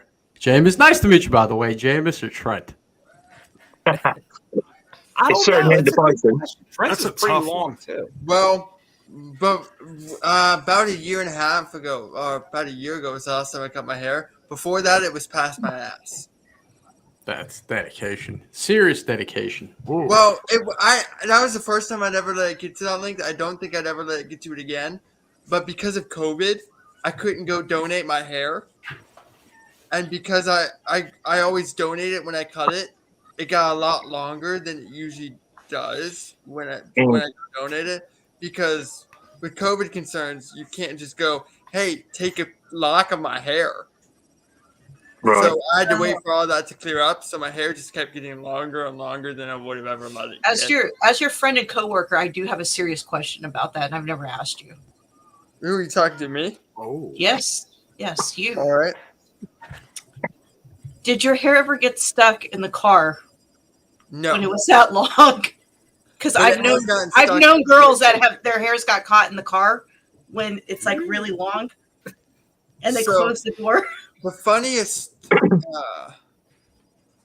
I know there's one picture when my hair was longer that Ash specifically brings up every chance she can get.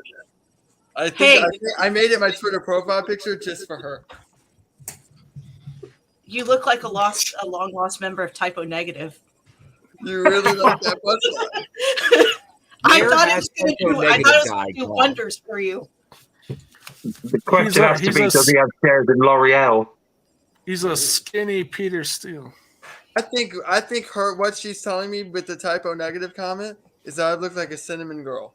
And if that's the case, then I just don't want to be me. Oh, I don't want to be. I don't want to be. Hey, I was like, that has to be your dating profile pic. It has to be. Because I saw it, I was like, someone advertised it from Body Slam, and I'm like, that can't be the Jameis I know. Like, yeah, that picture was July of 2020, so it's an older picture, but it is one of six regulars on dating apps that I use. And it generates a lot of love.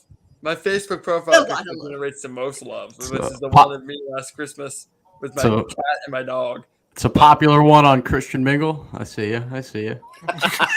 Plenty of fish. So how has the show been? You guys make more than $5, I hope? Oh, yeah. We're doing very well. I'm pretty sure we cleared the $100 barrier a little while back. I don't know the total now, but I'm pretty sure it's over 100. So all right. Once again, thanks. And now that we have the scumbag to go to Joe Doring. Great cause. Continue to donate. Anything you can is appreciated. Yes, this is like a 90s telethon, you know? Yes. There are people on their phones appreciate that I'm up at 7 a.m. in a freezing cold flipping man cave. Yeah, like, and then this prick comes on, and then this prick Kalon comes on as well. I mean, come on. We had Bison and Kalon. Was it when you guys listen here, you bloody British bastard? I brought you in this world. I'll take you out. Settle down, son. Oh, all right. I don't even know how I got here. Well, so I can explain it to you. We may lose our YouTube monetization on this channel, so never. I think we lost us on every video. I'll explain to you how you got here, Ashley. I mean at the channel. Oh, I was about to say, do we need to have a talk? Oof. So how is KL doing? How you been, man? It's been a bit. It's fucking 2:40 in the morning. I've been up since 7 a.m. I'm fucking dead right now, but we're here for a good cause. Joe Doring, battling cancer courageously. Every dollar. Yes. Anything we can do to help. I once did a podcast on the longest I've done a podcast without sleep, and I've gone longer without sleep a bunch, but the longest I think I was on day 4. Day 4 of no sleep, and I was talking like this.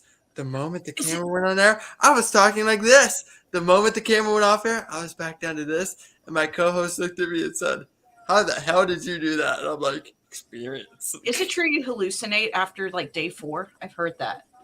At the beginning, it depends on how used you are to no sleep. At the beginning of no sleep, yes. Once you've done it a few times, no. Jeez Louise, that's crazy. Great comment from Anna Reed. I met Peter Steele. He signed my boob in 2006. That's fantastic. I'm a big Type Negative fan as well. That is fantastic. That is rich. Now, you missed your opportunity of getting the signature tattooed permanently. R.I.P. Peter Steele. Now, Anna, when I met Violet or Anna, why the hell couldn't I sign your boob? Don't. Oh. Bison's going to get canceled. Yeah, I think he's half canceled right now. He's now 50% people out. You're known worldwide, Bison, but you're not the rock star like Peter Steele. Lord Bison. Man, I suppose. Yeah. Maybe. Here's a young grasshopper, critical sting. First time I pulled up. The one time I tried to pull an all-nighter, I crashed by noon. Rookie. I'm no good at that lack of sleep shit. Good for I'll you. be honest. Good for you. Because I think it is something, but I don't recommend it. I've done enough. I think most people know, like, I leave Impact shows and I drive through the night and do all-nighters fairly often. It's not a wise choice. Occasionally, he's nice enough to drop me off at my hotel when I ask. I do them often, but it's not by choice. Yes. Oh, Anna here with another super sticker. Drop me off, please. Anna Bison, I met Becca tonight. She says hi. Becca, I'm assuming, is a wrestler. Yes. Oh, Becca. She's doing amazing, man. She's doing so well at the moment. She's been killing it on Wrestle Open, which is the favorite indie from the Queen of the Indies on We Talk Indies. Yeah, it's Tiff's favorite. She's great. She's such a nice person as well. She's been in Limitless for a while, but the first time I remember seeing her was in NCW last year. Yeah. Wait, Anna had an answer for you. What's it? I don't want to make this jealous. The lady Bison, Lord Bison and the Lady Bison. So, anyone have any questions for me specifically in the chat? Yes, you can feel free. Like, we're still doing. We have the Q&A, but now we got the scumbag. So, Kyle, I've been on the whole time. Kyle, a friend. You don't see how you can a community go on without issues. No, Justin Miller forgot the rest of the message. He meant to say, I used to go all night without any issues until I found Blue Chew. That was a Blue Chew advertisement. That's what I was waiting. Of course. My favorite hair color? I don't know. I've had so many, but my most famous one was purple. There you go. Look at that. Purple. That was also Kyle's. Do the curtains match the... Never mind. Oh. I won't Kyle, you had a purple fade. But you can find out for $10 a month at Playboy. Jiminy Christmas. $10 a month. But right now I am having a holiday special for $5 because, the holidays are a lonely time.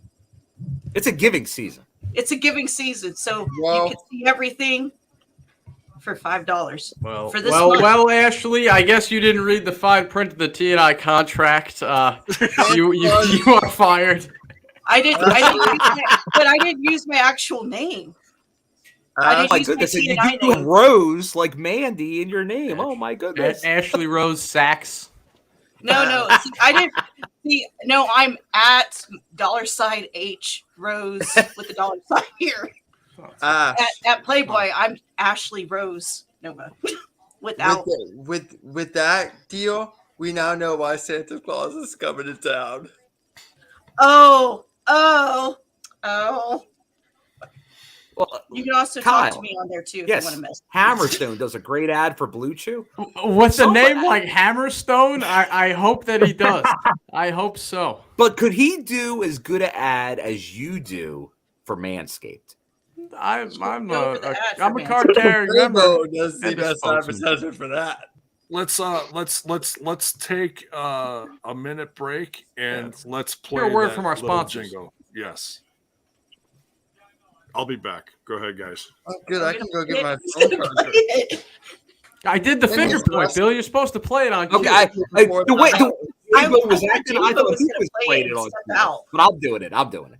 Go ahead. I'm here to tell you people about Manscaped. See, when you're a card-carrying member of the Peanut Club, presentation is everything. In my opinion, with a clean shave, you can turn that cocktail frank into bun length. That's right, folks. Kiss your Vienna sausage goodbye and upgrade your grooming habits with Manscaped. And guess what, folks? We got a special deal for the TNI fam. Get 20% off and free shipping when you use our promo code TNI at manscaped.com. That's right, folks. 20% off and free shipping when you use our promo code TNI at manscaped.com. Unlock your confidence and always use the right tools for the job with Manscaped. What a job. What a job. It works. That's amazing. That is amazing. All we see is the leg lamp. It's a major award. Wait, hold on. Speaking of a major award, tis the season. Look, your guy here, Kyle, Zach Bonifer. Oh, I forgot about that son of a bitch. Super sticker. But you know what? We appreciate the donation. You know, everything counts. We appreciate it. Coach, thank you very much. Appreciate you, Zach. He gets a. You know what? What happened? What's he getting? I'm in the Christmas spirit. It's the season of giving. We're here for Joe Doring. Zach Bonifer gets a pass tonight. So he y'all gets saw a the pass. major award? Yes, we saw the major award. It was a major award. And you know what?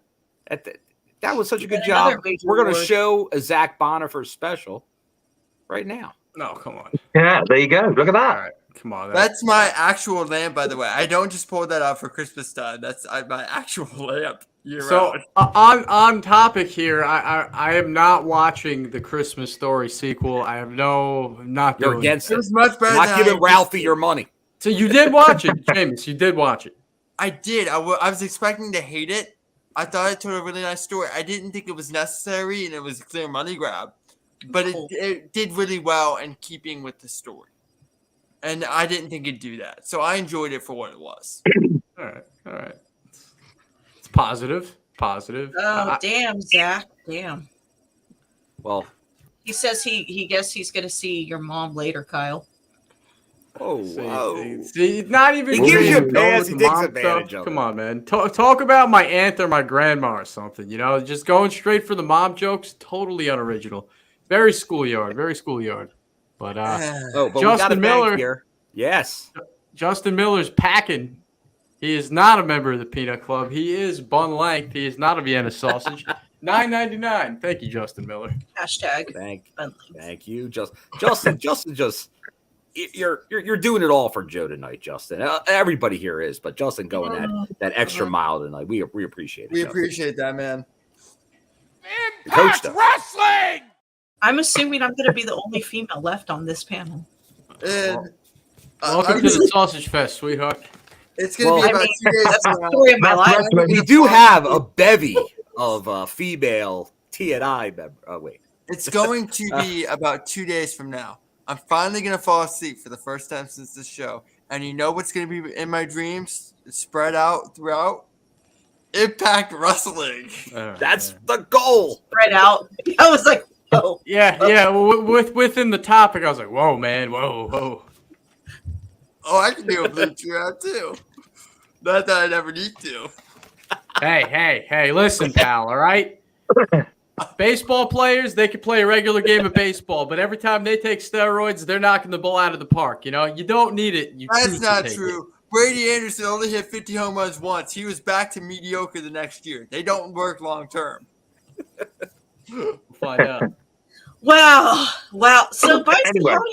How you been, Lord Bison? I have yet to meet you in person. What's up? Bison. I'm here, and I'm feeling good. How's the Lord of the Manor? I'm feeling fantastic. I'm actually feeling fucking cold. That's what I'm saying. I am doing this for the Joe. I'm here. I'm freezing. I was going to also wear my I'm going the Kalon route. Look at that. Me and my brother Kalon. Nice. Smashing it out of the park. Bison, your accent, you kind of remind me of Austin Powers. Anybody ever tell you that? Austin Powers. You make me Randy. You do. Does he? Yeah, baby. You're making me Blue Chew.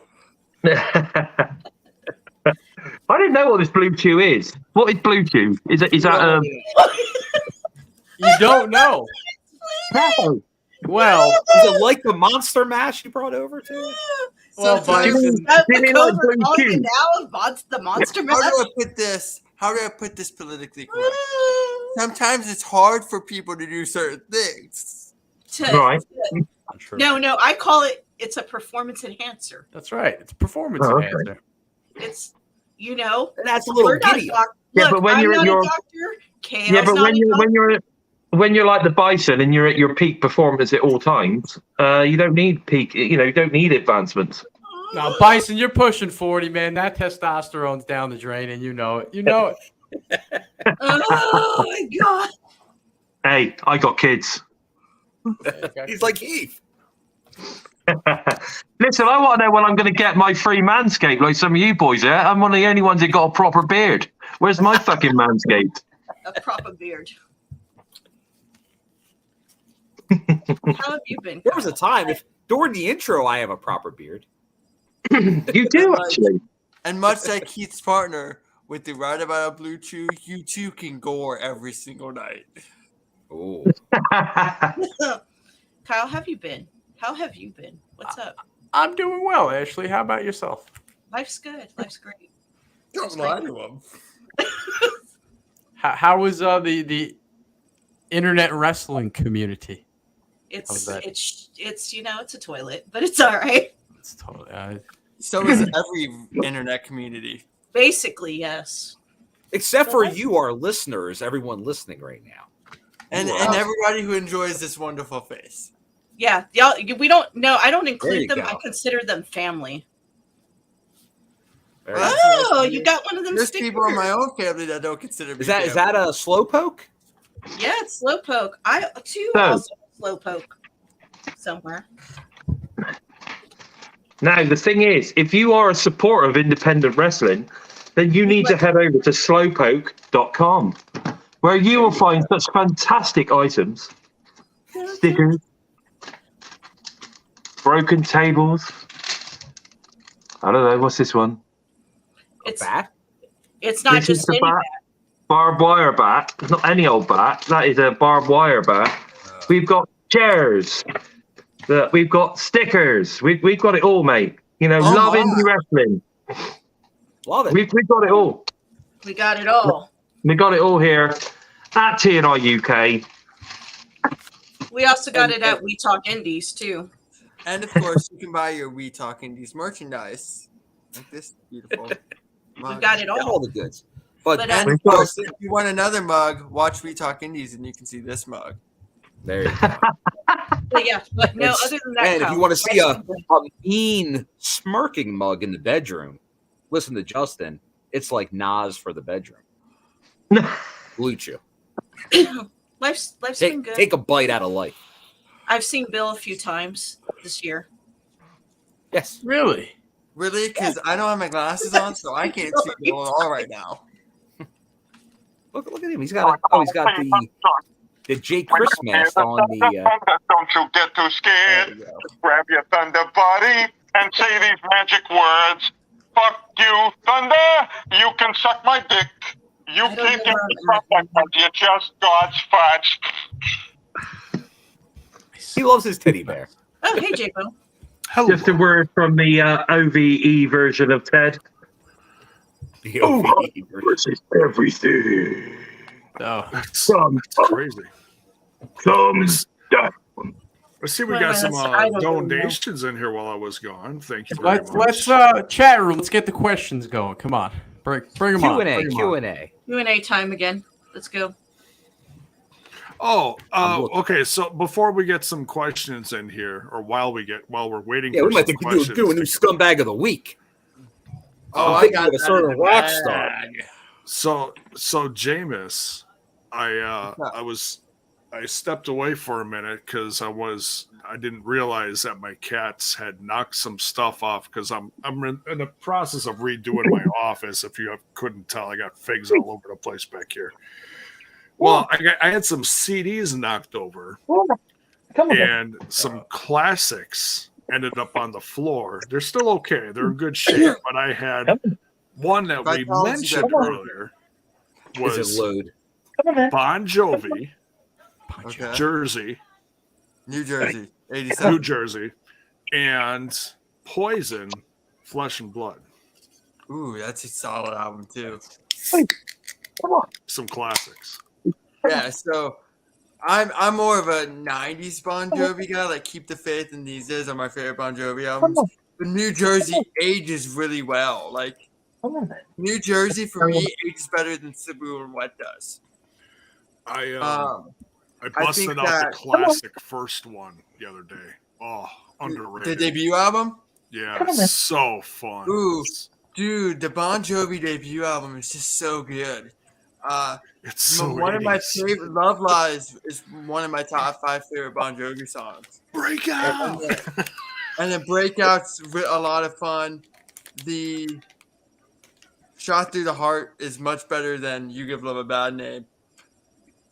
Burning for Love is a fun song. Burning for Love is probably the most fun song on that record. That's a fun album. The album in between. Oh my god, that cat is huge. Their debut album and Cebu and Wet, 7,800 Degrees Fahrenheit, is also very underrated. That's a fun album too. Is that an actual cat or is that a baby panther? This is my Poppy. She's 20 years old. Oh my god! 20. What? Oh. Wow. Well, Harold's almost 10, so. My cat is like 5. Yeah, she's 20 years old. She is the most unaffectionate cat to anybody but me. You've never met my cat. She looks like a panther. Like She's a big girl. She's a big girl. She's got a bit smaller though, because obviously she's getting on now. Yeah. I don't think she'll be around much longer. She I'm dribbled a bit. I don't like the Panthers. No, she dribbles a little bit. That's the only trouble. She does dribble a bit. But her and Jay both have something in common. Very nice. Very nice. Jiminy Christmas. She's got a few nicks here and there. She could probably do with a facelift. But other than that, she is a beaut. There you go. I hate cats. Just saying. I used to hate cats. I've got cats and dogs. Favorite, but I like my cat. Well, by nature, I'm allergic to them, but aside from that, I'll take a dog over a cat, you know? Yeah, I'm more of a dog person too. I'm definitely a dog person, but I like my cat, and that's what's important. I have a dog and a cat. So what you're saying, Kyle, is you like puppies? Very 1999 of you, Jay Bone, but I'll say... why do you think he goes through so much Blue Chew?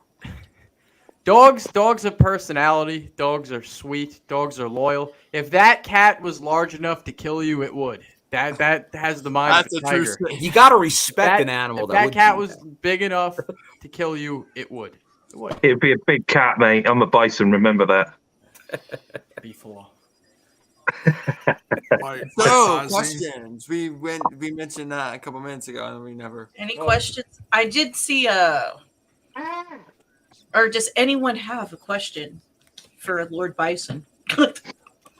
Yes, one question only, because I'm going to have to go. So one question, give me a question, and I will answer. Somebody actually wanted to hear the Bison do a rock impression the other day. Oh, no. He's going to call me a Rudy Poo Candy. The Bison has come back.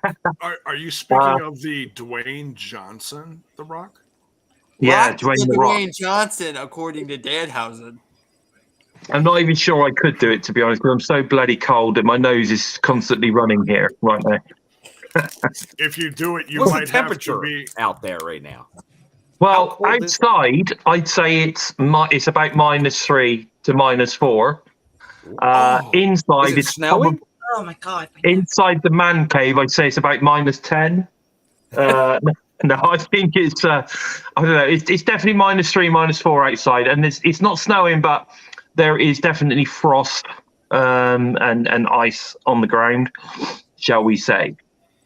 And yeah, it's definitely cold, man. It is very cold. All right, The heater is doing fuck all. Stupid. Have we got a question? Do you go by Bison? Do you go by Celsius or do you go by Fahrenheit? I'm just curious. Celsius. Celsius. You go by Celsius. Whichever one's the lowest. So so like when you know what? Yeah. Here's the question for you, Bison. This is one we all answered. Kyle, this will be for you after Bison as well. Go on then. Oh. The question was, if you could have a meal with 3 people, 1 dead, 1 alive, and 1 fictional, who would they be? I went on for like an hour with this one. That was half our show. You can't just slap me in the head with that. Like, I have to either, I just spit something out and don't really mean it. That's something I really have to think about. Right. So that's why I'm giving you time. Okay. I'm giving it to Bison first. I've got a couple. I've got a couple. So fictional character would be Eric Draven from The Crow. You're not the only one that said that. Not the cat, the character from The Crow. Yeah, the actual character. Yeah, because it's fictional person. Ash, you said that, right? I said Brandon Lee. Okay. Close. Okay, that's fine. But Eric Draven, the character. And your cat's named Draven. My cat is named Draven. Yes, one of my cats is named Draven. Okay, so that's fictional person to be Eric Draven. I think he's cool as shit. Can't wait all the time. Right. Dead. Someone that's dead. Someone that's dead. Anybody from any time period. I don't know. I'll come back to that one. And someone that's alive today. Someone that's alive is Stone Cold Steve Austin. Hell yeah. Hell yeah, brother. Yeah, I'd definitely go with that one. And I'm going to open up a can of whip ass. No. That was a very Russian Austin. Careful. Don't hurt yourself. I'm thinking, right, dead person. Dead person. But this is a hard one, actually. I think dead person is a hard one. The fictional one was the hardest for me. Oh no, Eric Draven, straight off, mate. Straight off. That is a hard one. That's a hard one. I think everybody one category was tough. But it was different for everybody. Some people it was the fictional, some people it was the living, some people it was the dead. Yeah, dead. That's a hard one. For me, it was the living. Yeah, there's lots of very cool dead people. Yeah, there's maybe too many options. Yeah, there's lots of very, very cool dead people. So I reckon. What direction do you want to go? Genghis Khan. Genghis Khan. Jesus. Yes. Not expecting that. That's different. There you go. Yeah, now, you could have said Genghis Khan great. for fictional character from Bill and Ted. Yeah, that one would be fun. But definitely, so we're going Genghis Khan, we're going to go Stone Cold Steve Austin, and we're going to go Eric Draven. There you go. That's a nice list. Nice list. So dead, I'm going to go all 3 or 4 Three Stooges, if we include Shemp in there. I'm going to have the whole squad in there. One alive would probably be Angela White. Google her if you don't know her. And one fictional. Oh, Jesus. I was going to say the Toxic Avenger, but fictional, I would take you, Bill, because I don't know if you're real. How the hell are you at all those Impact Wrestling shows? I have a lot of questions about you, Bill. You are my fictional character. So, yes, all of the Three Stooges, Angela White, and Bill. And Bill. I am honored to be in the conversation with those other individuals. Absolutely. I think you'd all have a good time with Angela White. That's a hell of a party. A lot of blue chew. We shared a hotel room. He's definitely real. No, I'm just kidding. It's like here. So like I've seen Bill, he's real. I've met Bill. He's definitely real. I met Ty. Actually, Kyle, you can't include Bill because I know that you've met Bill. I meet a lot of people. They can be figments of my imagination. No, Bill even gave you a list. So it must have been in his fictional car. I don't know. It's pretend car. Bill is definitely real. Hold on. Randy Savage once said to Alfred Hayes, "Oh, that's a horrible Randy Savage." Son, what Randy Savage once said to Alfred Hayes, "You are everything that you think that you are, but you are a figment of your own imagination." That perfectly describes me. Was it followed by an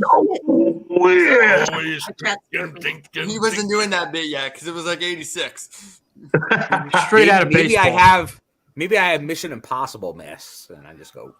I don't understand it either. And all the times that I've like seen Bill, he's had a different car, so I can see where you're getting that. That's what I'm saying. He's had a different vehicle every time. He's a connoisseur of cars. Before I met Bill, though, I would watch Impact, and I'd be like, "Who the fuck is this guy?" And like, I assumed that Bill worked for the company. I'm like, he's got to be somebody's cousin. He has to work for the company. He's got to be a plant. Like, I had many theories on Bill, but then I saw Bill at what show was that? This brain doesn't work. I did a lot of damage to myself in high school. I think Melrose was later. Was it just in high school? The one? That's was it where the one the holes were put out near you. Was it the one in that gym? But I think at Melrose I approached you and shook your hand and introduced myself and we went to the bathroom together. But it was I did meet Bill. It was a moment. It was a moment. And I did go in Bill's car.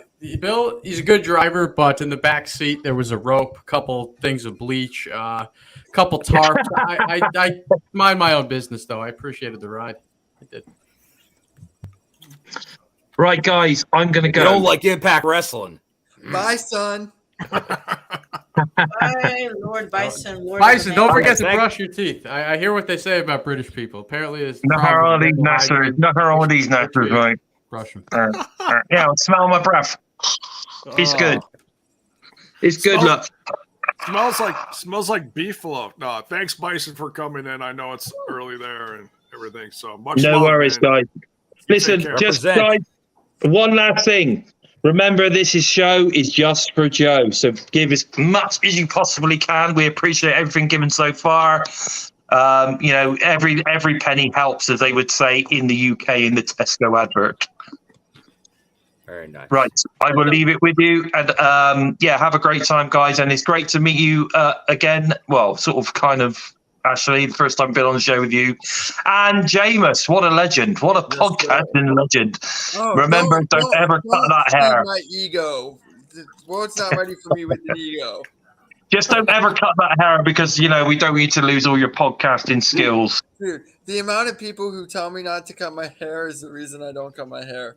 People would be very mad at me. I think that's half the reason I have some friends. And just before you leave, Bison, just to let you know, you were on with us while we passed 5 hours live on the show for Joe. So thank you for being part of it. Everyone we've had 5 hours. Well, I pray to have done it, Robert. Well, let's hope you don't get some bum sores. Oh, there's some bum sores coming. Wow. Anyway, guys, I'm proud to have taken part in an hour of the show. And like I say, keep giving. We appreciate everything. And Joe is an absolute legend. So remember, this show is for Joe. Okay, guys, take care. Speak soon. Bye-bye. Thanks, Bison. Lord Bison from TNI. It's like a really weird telethon, huh? We got the scumbag. Who's been here the longest though? Like, who's the MVP of the telethon? Who's been here the longest? Probably Bill so far. Bill, did you start the stream? I started the stream, but at least he set it up and he started it. Yeah, I was late. Yeah, I've probably been here not long longest. after. With Jay's break, I've probably been here the second longest. All right. I was late. I'll be honest with you. I was late. I gave James. There was no late. There was no times. Are you? Let's hope as you go. There was just a time to shoot for, and we're here to have fun and raise money for Joe. Dude, it's been a lot of fun. I've just honestly, it took me a while to get ready. I went to the store. That sounds like what Kyle tells us every time he's on. I was Body. getting ready this whole time. Yeah, 2 years ago, I went out for that pack of Newports and never came back to the show, Damn. Well, Kyle, I do know, like we like to say, a friend of our show in the burger business is Checkers. Thanks to Jacob. Dude, they're all gone. They're all off the East Coast. I know. Because I talked to you at lunchtime, and I know mass you were... exodus after COVID killed all of our Checkers / rallies. Mine too. All my Checkers are gone. Oh, there's like 2 in downtown Philly, but not close at all. It's very sad. It's very sad. Why are you upsetting me, Bill? You had to do a little BK today. How was BK for you today? Look, man, I take pride in my good health. Your body's a temple. Dude, the Whopper, you can't go wrong. Can't go wrong with the Whopper. Can't go wrong with Whopper's always good. Can't go wrong.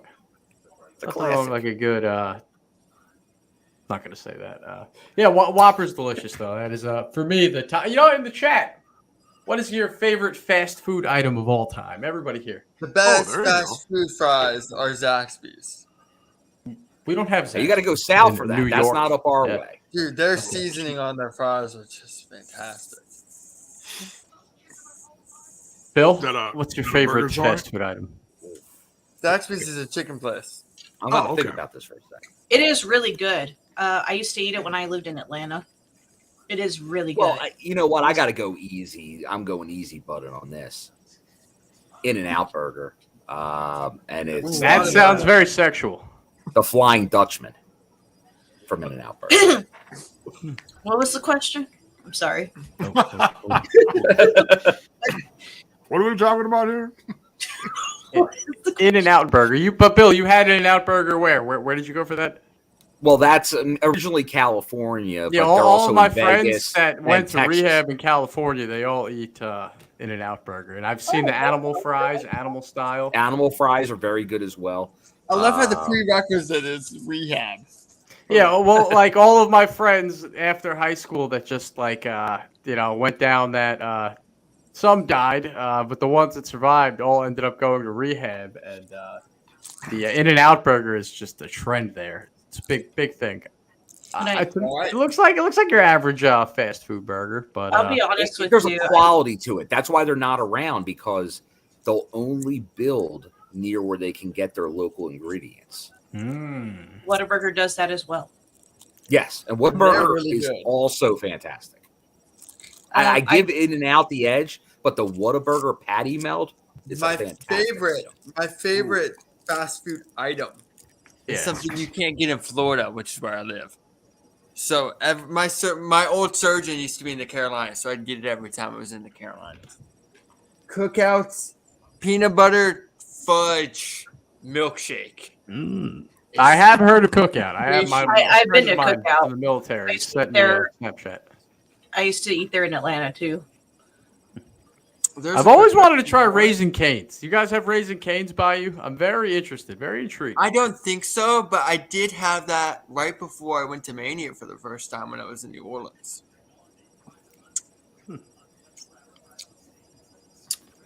In-N-Out, I used to eat it when I lived in NorCal because I used to live in Northern California back in the day. So, yeah, I've had both burgers. I think Whataburger's better, and that's not me being biased. That's you being factually correct. No, One of I my had both favorites. a good amount of times. They're both excellent. One of my favorites In-N-Out's in the better. Midwest. But is, it'll never fill the hole in your heart for Checkers, huh, Bill? Well, no, me and Kyle both are big Checkers fans. The Big Buford is a beautiful sandwich. But the fries, though, their fries were always different, you know?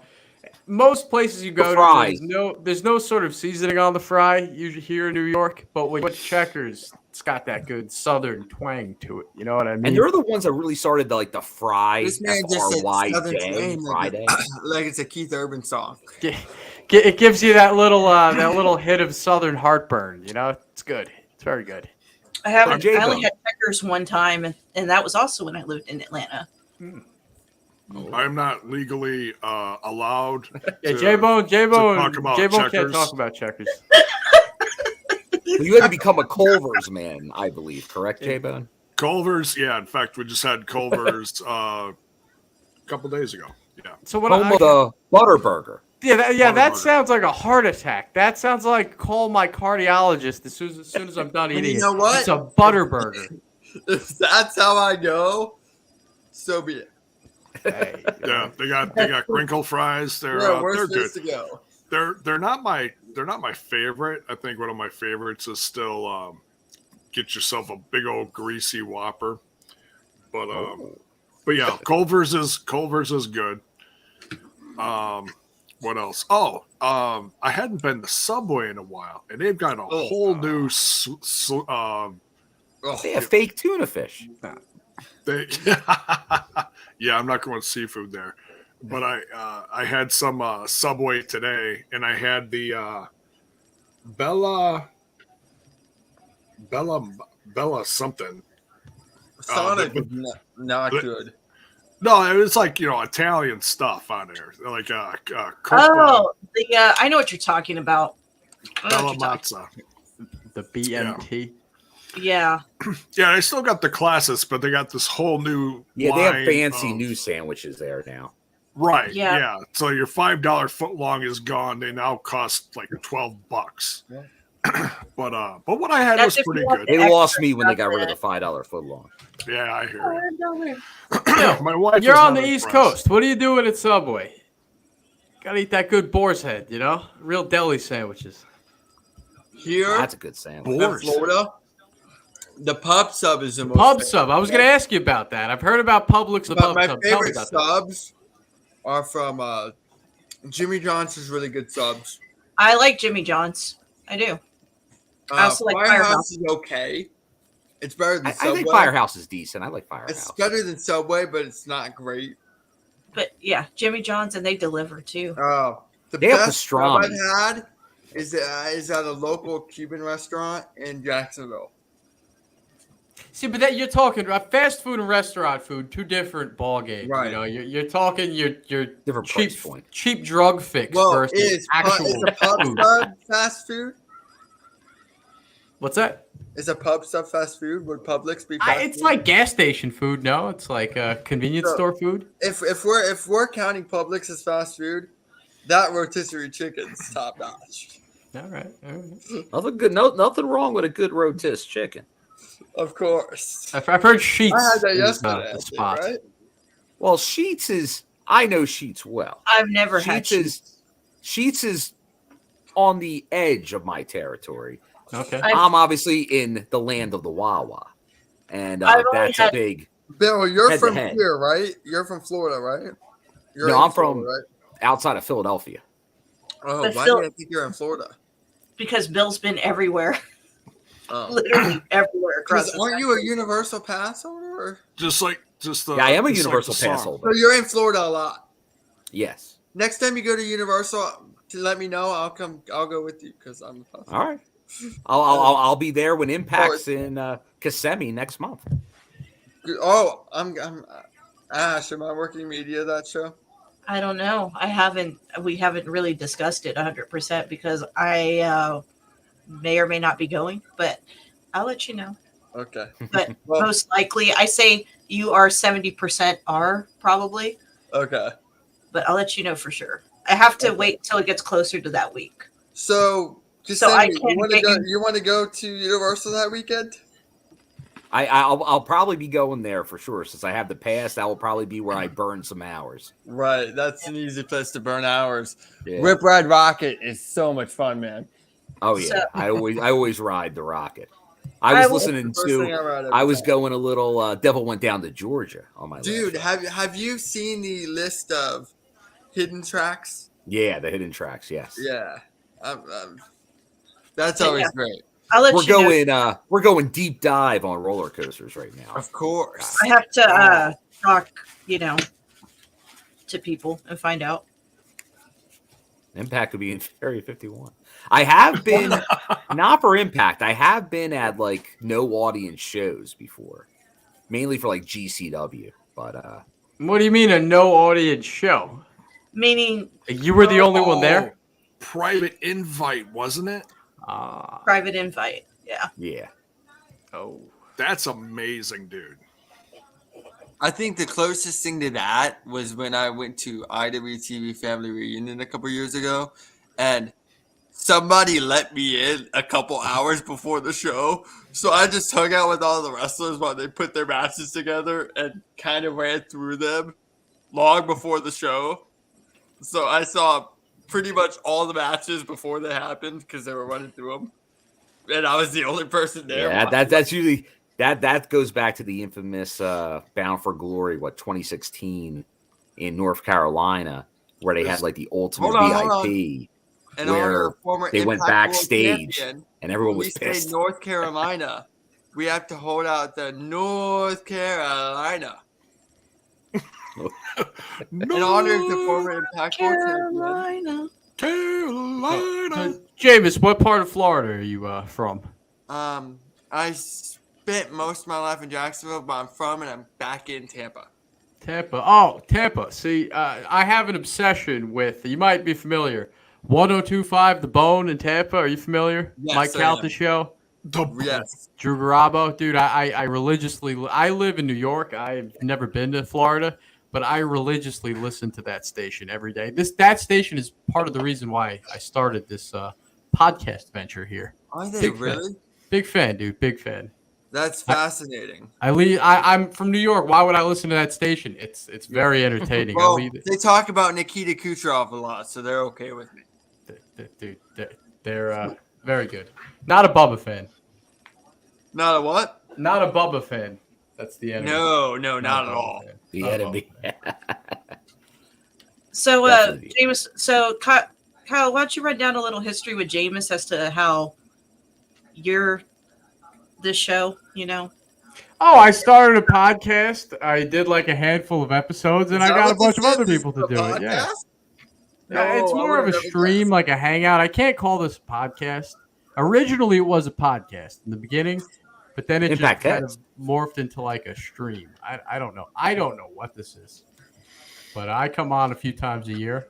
This is the person that you should be one of the people that you should be thanking for the network that we're on. Well, it's nice to put one of the people. And now I know who. Some might say he's the Podfather. We really cool.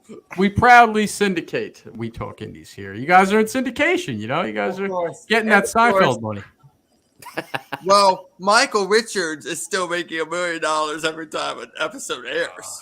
In syndication. I hope. Imagine. Now, Kramer's the best character. I actually have a Kramer poster on my wall, right next to my TV. If you can see that, dude, I had that poster in my room growing up. So, I did, but Kramer's the best character. But imagine being Michael Richards and getting $1 million every time TBS runs an episode.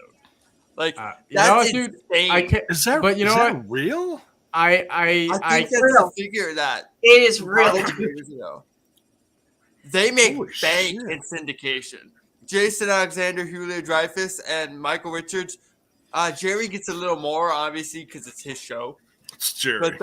But the main three, Alexander, Dreyfus, and Richards, make an enormous, unfathomable amount of money per year. And syndication.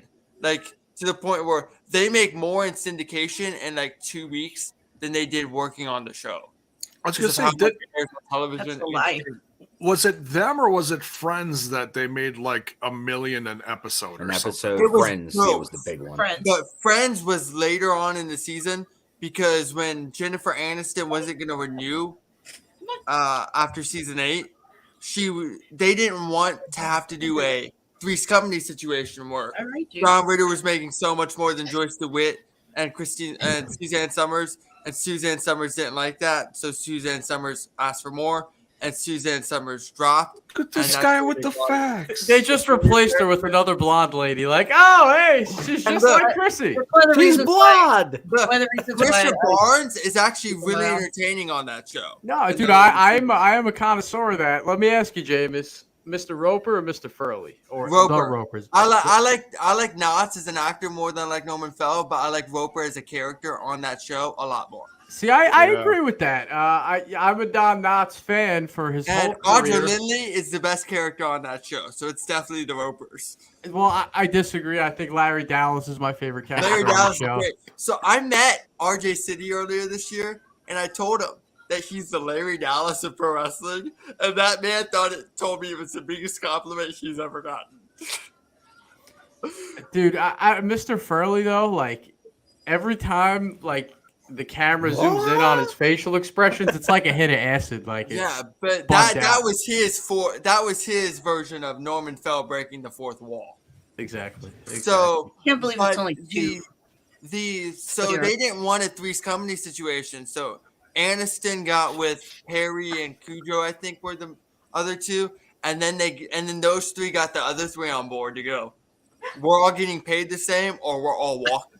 Yeah. So the last 2 seasons they were making $1 million an episode. Seinfeld was probably making a similar amount, but they didn't unionize the same way that the Friends did because Jerry didn't go to bat like the cast members of Friends for the other three. That's wild. Dude, that's sitcom business for you. Once a sitcom has a certain amount of seasons, they start holding people up when their contract goes up every time. You need another $1 million or I'm walking. Seasons 8 through 10 of Friends have their gems, but they're really not good. But the first 5 seasons of Friends is some of the best television you'll find. So they were making the money later based on the content they made years earlier. See, I was never a fan of Friends. I just never got into it. But yeah, same here. Seinfeld, though, you got to admit, Seinfeld got better the longer it was on air. It's one of the Seinfeld, I think, hits its peak in the middle. But once Larry David leaves, season 8 and 9, I think it gets a little more. There's a lot of really good stuff in season 9. If I go the Frogger is top tier. If I go through. Oh, the Frogger's a great episode. Peter Stormare is hilarious in this guest spot on that episode. But if I go through the last season of Seinfeld, The Strike is probably one of the most famous episodes in the history of television. That's the Festivus episode. Then there's the Merv Griffin Show, which is That's a good one. That's a good one. Most popular episodes of the show. Merv Griffin's cigar. Serenity Now is one of the most memorable episodes. There's a lot of really good stuff in season 9. The Dealership were with George Costanza and the Twix, and then David Puddy selling Jerry a car is one of the most popular episodes of the show. Like, there's a lot of great. Now, season 9 also has the Puerto Rican Day episode, which we don't talk about. But season 9 pulled from syndication. Season 9 is a really fun season. And if you go down season 8, there's a lot of that too. So it definitely went out on top. Like, it was the #1 show on television. But I hate the series finale. I love the series finale. I think it's great. Like it. I don't know. It just ended on a weird. It's not a bad episode, but just I don't know. I think it ended on a weird. It's a perfect ending because I hate. Like, I'm gonna use this example because we were just talking about it. The Friends finale panders and it sucks. I do have no desire to see Rachel Green get off the plane. I have no desire to see any of that. It felt like they just threw together. Seinfeld, all the characters got what's coming to them. It wasn't a happy ending, and it was so anti-establishment what sitcoms are supposed to be, which is what Seinfeld was originally when it came on air. It was so anti-everything sitcom, and it changed the way sitcoms do it. And I think the finale encapsulates that and how they tied the loose ends of the characters. So the worst finale for me is Married with Children because it didn't get a finale and it should have. Sadly, no. Sadly, no. Sometimes it did not. Neither did Psycho Dad. Neither did Psycho Dad. So Psycho Dad. That's a fun bit too. Didn't get a finale. I'll write the letter to Psycho Dad. That's Like one of the better Dad. episodes of the later seasons. That's favorite. That's favorite. Cheers! What a great show. Yeah, That was so go fun. around in the chat. Let's prefer hear your Frasier. favorite sitcom of all time. I Let's hear it. prefer Frasier to Cheers. I'm a big Frasier fan. I am a big Frasier fan. And think, all the usual suspects won't be said because Trent's not here. All the usual Where's suspects: Trent? Friends, Cheers, Seinfeld. You know, we've been Barney, wondering where he's been. He told me he was He's coming after partying with the show. groupies. He's partying with the groupies. He told me yesterday he'll be on probably after his show, but Trent's living his best life. Let's let him live his best life. Speaking of Trent, J-Bone. Yes. Did you get a letter in the mail from Trent with a bunch of goodies in it? I sure did. Shall I open it here? I haven't got opened it mine yet. as well. I got mine as well. I've been a little busy. I should open this up. Oh, Trent's on his way home. He says he'll be here soon. Okay, cool. So yeah, his band Hemi. employed the services, if you will, of one of the dead for a series of T-shirts that had to do with songs that they wrote. So, oh my goodness! So I want to shit on this because it's Trent, but these are actually pretty fucking cool. Oh no, this is sick. Oh, okay, so Josh Alexander trading card. What am I going to do with this? Yeah, Josh Alexander trading card. Very That nice. is amazing. That's Very nice. courtesy. Very nice. That's courtesy of Blacksmith from across the pond, who makes Trent some says great stuff. There was Lots of groupies. Lots of groupies. Oh, so Hey, live your best life, bro. Trent is getting his. All I know is I think Trent sent a message like an hour and a half ago saying he was unloading stuff, and then I guess you are unloading some stuff there, Trent. He's getting his pinky stinky. There's a little animated Trent. Pretty on here. sick. It's adorable. I'm kidding. But yeah, stickers. Those are pretty cool. This one with the characters of the band and the surrounded by the devil. Yeah, sick stuff. Good stuff. Strong. Here we go. I Look at love Zach. this. He went with all the lyrics. Strong stuff. Who's going to karaoke the Psycho Dad? I'm ready. Do we have the sound effects? Who's that riding into the sun? Who's the man with the itchy gun? Who's the man who kills for fun? Psycho Dad, Psycho Dad, Psycho I've never heard of Dad. He sleeps with a gun, but he married loves with his children. son. Killed his wife. My favorite is just Al sitting on the couch. Because you weighed a with ton. Psycho Dad. Psycho. He's got the Psycho Dad T-shirt on, like he's ready to go, and it's fucking canceled. Canceled. Shit. Trent, we're talking about Psycho Dad, the fictional show within the fictional show, Married with Children. You're missing a good time here, and this is all So, for charity. we're to help talking out Joe Doring. sitcoms. My favorite thing about the Psycho Dad bit is when they replaced the show. It's about a show about a shoe salesman who hates his neighbors, and him and Jefferson go, "This will never make it on TV." And Jefferson really plays into the bit about how annoying the neighbors are. Jefferson or Steve? Steve's a much better character. But Steve was also on when the writing was better. So There's like, dude, I'll watch like crazy zany Married with Children towards the end. I still enjoy it. It just gets like totally. It's like it goes fully Vince Russo It's towards the end. illogical. But the original Married with Children has a whole different vibe to it. I like it all, but the original definitely a much sturdier program. If you will. Agreed. I'm with you on that. It jumps the shark with 7 as a character. It goes WCW 2000, but like I enjoy it for that. It gets ridiculous. They're but, two completely different types of sitcoms within one series. yeah, I mean, at a And certain both are point, enjoyable, but one's a more cohesive program. yeah. Oh, Agreed, Dr. Gerbs. The episode with Sam Kinison is a classic. Oh, I miss Sam Kinison. RP. So good. So good. Where's Trent? 3:30 in the morning. Critical Sting says. That's the No, it's late for. Oh, yeah, I know how you're feeling, critical. Talking about time to hit the bell.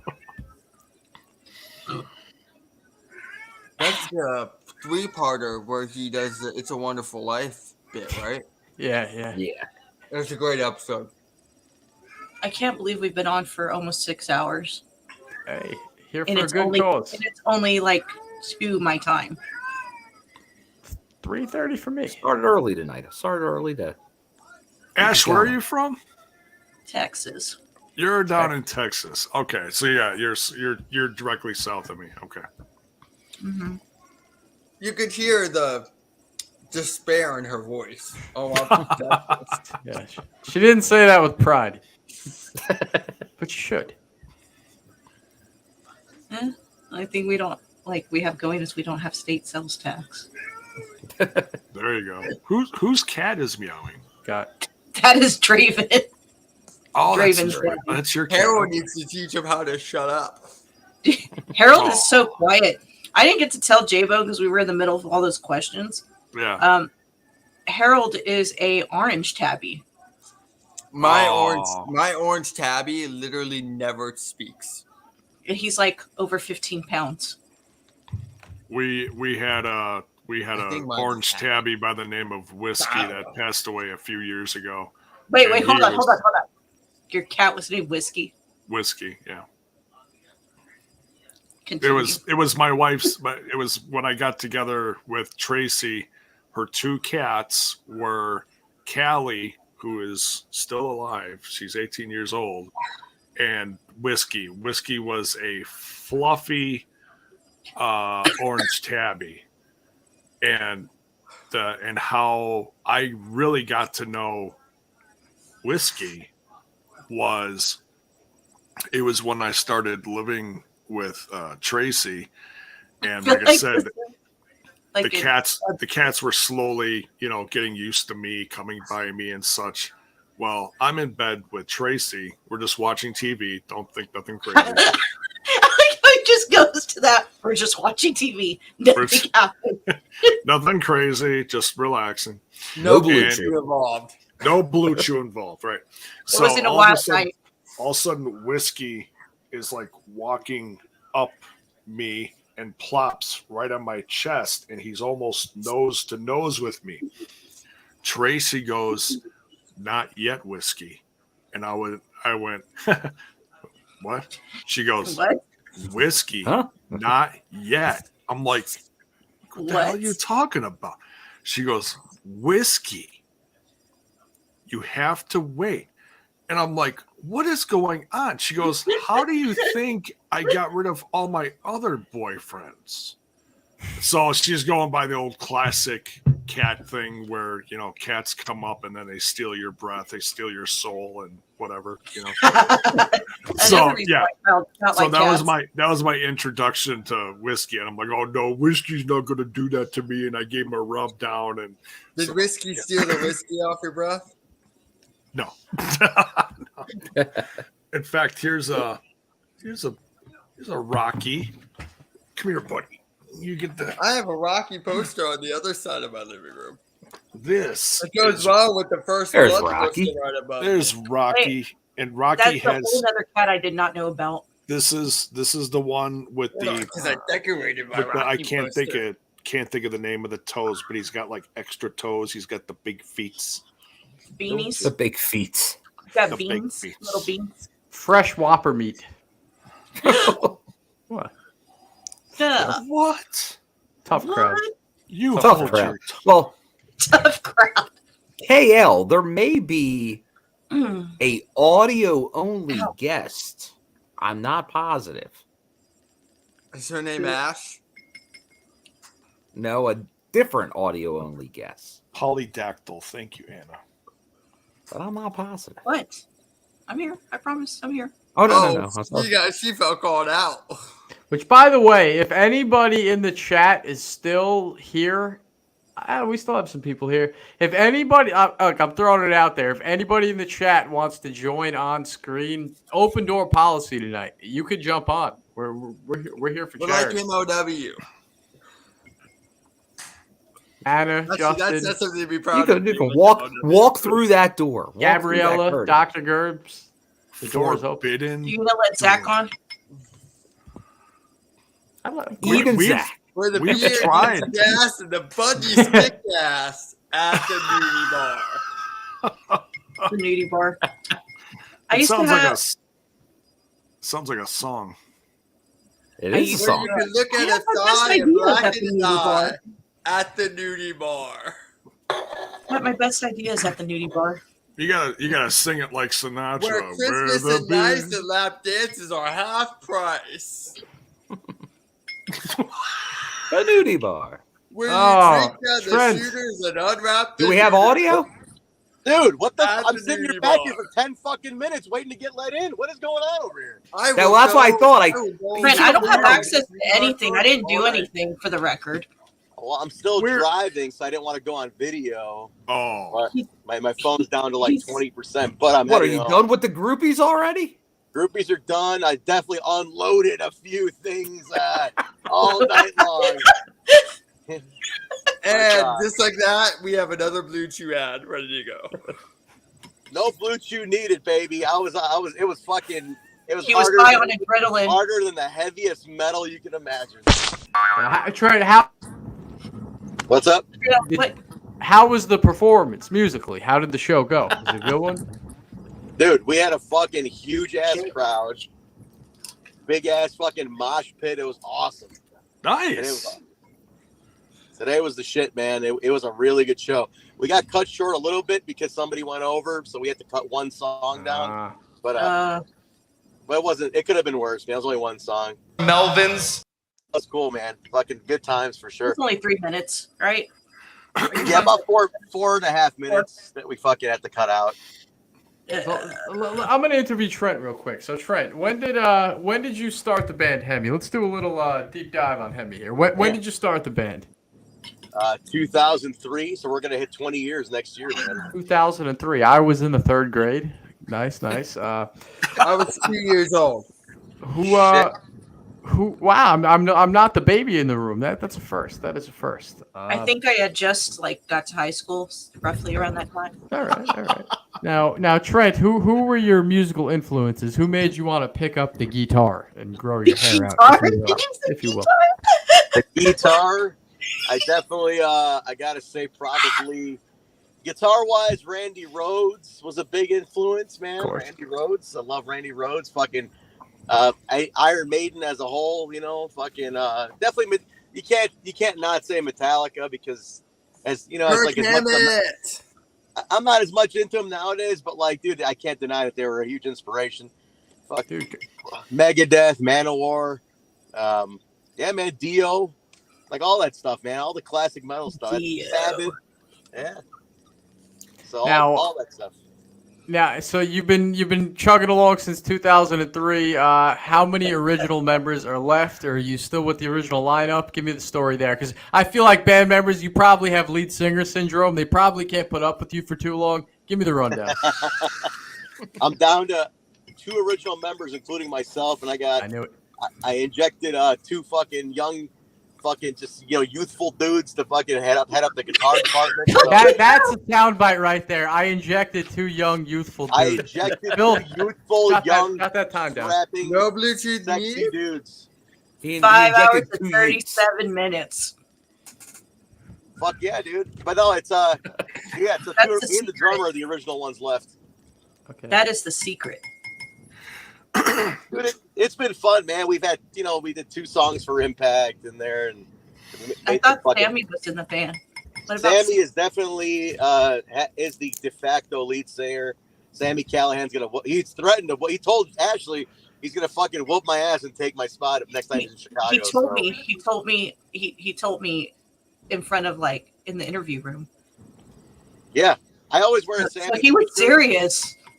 Ever since then, I wear a Sammy T-shirt to the shows, or at least my vest. Or whatever. I wore the Reality Is Lost one today. So the ICU one, I wore that one today. That's rich. Yeah, fucking Sammy rules, man. So Trent, did you have to get over stage fright or anything like that, or did you naturally feel comfortable on stage from the get-go? Dude, no way, man. Fucking, I there's photos of the first ever show, and I look fucking petrified. But but we pulled it off though. Like we did good, and like, dude, you just like if you don't get nervous playing, then you're doing something wrong, man. You need like that little nervousness still that keeps you on edge, man. But today, I will say, I didn't feel any of it in terms of like I wasn't like shaky about anything we were doing. Like, dude, it just felt fucking awesome. The crowd was fucking gigantic. I get what people say now when they're like, you feed off the crowd, and you feel like, dude, there's people moshing and carrying each other, and like it was insane today. And like you feed off of it, man. You totally feed off of that. Now, what is your style on stage with the crowd work? Are you like the joking singer? Are you like serious speech singer? Like, we're all in this together, everybody play. Are you that guy? Or are you the jokester? What is your crowd work like? Or do you not say anything to write? Or are you the guy that says that you hate everything and you're going to kill everyone? No, there's that guy too. We're literally like, I've started a new thing about like us and like other bands we play with, because we're a bunch of like metal bands who sing about this evil, wicked shit, but everybody's a nice guy. So we're the fucking nice guys of metal. And like, dude, we're just a bunch of fucking nice dudes who sing about some wicked shit.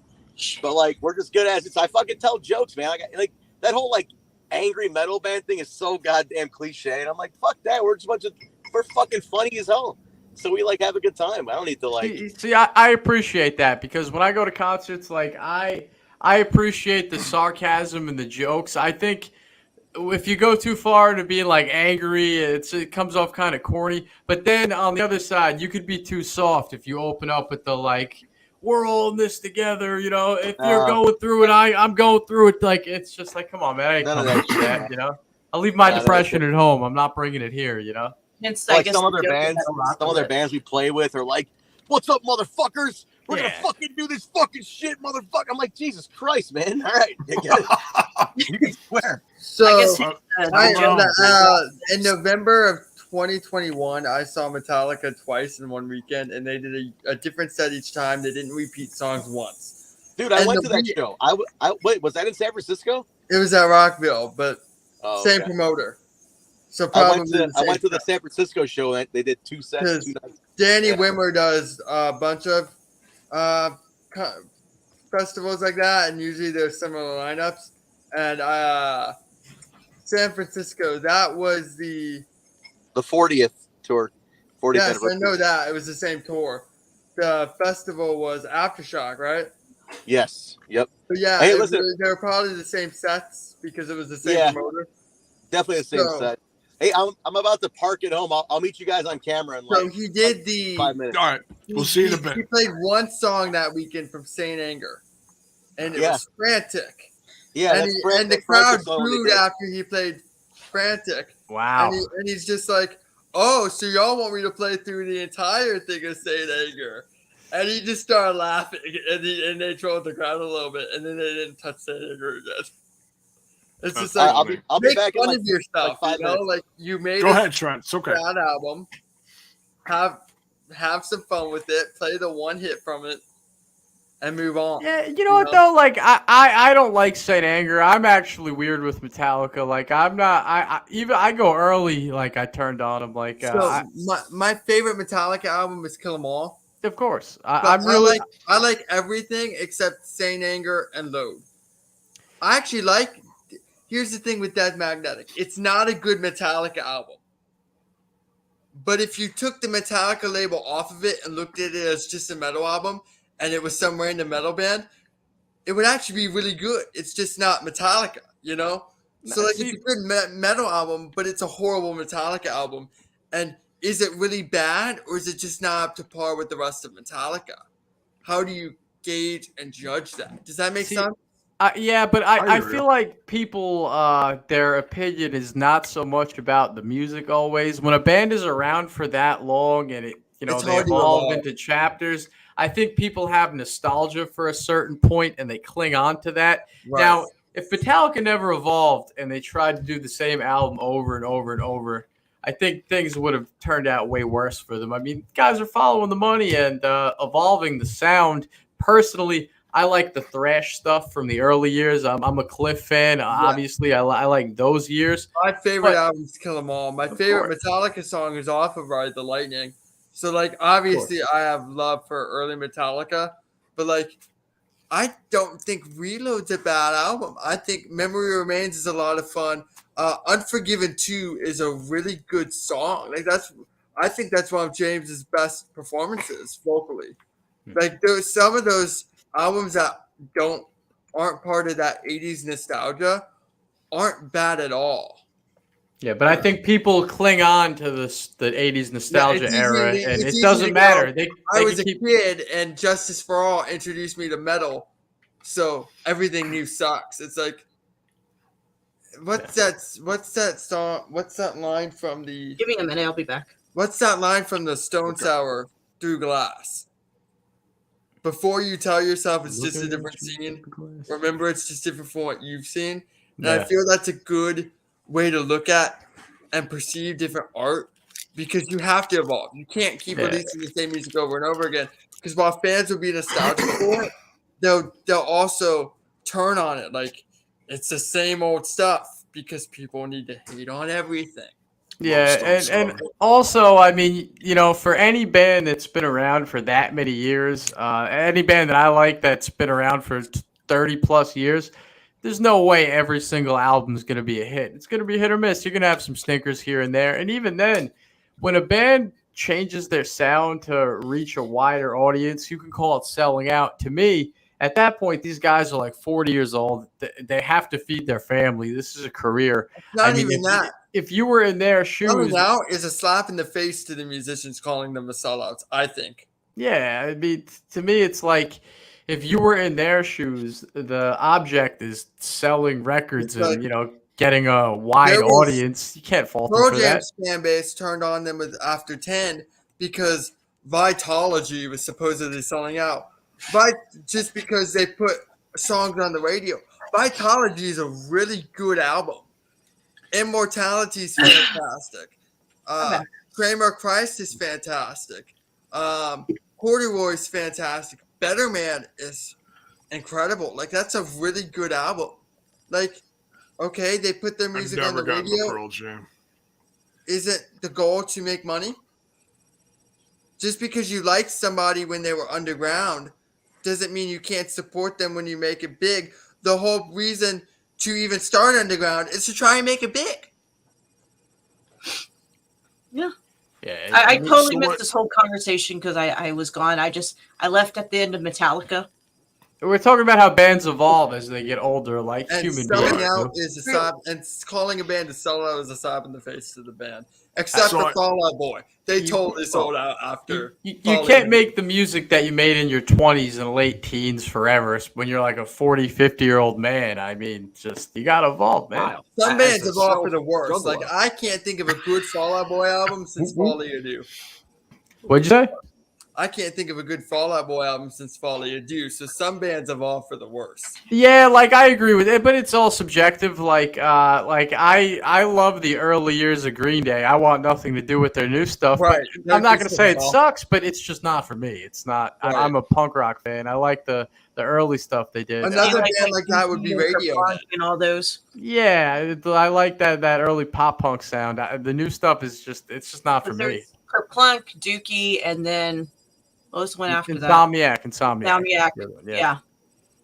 But yeah, it's, you know, bands evolve. You know, sometimes they might lose you in that evolution, but better off that they evolve instead of trying to recreate the same thing over and over. I did an article for TWM on the evolution into the 90s for Bon Jovi because the 30th anniversary of Keep the Faith was recently, like a month ago.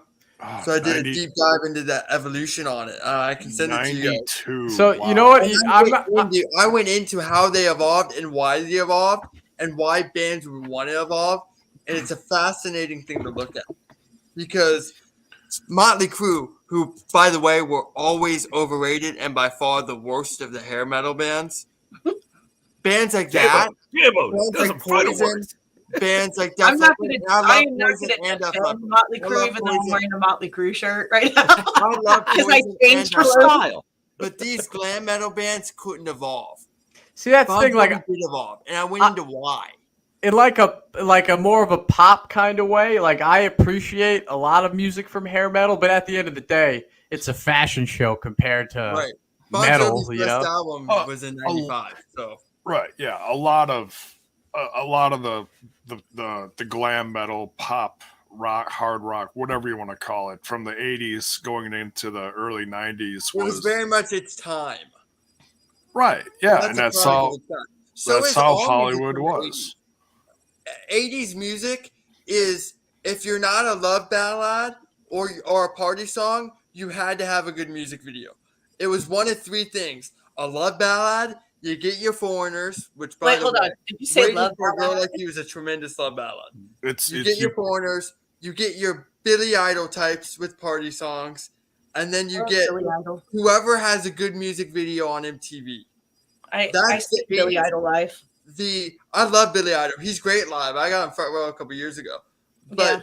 he's a party musician. There's a reason he's a wedding singer, as the Adam Sandler joke is. Like, the 80s has the least amount of creativity and music, and it's sandwiched in between the 70s and the 90s, which are the two best times for creative explosion and expressionism in music. Look, man, I love the sweet sound of synthesizers. I'll take that from 80s music. Oh, I love synth pop in the 80s. The synth pop of the 80s, especially when you get to a band like The Cars after they evolved from New Wave. So, like, I love The Cars' New Wave work of the late 70s. I love the New Wave scene, Cars, Blondies, all of them. But The Cars album in '84 is really underappreciated, and that synth sound worked perfect for them. So what I want to just ask the panel. I'll talk about music forever if y'all let me. I like music. I can tell. What is, I'm going to date myself by asking this, but what is in everyone's CD player right now? What is everybody listening to as far as something that you just found, something classic you just started listening to again? What is everybody listening to right now? I'm just curious. We'll start with Bill. I'm watching Ashley rub herself right now. She looks like she's having a good time. Jiminy audio listeners. I changed clothes. I was gonna say, weren't you wearing a horror business shirt before? You definitely changed your shirt. No, that was my jacket. I was covering myself. I was actually wearing a Who Killed Marilyn shirt. Oh, okay. I was wearing a Danzig shirt, and I changed clothes because it's the wee hours of the night. So changed into what I sleep in. Yeah, I'm very upset I wore a flannel because we're on hour 6 of the show. I love the shirt, Ash. I love the shirt. Yeah, I was like, so I changed into what I sleep in, which is another band shirt. Do y'all mind if I just go switch into like a Soundgarden shirt real quick? Go for it. Go change. Do what you gotta do, man. You have to change at some point, Jameis, even though you have insomnia. So J-Bone, the CD question. Why don't you start us off? What are you bumping? Well, Bill's been quiet for a while, and I think Bill's starting to fade. That's why I was trying to keep him talking. Bill, I thought his screen was frozen. Come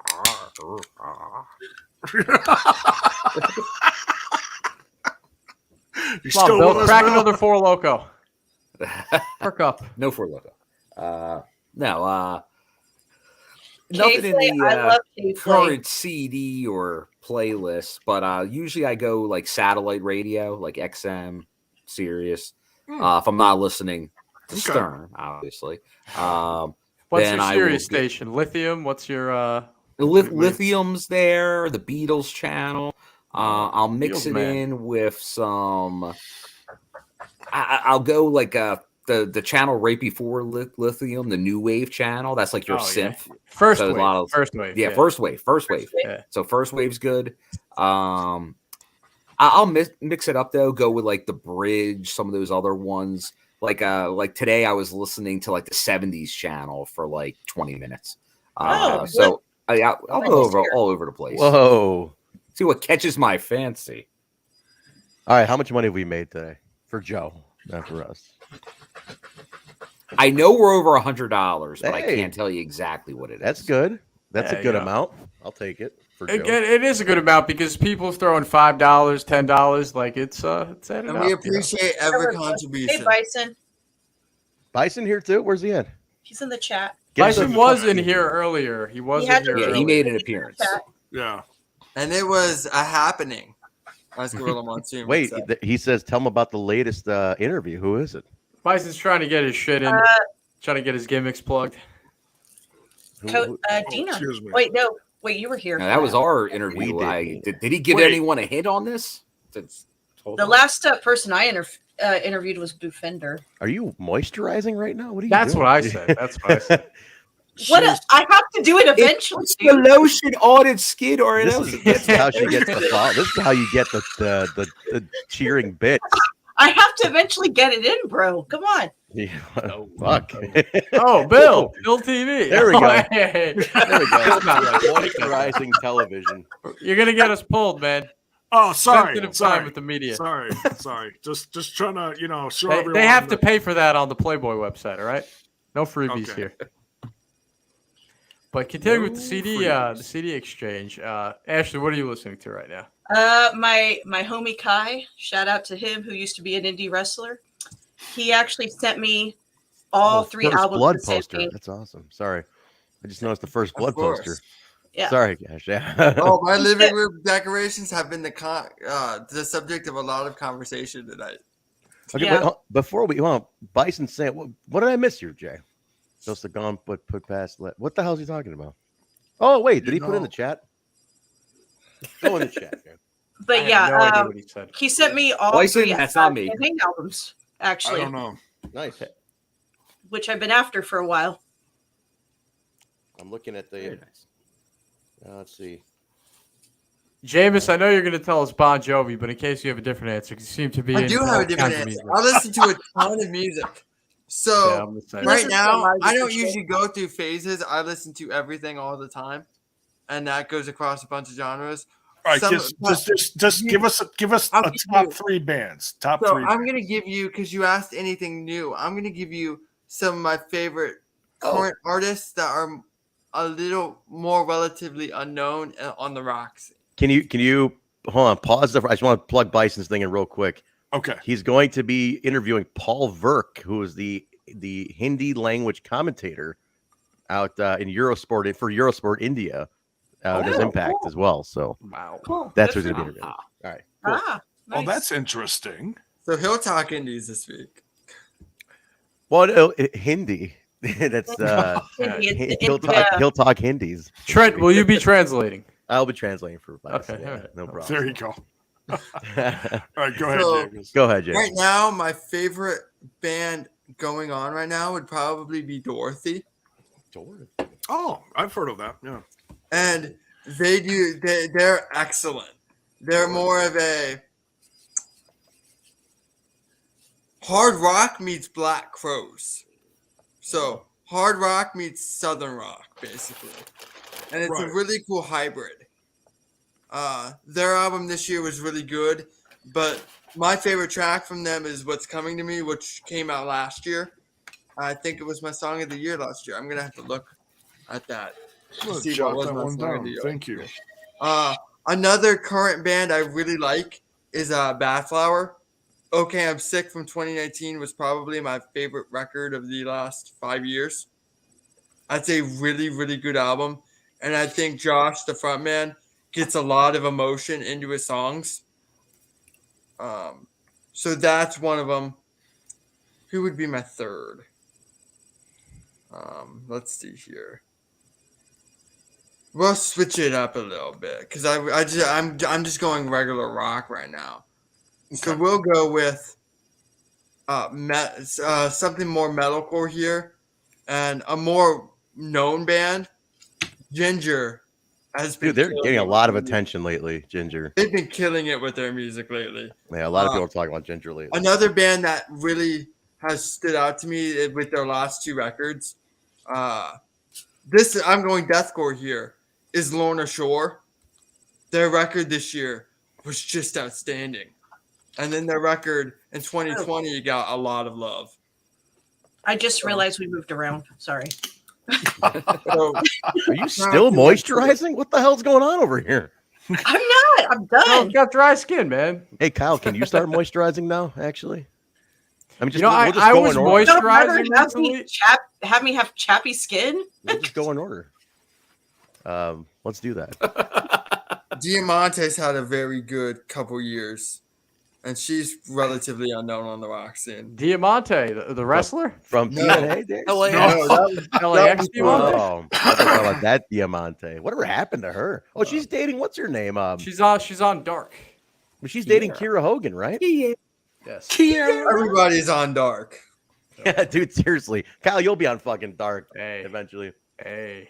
Dude, my boy Bear Bronson from high school. That's He's on true. Dark. He's on Dark. You know who's managing is my buddy JT Davidson's his manager now. Yeah, that's right. That's cool. I have no idea what's going on Dark. Yeah. All right, thank you, Jameis. Dark is supposed to elevate their careers, but Yeah, right.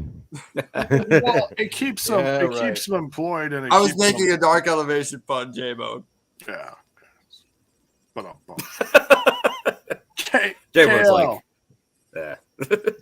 Trent, what have you been up to? How have you been? How was the groupies and how was the show? I mean, you told me how it was. I'm Yes, his how have you favorite been? groupie.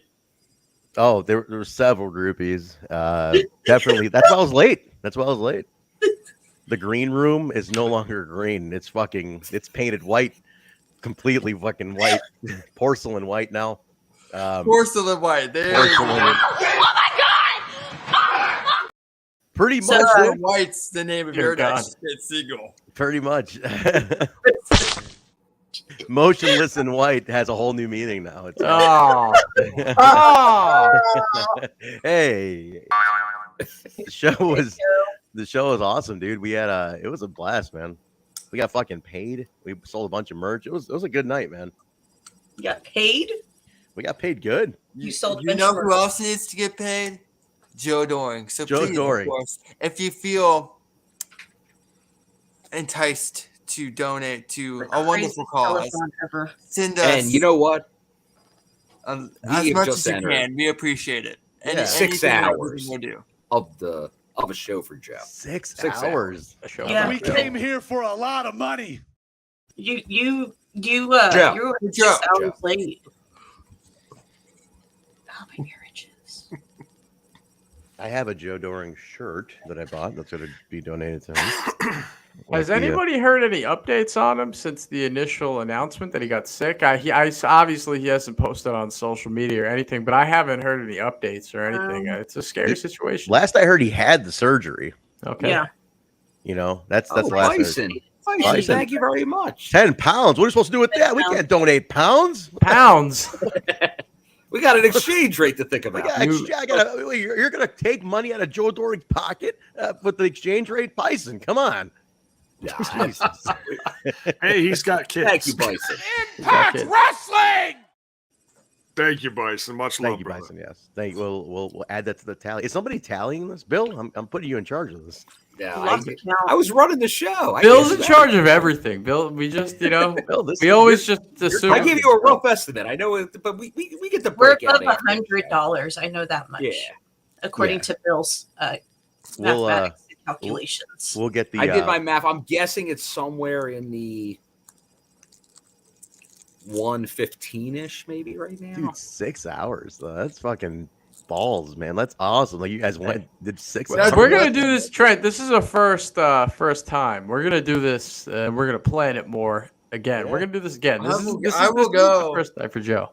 Much like KL at the top, after a couple things of Blue Chew, I will go all night. Especially, I mean, I'll go all night regardless. But this Like is for a fucking good cause. Lionel Richie over here going all night long. Oh, I'm not sure if Bill will be going all night long at this point. Bill might be close to the tap zone. Bill, Dude, I'm hallucinating right now. I've been up since 7 a.m. It's 4 a.m. I worked a 10-hour shift. I'm dead right now. But it's for a good cause. For a good cause. We did the Toys for Tots thing. Was it last year, Bill, or a year before? I can't remember. I think it was 2 years ago. 2 years ago. We did That's Toys fine. for Tots, and we did like 6 hours. I know it was about 6 hours because I was in a hotel room in Florida at the time. I was down in Orlando, and I was flying out. Like we stopped at like 6 a.m. and I got on. I went right to the airport after we ended. Are you serious? Because my flight was in like an hour. Fucking lunatic. James, is that the same candy cane or is that a completely different one since you started? I have a whole box of them. Is the season. Those are supposed to go on the tree. There we go. We could have this be a slogan for us. TNI, Dude, hell yeah. Skinamax. Skinamax. Nice. Oh, everybody got their trees up? People have to pay premium to see this good. Mine's over there. Now, I know the question was asked earlier. Who on the TNI panel at the time would be the one to have an OnlyFans male member? Oh, now that we have KL and Peanut. Trent, do we have a new contender for who'd be more likely? Oh, to I have? totally do it for the right price. Just so Well, Kyle and I often debate about who's definitely the bigger member of the Peanut Club. We were in New York City a couple months ago and walking around Manhattan, and we were. Hey, I thought we were keeping this between. Oh, that's bad. In the hotel room, we'll definitely. But we were like, hey, listen, go to the road, brother. Go to the road. Among TNI brethren, we keep nothing private when it comes to those things. That's for sure. Good times, definitely good times. Man. The retired slut had to come out that night. I'm sorry. Fucking Jay, dude. That was a wild night, man. That was a wild weekend of Impact in Chicago, where the hotel room isn't the Motel 6 is like still recovering from you three. The poor Bison took the stinkiest shit ever in the hotel. Oh my god, the fucking the lady, the waitress at the taqueria scarred. I was still. gonna ask, is that the taqueria story? Oh, she. I was in there about 3 weeks ago with Skull, our buddy Skull, and she remembered. She's like, "Where's your friend?" And I was like, "Which friend?" She goes, the friend. And I was like, and I'm like, he wouldn't dare step foot back in this town again. Poor bastard. Or Jay. I'm lucky I made it out of town alive that night. I thought J-Bone got mugged that night. I got carjacked. I mean, it is Chicago. But I thought it took him 28 minutes to go 10 minutes, that's the part that freaked me out. And I was like, dude, I think J-Bone's dead. Fuck.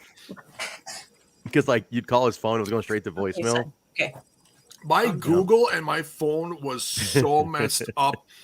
It was taking me through different neighborhoods around there. I'm seeing people partying in alleys. Guys are sitting on their front porch just screaming at the wind. Straight through Chirac. I was like, oh my God. I'm like, I'm gonna freaking die, man. I ain't coming back. And finally Crips. Finally my Google kicked into shape and I found him. And he's like, what the hell are you doing? I'm like, dude, my phone is just fucked. I want it to be very sitcom or a bunch of Crips come up. I'm like, man, you lost, motherfucker. And he's like, he's like, what you're gonna want to do is go to 3rd Avenue and make a left, and then go take a right at Margate Street, and that's where the taqueria is. You are way out of your league. Thanks, sir. It's like, get the fuck out of here. Like, that's I'd write it to be that very sitcom-y for J-Bone. Yes, that's exactly. Guys, I met some really nice Crips over here in Berwyn, Illinois. J-Bone made sure I tossed my. He did get to visit the famous Berwyn Eagles Club. Now, you indie show folks, have to know about the Berwyn Eagles Club, which is where Shimmer started and did their thing, and every indie kind of that's ever come through Chicago. Berwyn, Illinois, the home of Svengoolie. I got to hang out with Svengoolie in the Berwyn Eagles Club. Svengoolie follows me, and sometimes he chimes in on my timeline. Really? Oh, Bill's actually been to the Berwyn Eagles Club too. He did night one of the Lineham tournament with us last year. That's right. Bill's Berwyn boy. He's been to Berwyn. Yeah, no, Svengoolie sometimes chimes in on my timeline randomly. I was there more than once, I think. Oh yeah, I forgot you followed me. Wait, Bill, you've been there more than once? I feel like I was there twice. Bill, you've probably been there. Oh, I was there for Shimmer. Bill, you've probably been there multiple times. It all blends together. Yeah, there was a double header show, Shimmer and somebody else. You know who's running there now? Is that women's wrestling army that Maria Canellis is doing. Maria. I went to their show. It was kind of awkward. There was a lot of awkward pauses and silences.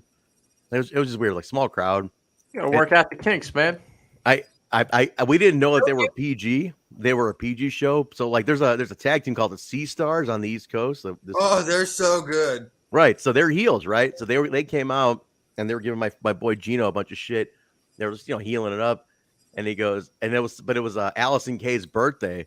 So Gino starts singing. He's like, "Happy birthday to you." Everybody's doing it. So he goes, "Happy birthday, fuck the Sea Stars, happy birthday." And dude, the whole crowd's like, "Oh no, it's a PG show." Give it 2 years, and Delmy X is going to be the biggest female name on the Independents. Really? If she's still on the Independents, by then. Bolder than Kyle on a Saturday night. That's going to be tonight. Dude, I need sleep. Dude, I've seen Kyle's WWE has actually had some nice shows this year. I know Ashley Dambois has been working their shows. I think she's awesome, dude. I like her a lot.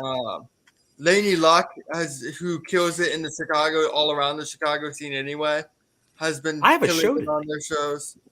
Do you have a show at the 2300 Arena tonight? Wait, tonight? Who's wrestling though? What's the show? It's like all the old ECW guys. Yeah, Battleground. Dude. Joe Dombrowski, my buddy, AAW commentator, is going to be there. Yes, and he's got a bunch of old ECW T-shirts. Do me a favor. I need you to do me a big favor. He's selling a bunch of them. He's taking bids. He's got the Sandman one, the original Sandman ECW shirt. Can you just ask him what's the bid up to, and let me know, and just text me just what it's up to. Because if it's, I really fucking want that shirt, man. It's awesome. He's selling a shit ton of old school ECW shirts. Anything Jerry Lynn, text me and let me know. Dude, I love Jerry Lynn. It's my fucking guy, dude. I love Jerry Lynn. Where did Kale go? Like the original. I think he tapped the Jerry Lynn. He tap out like that. So I'm gone. Peace. The original Jerry Lynn new effing show shirt is an ECW shirt I would want. I want that shirt too. That's a good one. I can ask Jerry. Let me know what it's up to because I may have to put in a bid on that. Dude, yeah. Trent, who's the guy that does those short runs of the nostalgic stuff? Oh shit. Oh, my buddy, camera guy Nick. Camera guy, yeah. He's got ECW, the embroidered hoodie coming out. He did the photos at my show tonight. He came from a freelance and did the photo show at did my gig because they're only four blocks apart. How much did you have to pay him for that? Tonight? I don't have to pay him anything. It's my boy, man. Bison's looking at going. That's pretty nice. That's pretty nice. Oh shit! Bison's coming to Canada. Nice. He's thinking about it, dude. Yeah, that'd be awesome. Who gave the sequel? Fuck you, Bison. Last minute push, guys. If you guys want to do any cheer bits or anything for Joe, please go ahead and put it in the super stickers. We got a good little number going here. So anything else you want to put in, please do. Yeah, last call. And I want for Big Joe. We're about a minute away from Trent's favorite time of the night. Look at this. Hold on, I got to show James. Let's look at this. Hold on. Look at this shit, man. Here's the shirt. The shirt you're talking about, the new FNL with that on the back. Yeah, that's the one I want, dude. It's $200 on an auction right now. Okay, I don't want it that much. I don't want it that bad. It does say signed by Superstar, so I wonder if that jacks up that price. There's no signature on this one. This is such a cool shirt. Scroll up right above original ECW. It says signed by Superstar. So I don't know if that's the brand or if that's just. No, signed by Superstars is the name. Oh, that's the site. Yeah. Okay. That's weird. That is weird. Yeah, that's a little ambiguous with the. But you can make payments on it. You can. Well, right now I'm preparing. You can be the owner of a Jerry Lynn shirt in the 18. Right now I'm saving up for my trip to Europe next summer, so I'm not going to make any big purchases that aren't necessary. Dude, I'm going to Berlin in February. Oh, that's sick. Yeah, to see. I hear it might take your breath away. I'll be living in Florence. for a couple months next summer. The guy, J-Bone. And then I'm gonna travel the rest of Europe since travel is really cheap over there once you're there. Yeah. So this is my 4:20 a.m. there for a little bit. Real quick, Bill, Blacksmith sent you one of these too, the Josh Alexander ones. Because he sent them with my shirts that I ordered. So the trading card. And then Kyle and J-Mo, you guys should have gotten yours, right? I just opened keep an eye out. I opened mine up right before you got in here.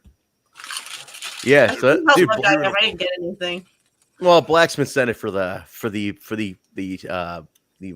the fuck's it called? I'm going nuts here. The what the hell's the show? What do I call it? I always call it not the anchor show, man. The main show. Review. Yeah, the main flagship. Flagship. That's what I'm thinking. Flagship show. Flagship show. That's what happens when you party with the groupies to the wee hours. Oh my god, Bill, it was nuts. It was nuts. bodily fluids and shitty beer everywhere. It was nuts. It was like a party with Johnny Swinger. Oh fucking hell! Yeah, dude. It was bananas. I'm like, is that You guys swing? Is that beer? They're like, no, there's no beer in this room. I'm like, oh god, what am I sliding in? It was weird.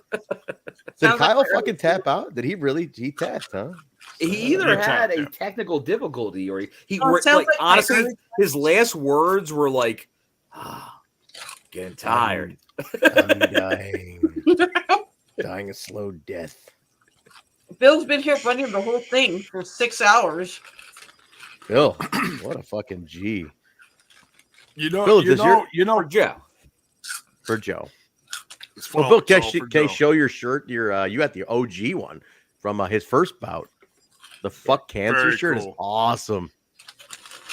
I mean, look, he's clotheslining cancer out of the brain. That's the best shirt I've ever seen. He's literally clotheslining the cancer out of the head. It's amazing. They should have reprinted that one. They should have. It's amazing. My guess is whoever did it, like, who knows? But you see how everyone's reprinting these stuff. Someone can figure it out.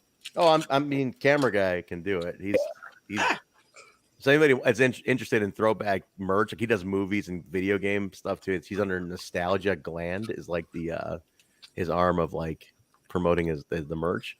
But yeah, the ECW embroidered hoodies coming out next week. So that's gonna be. And then Justin said here, anyone that got the some of their merchandise, the Josh merchandise, I think I got in that card. So nice. He got the jersey. Josh rocks the Blacksmith stuff all the time. Blacksmith has talked about doing something for TNI, so we're going to talk to him about some stuff. I like it. Yeah. Oh, he wants to do something for us, so we're in talks. That's pretty amazing. I think that'd be amazing, man. We get our own jersey from Blacksmith Apparel. Shit, rock that. He just signed Macklin. Yes. Oh, he lost the fucking Bret Hart license because like they were flagging him to wait until the renewal came up, and they immediately applied for it. They beat him out for the application. Damn. WWE got it. Yeah, he had it because they hadn't filed a renewal in the UK in like years. They just kept renewing the US trademark, so he got the UK one, and Bret was okay with it. But fucking they literally put like a watch on it, and the second it came up for renewal, they just pounced and they took it from him. So. He had to stop doing Bret's, yeah. Oh, I think they had a big sale on the Bret Hart. Yeah, stuff. he was clearancing him out just to get him going. Yeah. Dude, Blacksmith, he's a great dude. He was on our show. He broke kayfabe, showed his face, but he's a great guy, man. They're good. They're really working hard to like, because what happened. You guys see the thing with AEW and him too. Like he was recommending, like, hey, why don't they do the soccer/football jerseys, for some of the guys there. Oh, like and PWT starts printing them. He contacted them about doing it. They don't reply to him. 2 weeks later, they come out with one on TV, and he's like, "Oh, that's weird. I messaged them about this a little while ago. They blocked him and didn't reply, and then they put this shit out." Yeah, they're kind of like that. What? That's so lame, man. Jeez. They're kind of like that. I'm not gonna lie. That's so lame. Petty. Yeah, that was super petty. He's an independent businessman, dude. Like, come on. Don't fucking screw a little guy. But I did tell him, I'm like, dude, you need to get on some Nigel McGuinness shit. That's what you need to do. So he's like, believe. He goes. There's reaches everywhere. I'm like, all right, that's all you need to know. Because remember when Impact did one? Nice. Impact did the Nigel or Desmond Wolfe soccer jersey. Remember that? That was so cool, man. I loved Nigel McGuinness. He was my favorite pure champion. Dude, my favorite Ring of Honor champion of all time. He was my favorite pure champion. He's my favorite pure champion. I don't think he's my favorite Ring of Honor champion. No, I love his ROH World Title reign. So You know who's my favorite Ring of Honor World Champion is, weirdly enough, and I always get weird looks when I say this? James Gibson. Oh, wow. Yeah, I'm going to give that you a run look. was fun. It was brief, but it was fun. That deserves a I weird love look. Morishima's reign. That's probably my second favorite. Morishima's was awesome. Here's me and Nigel went. Adam Cole reign. Nigel and I went No, hiking the first Adam Cole reign. in Hollywood a couple years ago. That's awesome. Yeah, Nice. Nigel and I met him up in Hollywood. We went hiking up the Hollywood Hills together. So That's that was cool. amazing, dude. Yeah, he became a really good friend. Big inspiration to me. But yeah, dude, this is a couple years right before the pandemic. He when he was doing commentary for WWE, he sent me some tickets over, and he's like, "Come say hello." So I fucking met him up at the Allstate Arena. It's kind of Larry, but that's Nigel when he was doing commentary at WWE. Oh, there you go. Yeah. So Very nice. that was kind of cool. Yeah.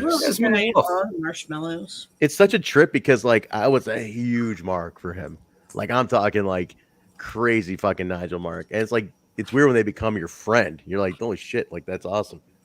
But wait, James, you fucking Morishima. Holy shit, the most underrated Ring of Honor champion of all time. In my I opinion. think what's great about the Takeshi Morishima run and is that he wasn't a Ring of Honor contracted wrestler. Right.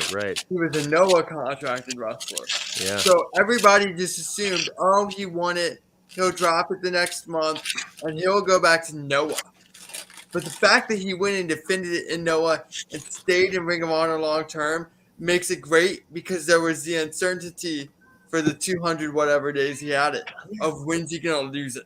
Like I remember people were like, okay, they booked him against Whitmer within a week of winning it. Whitmer's finally gonna win the title. Whitmer does not win the title. Not win the title. He goes back to Noah and beats the tar out of Kenta. And then he comes back. Nigel's finally gonna win the title. Aries is finally gonna win the title. I think he wrestles Shingo somewhere in there. Jay Briscoe's finally going to win the title. Roddy Strong. There's a match, by the way.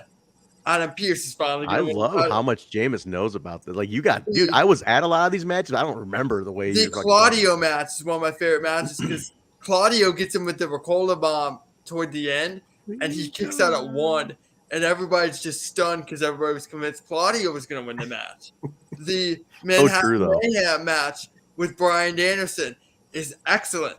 Then again, he's back in Noah, and I think he wrestles Nakajima. And then he wrestles Danielson again. And then he loses. And then when you get to Undeniable, you're finally at the point where he's not going to lose. We've done this too much.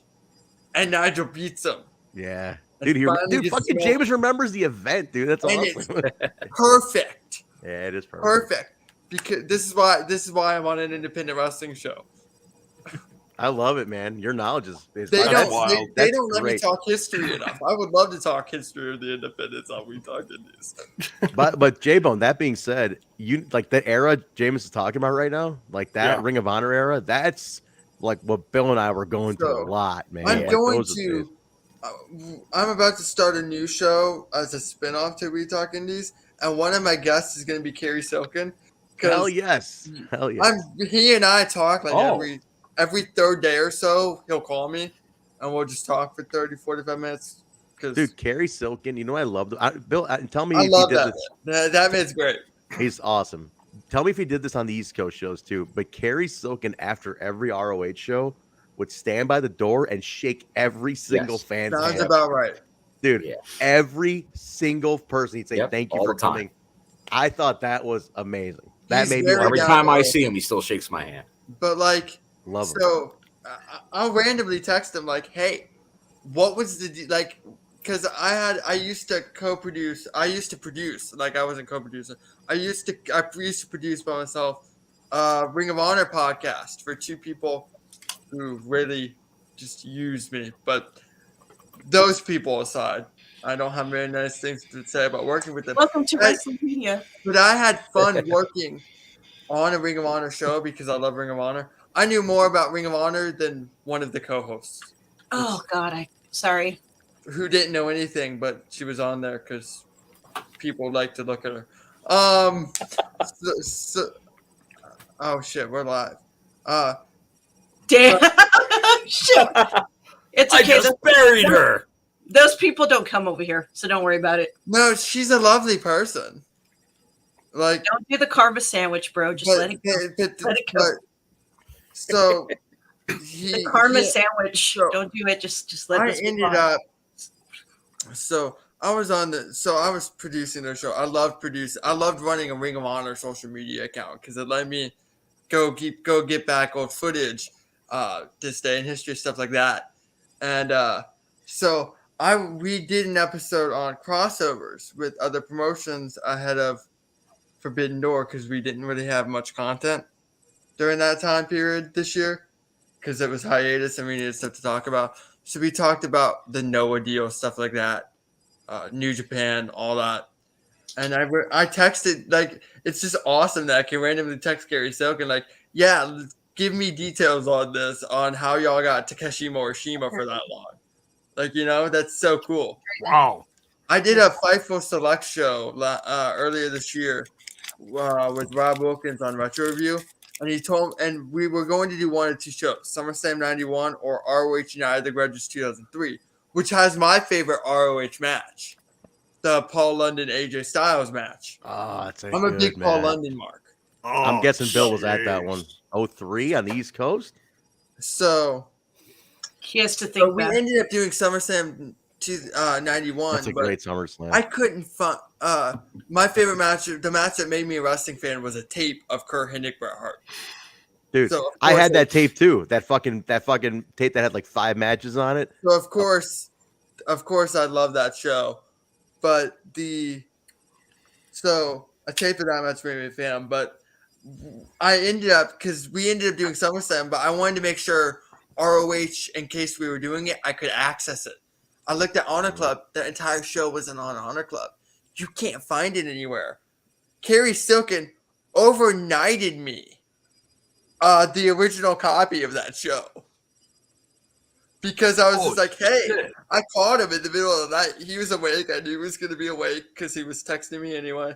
I'm like, hey, can you do me a favor? And he's like, what's up? I'm like, you wouldn't happen to have a copy of this show from 2003? And he's like, which one? I'm like, London AJ. He's like, you're going to have to fill me in because I don't remember what show that's on. And I'm like, Night of the Grudges. So he went down to his garage. He found an old box. And then he overnighted me the original copy of that show. That's amazing. So I just have that sitting on the sky. That's awesome.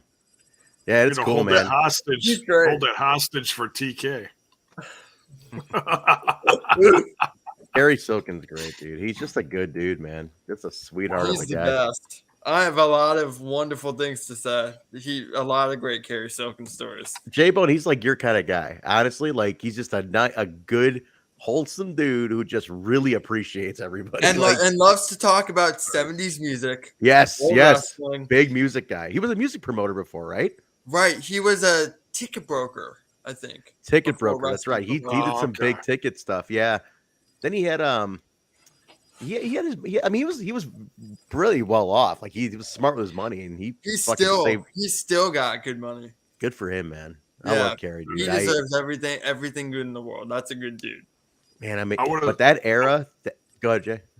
I was gonna say I want to switch gears for a second. I meant to ask you, Ash, what were you snacking on a little bit ago? I'm just curious. Cereal. What kind? Blueberry. Ooh, what's everybody's favorite cereal? What's everybody's favorite cereal? Go, Bill. Favorite cereal ever. Like last meal, death row. You're in Oz. Okay, you're at Oz and fucking like you're about to get your last meal before you get shanked. Cereal out of the bag. Yeah. Favorite cereal. Everybody think while Bill's trying to figure this out. Favorite cereal. My all-time favorite cereal is actually Corn Pops. Corn Pops. Okay, good. Jay. That's a good one. That's a good one. Think about it. I'll come back to you. Golden motherfucking grams. Golden grams. All right, Jameis. Crunch berries. Oh, fuck, those are good. That's a good one. Oh, well, Captain Crunch with the Crunch Berries is. What's the old Joey Tribbiani line? You ever notice that Captain Crunch's eyebrows are on his hat? Oh wait, we have a special guest. Watch your language. We have a special guest here. Watch your language here. Hello, darling. It's Boomer Bison. Boomer Bison is here. This is Bison's little one here. Well, not so little. She's a grown lady now. Look at this. Wow. Well, but a perfect topic as we're talking cereal. Yes. What's your favorite cereal? I don't know what they're called, but they're little Oreo things. Oh, Cookie Crisp. Cookie Crisp. Like little. Or does Oreo actually make a little mini Oreo? Wait, Oreo makes them? Yeah, they're like little Oreo things. Oh, they do. They do make them. Yeah, I think they're like Mini-Os or something like that. That sounds amazing. Wow. Yeah, I think that's it. I like Cookies that. and cream cereal. That's pretty good. I would love that right now. Oh, immediately. That'd be awesome. Make sure you donate to Big Joe. That's awesome. Make sure you donate to Big Joe. There you go. There you go. Very nice. When What's that Boomer next to Bison you? says Look, it, you there got he it. is. Oh, this is Still father is looking here. cozy as ever, Bison. Guys, if He you looks haven't, so cold. if you haven't, Everybody seen looks so cold. The legend, Lord Bison, has started a new breaking news segment, TNI and 60. Bison, you want to tell us about it real quick? Oh, yeah, I was trying to tell everyone about it earlier. So basically, what we're doing is we're doing shorts, reels, whatever you want to call it. It's just breaking news, just, anything topical at the time. We're going to try and do it every day, where I do just basically a news break for 60 seconds only.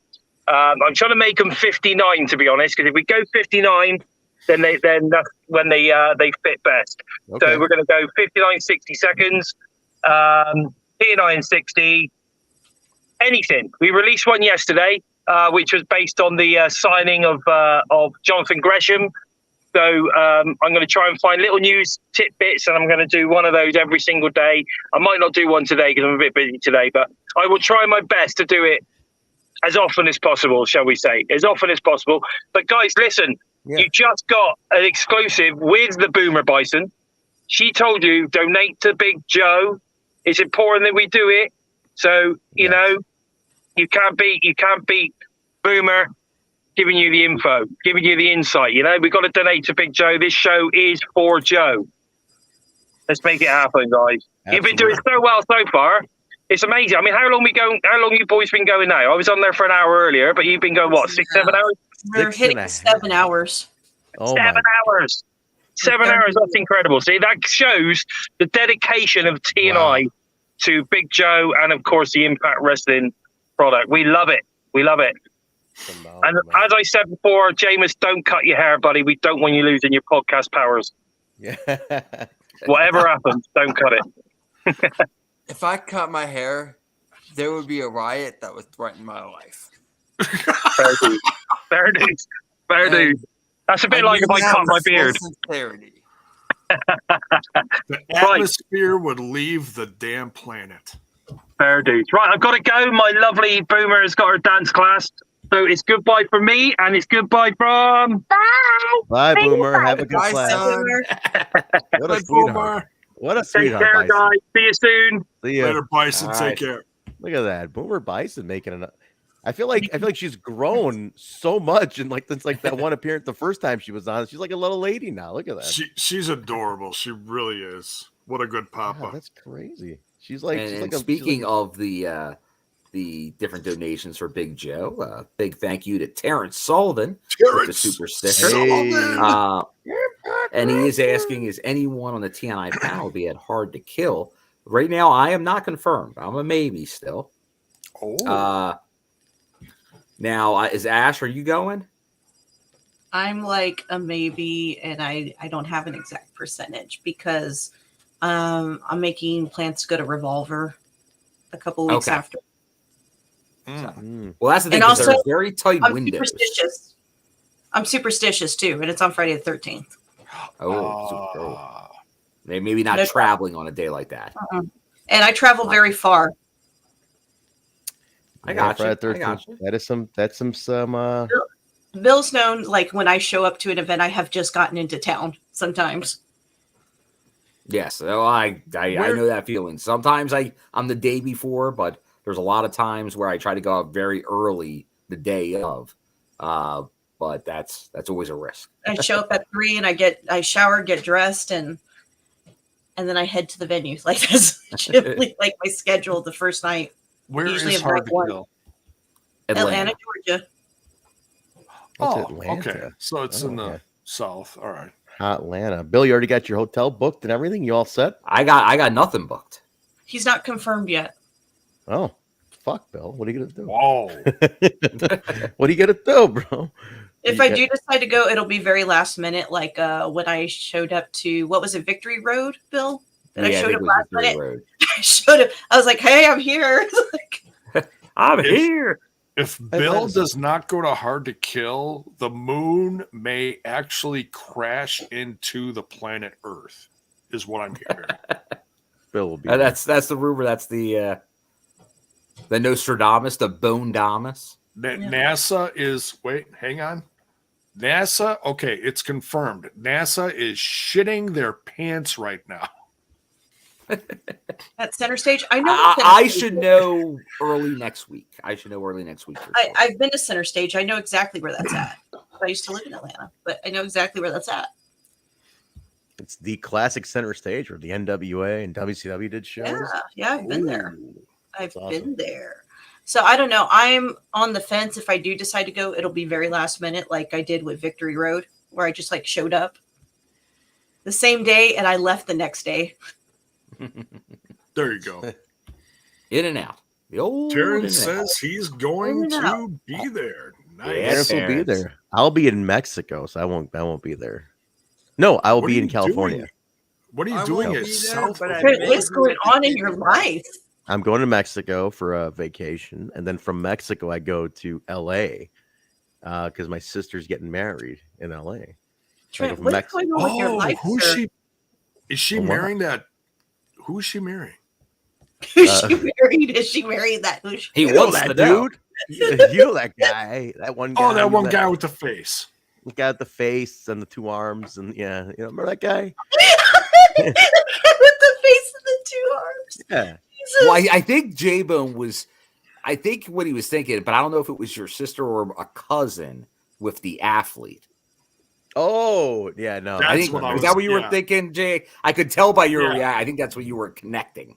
Yeah, keep that one on the DL. Right, and then Kyle was asking because he was trying to get into the family. Yeah. Kyle was trying to get into the family, hitting on my cousin. Hitting on your cousin. And then right after that, he was hitting on Tracy's daughter. Oh, yeah, that was definitely hilarious. He was hitting on your. Yeah, that's right. Jesus, Kyle, the fucking ultimate. He had his chance because a boyfriend was almost out the door, and well, he lost his chance because now I guess they're fine. Oh, you gotta slide in there at those crucial times. Blew it, Kyle. You fucking blew it. Blew it. You have to slide in there at the crucial times, and you got to make it quit. He's Ozzy. This is Ozzy. Oh my God! Where did that other cat come from? All cats have made appearances via J-Bone tonight. This is Ozzy Pawsborn. He's like, hello, I'm Ozzy. Sharon, where's my fucking catnip, you cunt? You can. Yeah, y'all don't eat cereal out of the box or out of the bag or take the bag out of the box. You know what? The last cereal I ate out of the box, I think, was Frankenberry. Ooh, she got blueberry. Yeah. Clever. I ate all the Trent, marshmallows. what's your though. favorite? Cinnamon Toast Crunch. Oh, That is also very good. You know why? More so because the milk afterwards is choice. Delish. Oh my god, cinnamon Totally. fucking milk? Are you kidding? Are you kidding? That's like getting it twice in one night. That's what that is. You know, that's what that is. And you get cinnamon. You eat the cereal, and you're like, oh god, it's And no amazing. blue chew necessary. No blue. Dude, seriously. What? The whole experience is its own hard on. Okay, you don't need a blue chew for that. The whole thing is a hard on. Trent's heart just goes pitter pat for the Hard cinnamon to toast. Kill. Brought to you, dude. If they don't get Blue Chew to sponsor Hard to Kill, missed opportunity. Hard to Kill. That'd be fantastic. Brought to you by Blue Chew. The ultimate haha. When I lived in Atlanta, I used to just buy a bunch of fucking cereal, like different boxes. Like Jerry Seinfeld, he's got all the cereal. No, just different boxes, and I would sometimes take a picture of it, post it on Facebook, when like my old Facebook account. Look at my. And I would just have them lined up. One of my favorite parts of the Seinfeld finale is when Kramer's mooching the cereal that Jerry's mom brings to jail. Because it's the most Kramer thing to do. He always takes his food from home. Why not take the food his mom brought him for in jail? the finale. I particularly remember I bought this limited edition Star Wars cereal. Ooh. The only limited edition cereal I've ever bought was the Golden Crisp Becky Lynch box, just because I was so happy Becky Lynch made it big enough to be on a cereal box. I think my wife still has a John Cena Wheaties box or something. So you don't know where it is then? It was in the It was in the closet at the old can't house. see it, so you don't know I'm where it not is. sure. I'm not sure if it made it over to the new house. You wouldn't be able to find it. You can't We're see it. 6 hours and 40 minutes in. These jokes are going right over his head. Wait, Bill, do you remember? Did Impact during like the heyday, because they had licensing everywhere? Did they ever get a food like a cereal thing? I don't think so. Like, why do I want to say like AJ and Joe and like Kurt were on something at one point? There was a lot of Hot Topic stuff. I remember that. I feel like her definitely was. I feel like that was WWE. I mean, they had licensing shit everywhere at one point. Like there were displays at the home video display. But they did there were partnerships, man. I don't think they ever did a cereal. They did some. I remember they did an energy bar. Comics. They did drink and an energy drink at the time. I remember some. It's not around anymore though. Yeah, so did WWE. Well, WWF at the time, so it makes sense that they would also do a drink. You know what's funny? You remember when Kurt Angle made a tweet about it being his diet cheat day, and he had like a whole cake bowl full of Fruit Loops. Yeah, Jay. Oh, the bowl was this big, and it was like a mixing bowl of Fruit Loops. He's like, it's my cheat day, and he's just like, it was awesome. I see those classic pictures of the Rock and his stack of pancakes, and he's like looking around the stack of pancakes. Yeah. The Rock's a pancake. Yeah, I'm looking. I don't. Yeah, no. Yeah, just to I make don't sure. think so. What I was gonna say is, I remember Lucha Underground having the sponsorship of Modelo beer. And then all of a sudden, later on in one of the next seasons, they still had the beer. But then all of a sudden, they had a scene where two of the guys, Matt Cross's character and Masquerada Sagrada, the mini, they're like sitting on a couch eating a big thing of Totino's pizza rolls or something like that. I'm like, oh. There's another sponsor. And how obvious is that? They're sitting there eating. Now TNA feels like they did Totino's pizza rolls. That feels like a TNA. A Son of Havoc ruled. Son of Havoc, that's it. Thank you. I couldn't think of his. Funny enough, SmackDown was here tonight too. I remember Hot Topic. I remember Marvel. All State Arena. Well, I remember Hot Topic. That's all we're gonna say. During the Scott D'Amore Anthem era, they had a deal when they were up in Canada briefly where it was Corona. Like at the tapings, they were promoting they were promoting beer. They had some type of on-air sponsorship, but it didn't last long. I was gonna say Matt Cardona's been big on the whole Pabst thing. Wait, yeah, he's a Pabst guy. They brought it to that one show right there. Wait, who? They did it for pretty much that one. I hear a cricket in somebody's house. What is that? It sounds like a cricket. Right there. What is that? Holly. Yeah, I hear it too. What is that? Does somebody have a cricket in their house? listen. I don't have a cricket, but listen. I mean, here's the test. I'm gonna test it. Everybody, watch out. All right. It's not Bill. Okay. It's not Jameis. it's probably me. Well, hit mute. It is. It's Ash. It sounds like a cricket. What is that noise? Ashley and the crickets. I would It's have probably, it's probably honestly my fan. Oh, yeah, it could be. Yeah, it could and be. I would have loved to have been doing an independent wrestling podcast where Matt Cardona did that death match with Nick Gage. Crazy. Oh, my PC fans. They're right here. Yeah, that's what I'm hearing. Something. Yeah, it's a real fans. high pitched. Yeah. PC fans. Sorry. Well, look, it's at 6 hours and 44 minutes. What do you say we push it to 7 hours and we let Bill expire? Lucky 7. Lucky 7 for Joe. So this is your final 15 minutes. Hey, I could shower in a quarter hour. Fantastic. Final 15 minutes. You guys, James, you're in Florida, right? You're on East Coast time too. Yes, sir. We're all central, so it's only 4 for us. You guys are gonna see some sunlight pretty soon. Oh shit! Too. It's 5 a.m. Oh, it's gonna be breaking dawn over here. Well, I'm up at 5 a.m. every day anyway. So you're up already. Oh, James, I gotta mention to be up already. I would have to be asleep before then. Dude, we have a meeting coming up. I forgot to mention that. We have a meeting coming up.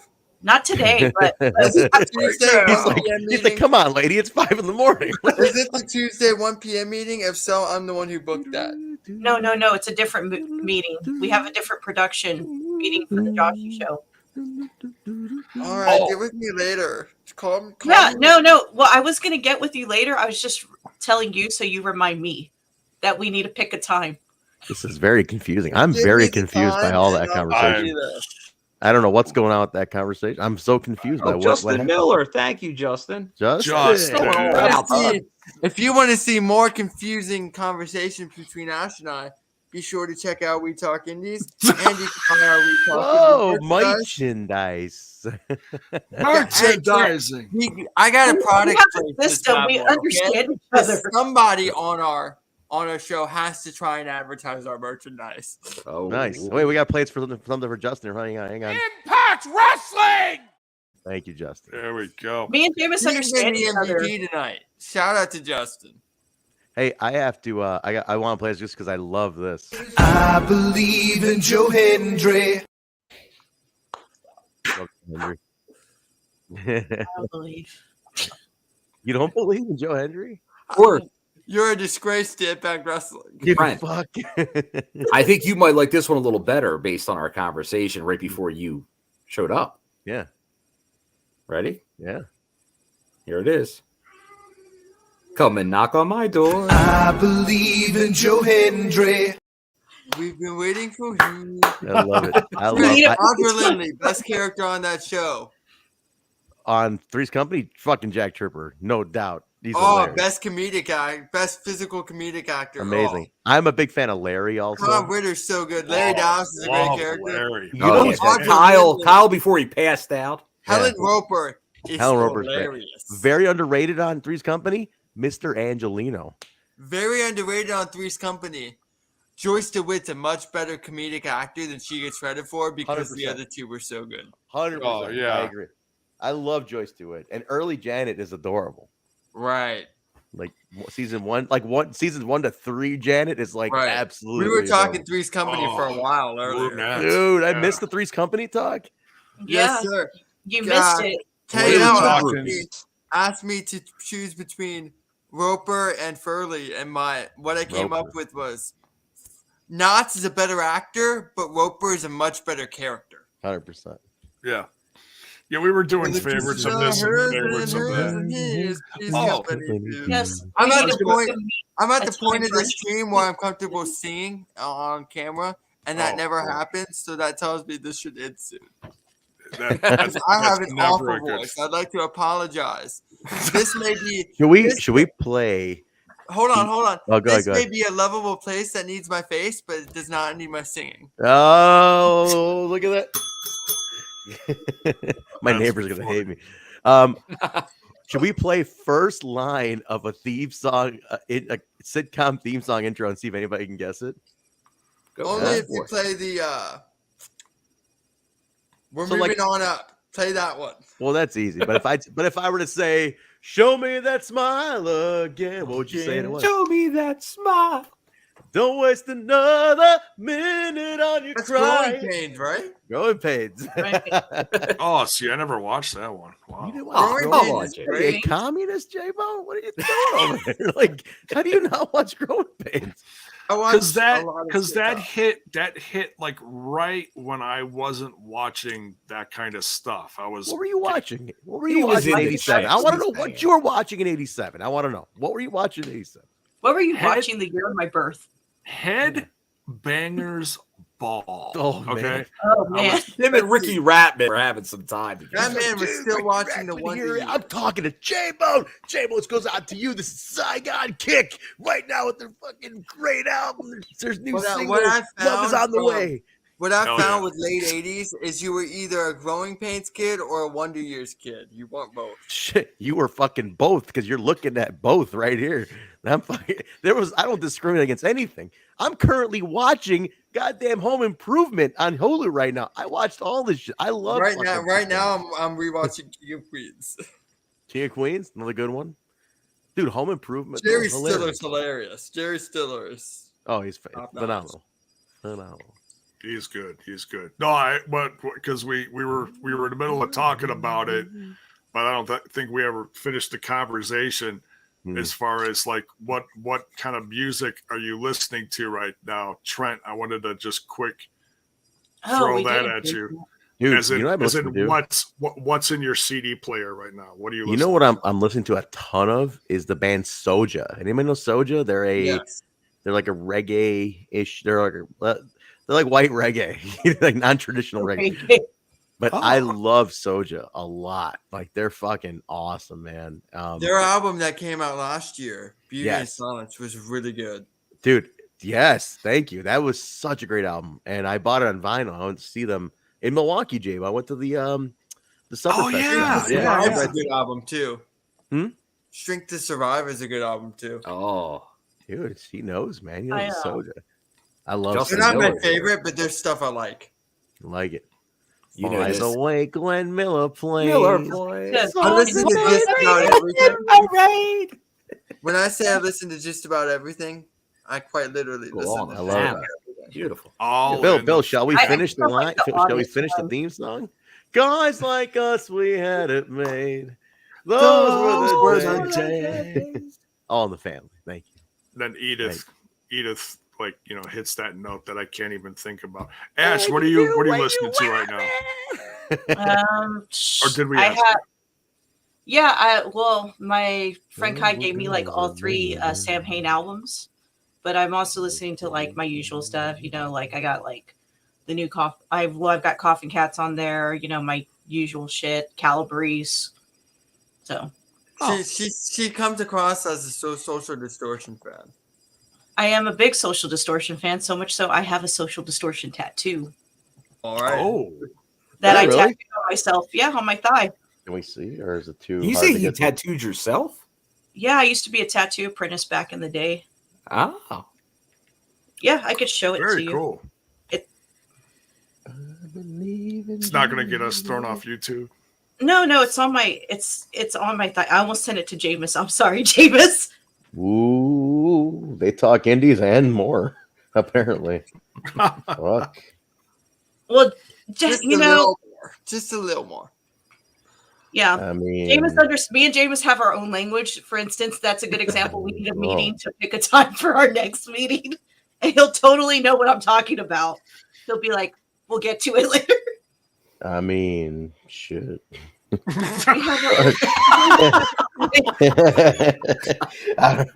You're that one fucking that Key and Peele skit where like everything like Peele was saying, like Key would be like awkward. You ever see that one? He's like one day we're gonna have a conversation. He's like, okay, like everything he turned it all awkward. It feels like it's not fucking awkward. Why do you keep making it so awkward? He's like, all right, like it's just, dude, it's such a funny thing. Like, angry, Yeah, just fucking mocking him the whole time. I'm still learning how to speak to certain people. Like I said, like Ash and I have a completely different rapport than Tiff and I, and we were have on like air. me and Jameis have our own language. Dude. And while we were on air on the last show I was on, I said something I thought was funny, and apparently it rubbed Tiff the wrong way, and I felt so awful when I realized if I said it to Ash, she would have cared, but I still have to. Well, it's because I know you. Kind of Like I know how gauge you are. if Like you we know have more. our own language. Like I said, like you and I have. And I felt so bad. Like she played it off well, and you couldn't tell on the episode. But for two of us, we could both tell that it rubbed her the wrong way, and I felt so bad about it. Oh, I know what picture you could see it really good in. Hold on. I do that to Alicia at least once a month, and then because I'll say something and then it'll get quiet, and she'll be like, J-Bone. Yeah, you know, sometimes Here's the thing with me. You go too far.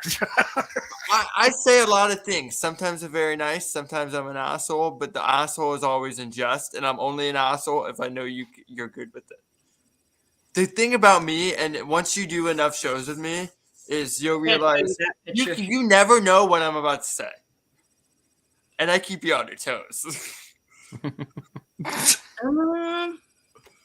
But speaking of toes, you can hear our wonderful co-host Tiff talk about toes every other Monday on We Talk. Toes specifically? The bridges, dude. Does she talk about? Is it like a fetish thing? Is this like a fetish thing going on? No, we're talking about bridge. We talk about bridges. But you know how people like Manami Toyota will do a bridge with toes versus a normal bridge? Oh yeah. That's her kind of bridge. That's the kind of detail you guys get into. Like that's her kind of bridge. She Holy specifically needs the toes. Yeah, that's what I had. I had actually tweeted her, and I said, "Oh my God, Tiff, I don't know what's going on. I saw Chris Sabin do a fucking bridge on his toes, which I haven't seen in a long time." And to her, it's the toe movement. It's the bridge movement. That's fucking funny. That everybody's Taz, but they're bridges now. It's like,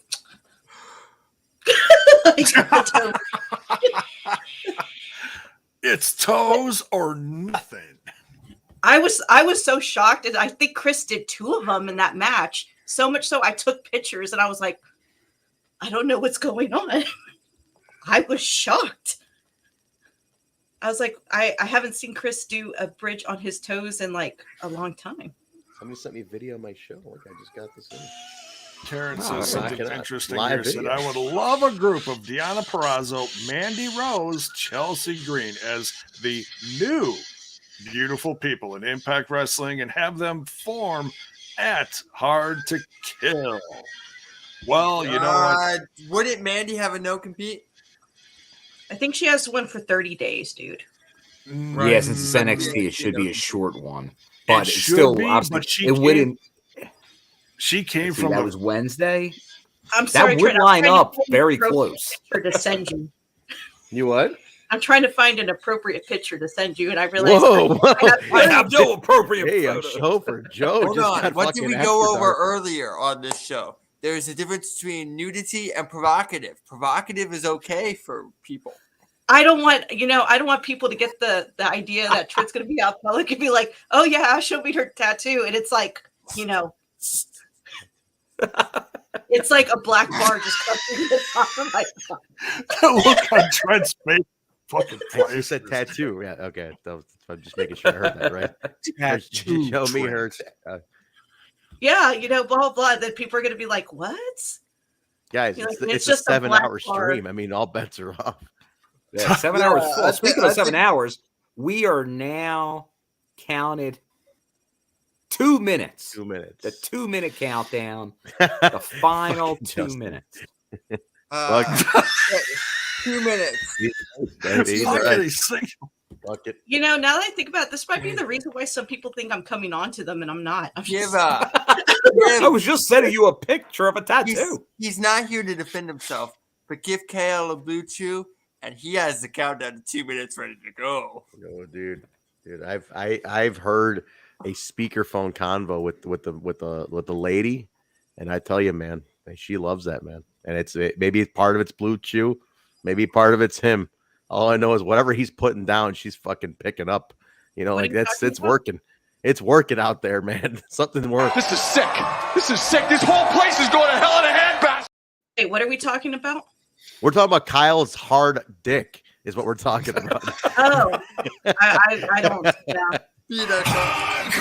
Country. Dun, dun, dun. We're in the final minute, folks. I hate country.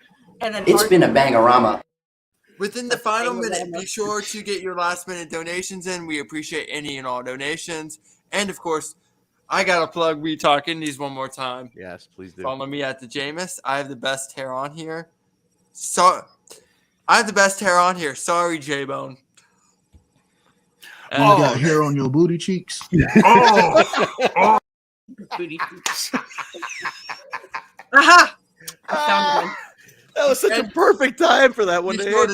Be sure to watch We Talk Indies and all TNI products. I found it. I found one. This is true. This is fucking. I found one that I can send you. Trent. Oh, Trent's ex-wife's been having a field day in the chat tonight. Fucking bitch, man. Where's she at? Is she in the chat? It'd be amazing if she showed up. 4 hours. If she showed up in the chat, that'd be fucking unreal. I found one I can show you. Trent, she donated $20 to the show. We can't ex-wife say nothing. did? Yeah, your ex-wife showed up and donated. donated. Part of their alimony agreement. She's a giver. That's my money. I have no appropriate pictures of myself. We're past the 7-hour mark, ladies and gentlemen. We did it. Well, Ash, I feel like we all know each other so much more now. So I'm kidding. We all know each other. Jay, did Jay and Bill do all 7? Both of you did all 7? I did all 7. You did all 7? James did all 7? I was the first guest on, right? Wow, look at that. Good. Yeah, well, after Alicia started, but then Jameis was the first one to jump in. But yeah, I came in at like the 10-minute mark, something like that. Yeah. So more or less, I did all 7. Yeah, that's okay. That's. I guess we're going for another 9 minutes, so Jameis can say he did 7 hours. That's why I said I was like, I have no appropriate pictures. This is why people think maybe they just need to pay the holiday special for the Playboy subscription if they want to see the tattoo. Dude, I have like 3 band tattoos. No, 4 band tattoos. Oh, so what? Eventually, I'm gonna get a Kill 'Em All tattoo. I have the Clash. I have Lower Class Brats. Hold on, the Clash. Let's go back to that. London Calling anniversary was like 2 days ago. Rain in Vain, still an absolute banger. Yeah, I mean, I know. I still follow Joe Strummer. Rain in Vain. That's I'm more to death every year. But yes, I have Social Distortion, The Clash, Lower Class Brats, and Coffin Cats. So, and I have a Misfits Fiend tattoo. Fiend Club? Yeah, well, it's in my lip. Wait, what? Let's see. It's that you can't see it. It says Fiend all the way across. Oh yeah. This is getting provocative. Hey, James, come on, take it easy. I actually got this when I was 18. Oh yeah. Mm-hmm. Was that the first? Age. No, my first tattoo was actually Lower Class. Oh, we're gonna hear about the Alice in Chains tattoo artist again, aren't we? That was my first tattoo. What is it? Let me see. It's the Droog skull for Lower Class Brats. How many tattoos do you have? Over 24. I lost count after that. Yeah. She lost count after she reached the Jack Bauer mark. And then that's my Clash tattoo, which I also tattooed on myself a long time ago. Bill, you want to show them your Amazing Red tattoo that's on your back? Bill's got Amazing Red with the exhibition title on his back. So the best tattoos I've full ever back. seen. It's red. Of all things, it's Amazing Red. Only one time I almost. Yeah. I have one of the song Dude, titles. Impact Wrestling. On my back right there. Well, let's say. Sorry to interrupt you. Wait, Bill, you said you almost got an Impact Wrestling tattoo? Well, if you remember, there was a contest about, what was it now, 4 years ago? When Killer Cross was in Impact. They did a contest for like a Vegas set of tapings where if you entered it, the winner was going to get a tattoo from his personal tattoo artist out in Vegas. That's right. Dude, But I remember that. I was I'm like, if I enter this, I may win. And if I win, I will have to get the tattoo. Yeah, you would. So I'm You like, would. I was like, do I do it? Do I do it? I mean, No, I didn't bro, do it. you didn't do it? I didn't do it. Bill's body is a temple. But I don't know if I never heard about a winner, so I don't know whatever happened with it.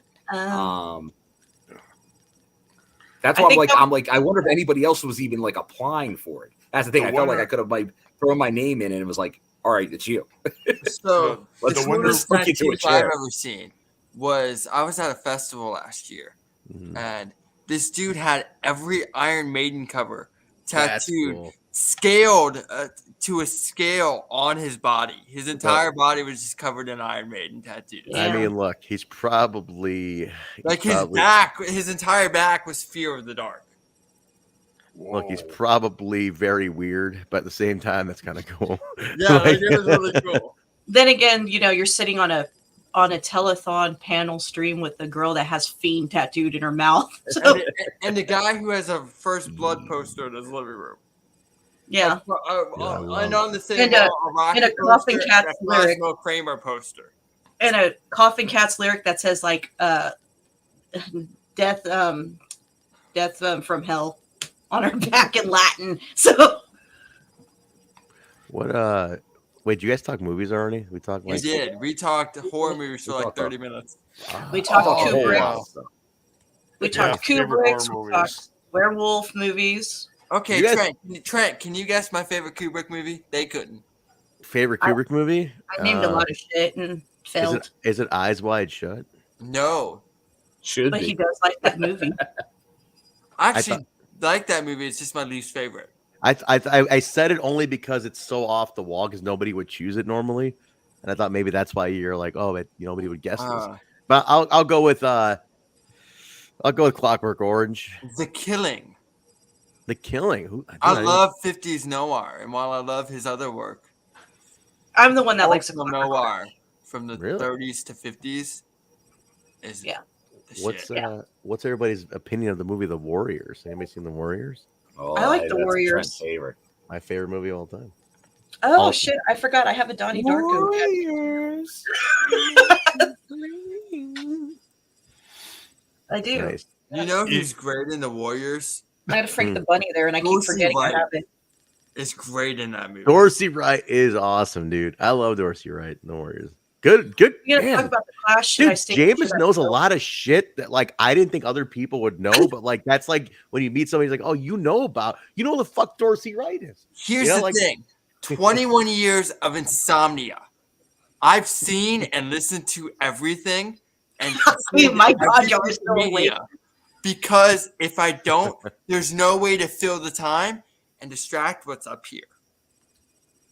Bill, you hearing this? This is what you Y'all still awake? Yeah, it's only 6 a.m. Wait, let me ask this. Did Hakeem come in on the show and then leave to go to sleep and then come back just now? Is that what just happened? Possible.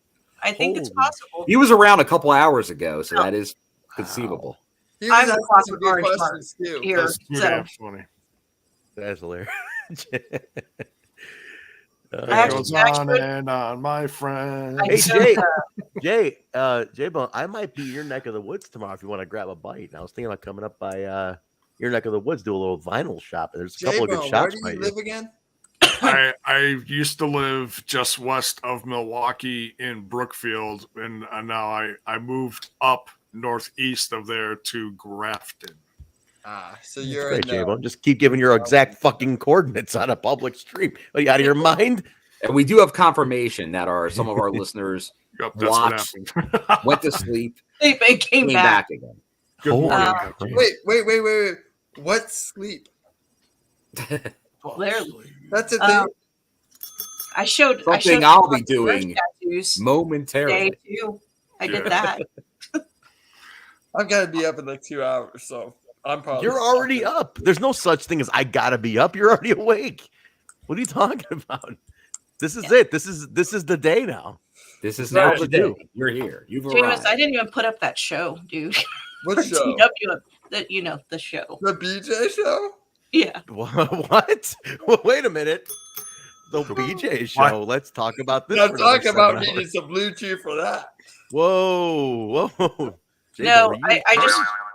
Oh. Oh well.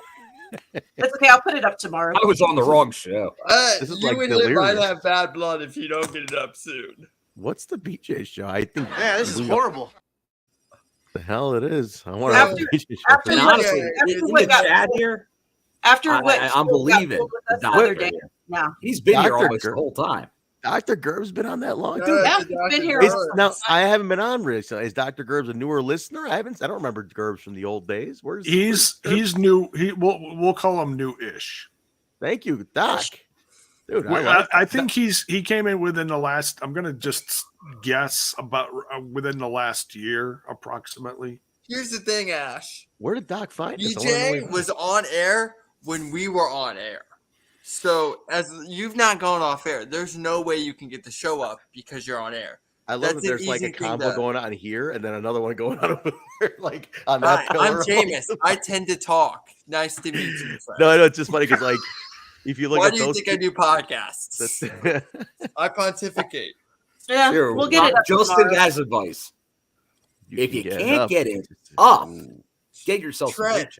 Trent, why do I feel like you would appreciate the fact that we were saying things earlier on this while you were out? Like, There you go. About what? where the beer gives you gas and the Whistle bundies kick ass. beer gives you gas. Wait, can you kick ass? I don't know. That's the an old Married with Children poems. The for the nudie bar. Bill looks like he's gonna fall Where asleep. you can look at a thigh and blacken an eye at the nudie bar, where the beer gives you gas and the bundies kick ass. That's fucking great. Any other Adam's questions psycho dad. for me? I'm in the mood to answer a question. I'm Anyone? always in the mood to answer a question, so there's some for me too. Anyone? Last one of the Anyone. night. I have a question. Who's your favorite We Talk Indies co-host, and why is it me? Whoa, this is getting It's controversial. McDuff, dude. This is starting to get controversial. We're fighting now. It's McDuff. It's McDuff. McDuff's my favorite too, so that's okay. Who the He hell is filled McDuff? in for you the other day. He probably was a lot less annoying to viewers than I usually am, so that's okay. Scrooge McDuff. Ooh, you know what? You know what is a top 3 Christmas movie that doesn't get the love it deserved? Scrooged with Bill Murray. My favorite Christmas movie of all time. Hell yeah! I watch. That's the movie I set up my tree to every Carol year. Kane is outstanding in that movie. Okay, That's it's like 5 Jameis's time and 4 our time. You know what this kind of reminds me of? Like back in the day when you come back from a show and then you go to fucking Denny's and then you go to someone's house for the after party and then you're just hanging out outside because you're the last ones awake at 4 o'clock in the morning. Drinking usually. Well, we officially hit over 7 now. By the way, it's 7:12. So James, you're gone. over 7. You're at 7 now too. So you're good. 7. The 7 Club. Yeah. 7. That's a great scene from Monica Geller, and that's a horrible character on Married with Children. So I don't know if that's good or bad. Bill, I can't believe you have a show. Oh yeah, down to the old ECW arena. I love how Bill's backdrop is the British boot camp. Yeah, it's awesome. Classic. That's very TNI of you. Very much so. But yeah, let's see. We talked about my tattoos. We talked about We talked about a 20 lot of minutes things before we tonight came on over air, the course. and I'm For about to eat anyone breakfast. that did not join us live, that is now sitting and who knows, maybe working out, maybe going on a long road trip, and is now listening to this I'm a over horrible 7 person to listen to on hours a of road trip. material. Good luck. We appreciate you. If We you appreciate any if you donation. donated, thank you. We appreciate it. It's all going to Joe, to the GoFundMe. If you did not donate, but would like to, by hearing this later, feel free to donate directly to Joe Doring's GoFundMe. We'll make sure we get a link out there. And then, or obviously you can buy like a t-shirt from Impact. They're doing their eBay through the Impact Wrestling eBay store. You can do that. Proceeds going to Joe. So plenty of ways to help Joe. But we appreciate anyone that took time out of their evening tonight. And obviously everybody from the TNI family on here that helped along the way. And all of you that were here live in the chat, we appreciate you just giving your time and obviously your support to this endeavor we undertook. So thank you, everyone. Does anyone else have anything to say before we call it a night? No, I just want let's go to the green room. I just want to give a shout out to Joe Doring. I hope you're in good health, man. The show man. is for you, so hopefully we raise some good money. That can help a lot. Thank you. Yeah. Thank you to Joe. Yeah, I mean, thank you everybody for support. But no, love to Joe, man. Oh, love to Joe. I've never had a chance to converse with him. I walked past him backstage once, and I was just like, "Holy shit, that's a giant dude!" That's a giant. Holy shit, But that's a I giant. remember just going, "Holy fuck, he's huge." But he's that was right when he showed up, right? right when he showed. I didn't know who he was because he doesn't Right. look. He didn't look anything like I remember Joe Doring looking. From All Japan? Yeah, dude, he looks totally different. Yeah. Like, I didn't recognize him, like it was nuts, man. So I was like, who the hell is this giant dude? But he's amazing, so I thought that was awesome. It was very cool to finally to see his career blossom at Impact, like it just, I don't know, man, like seeing the guy who had his, I mean, he's over he's 40, I think, exactly 41. See his career have like a trajectory at 40 and like get on US TV at that age. And like, when people think usually like, oh, you're pretty much winding down at that point, if you haven't made it by 40, you're not going. Dude, he had a complete career resurgence at 40. So the dude's awesome. He was undefeated except for one match on Impact. I mean, who else can say that at his age? Also, it's more like he really is fucking cool because they protected the shit out of him. He didn't talk. He didn't look weak. And he's actually really good. The thing I like about Joe Doring is that he's so believable in the ring. And at the time, we know how all of it works. We get the whole thing's exposed. But when I see a Joe Doring match, like the one he had against the Shogun, where he beat the Joe fucking Doring piss- cannot make you believe wrestling is real, but Joe Doring can make you believe that Joe Doring is real. That's right. That's what I'm saying. Like that's where I'm like, that Well dude's put. legit. That dude's legit. All So- right. Have a good day. I can't wait for him to come back, and my love and blessings to him, man. I just hope he kicks this thing's fucking ass again, and I just can't wait to see him on TV. Like it's gonna, and I hope they make a big deal out of it too, But Right. But absolutely, I hope they do, man, because it's deserved. Like, dude, nobody deserves to go through 2 bouts of this at under 4. I mean, he dealt with the first time at 32 or something. He deserves to deal with that shit, man. So. It's too young to deal with fucking brain cancer, but he did it, and he beat it once, he'll beat it again. So, fuck cancer. Oh, yeah. Yeah.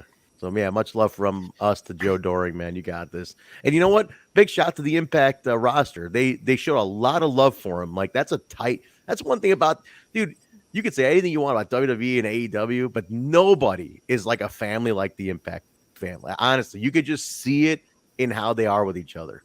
Yeah. Like, dude, when the shirt came out, everybody wore it out.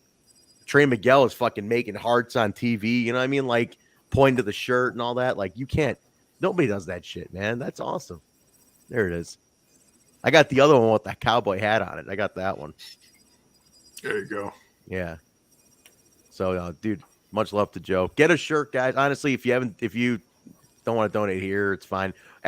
Again, all the money we got here, once it posts and accumulates. Get a shirt. Even if you don't donate here, get a shirt. Get you something for your troubles. I believe those proceeds go to him too. Direct. And I'll it's go the direct. same great cause.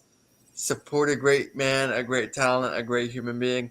That's our goal. whether it be through us or whether it be through the merchandise, isn't pertinent. It's supporting them. So yeah.